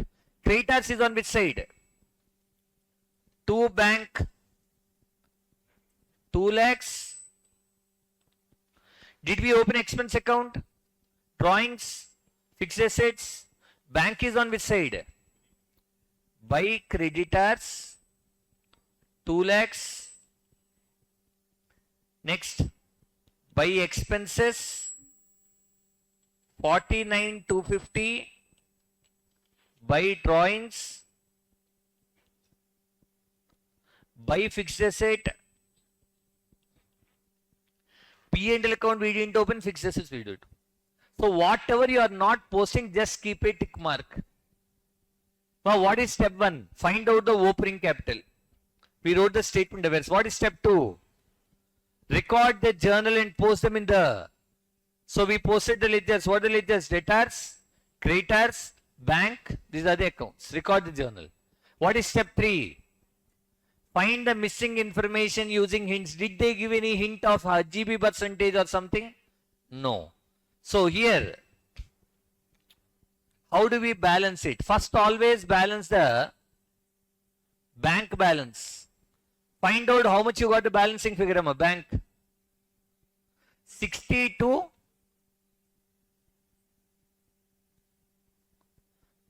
See, when they don't give opening balance, that's only the balance you got. When you don't give opening, that is only the balance. Now this opening balance I can write here bank. Right? Next balance creditors. Creditors.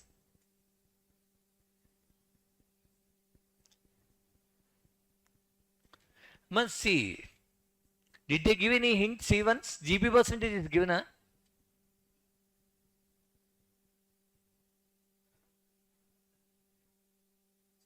Well, last they gave him. No cash transactions took place during the year. Goods are sold at cost plus. Cost of goods sold is. Sir, why sir you got a doubt? If you see creditors account, we don't know creditors opening balance, we don't know. We don't know purchase also. If one information I don't know, I can do the balancing figure. But here how many informations we don't know? 2 we don't know. So that's why we can't find out the balance. That's why they gave the hint.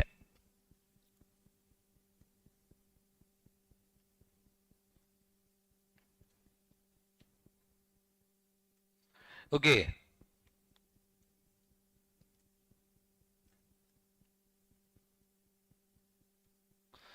Now, see hint, working note I told you, I gave a hintum. Whenever a GP percentage is given, how much is GP percentage they gave? 25% on cost means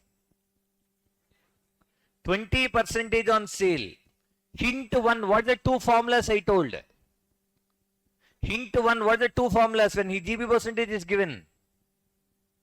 COGS is equal to opening stock plus purchases minus plus direct expenses minus closing stock. But they gave COGS now. How much is COGS they gave? 2,60,000. What is opening stock? How much is opening stock they gave? Purchases, do you know? Closing stock did they give? So what is the purchases? 2 lakh. So now I know purchase is how much. So balancing where will be? Opening. Now whenever hint is given, without hint you can't go forward. GP percentage is given means you have to apply the two formulas. Second formula, what is the second formula I told? Sales is equal to COGS divided by 100 minus GP percentage. So how much is COGS? 2,60,000 divided by 80%. 3 lakhs. So I know the sales also here. How much is sales?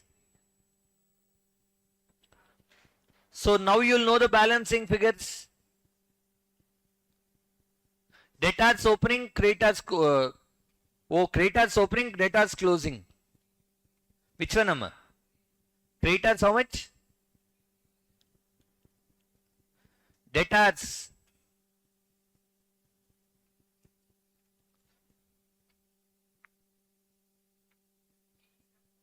$87.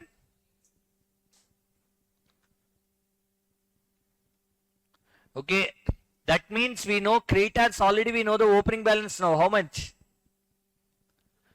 Now you can calculate the opening capital also.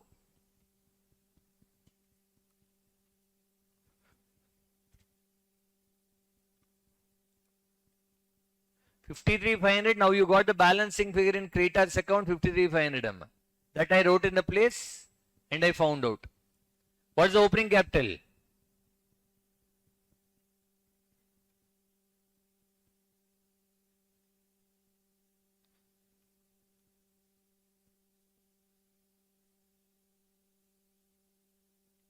How much is the opening capital? This is 7,500.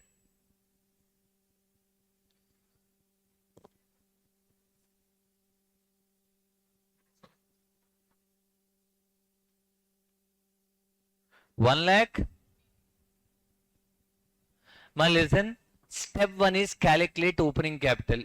Whatever the opening assets he gave, liabilities we posted. But still we can't find because some values are missing. Then what is step 2? Record the journal and post them in the, whatever the points he has given, I wrote the journal entry for the points he has given. Okay. Then we posted the ledger accounts. What ledger accounts you have to prepare? Debtors, creditors, bank. Then whatever the journal entry is there, I posted there. If it is not posting, just keep a tick mark. Okay, next step 3. Find the missing information using hint. In this problem, GP percentage is given. But GP percentage, if they give on cost, convert into sale. If they give on sale, directly you can do. But if they give on cost, first convert into sale. 25% on cost means 20% on sale. What is the formulas you have applied? Whenever GB percentage is given, there are two formulas we are going to apply. What are the two formulas?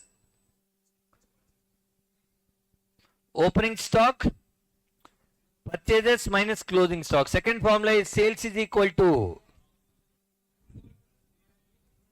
cost of goods sold divided by GP on sales.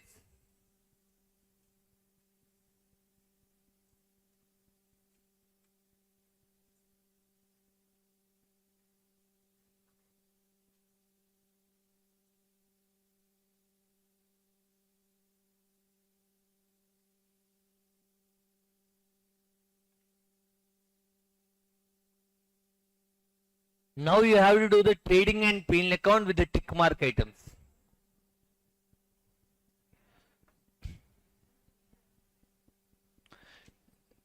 Anybody want to note down? Yes, no. Or can I shift? Because the page got over, I have to shift to the next. Not extending.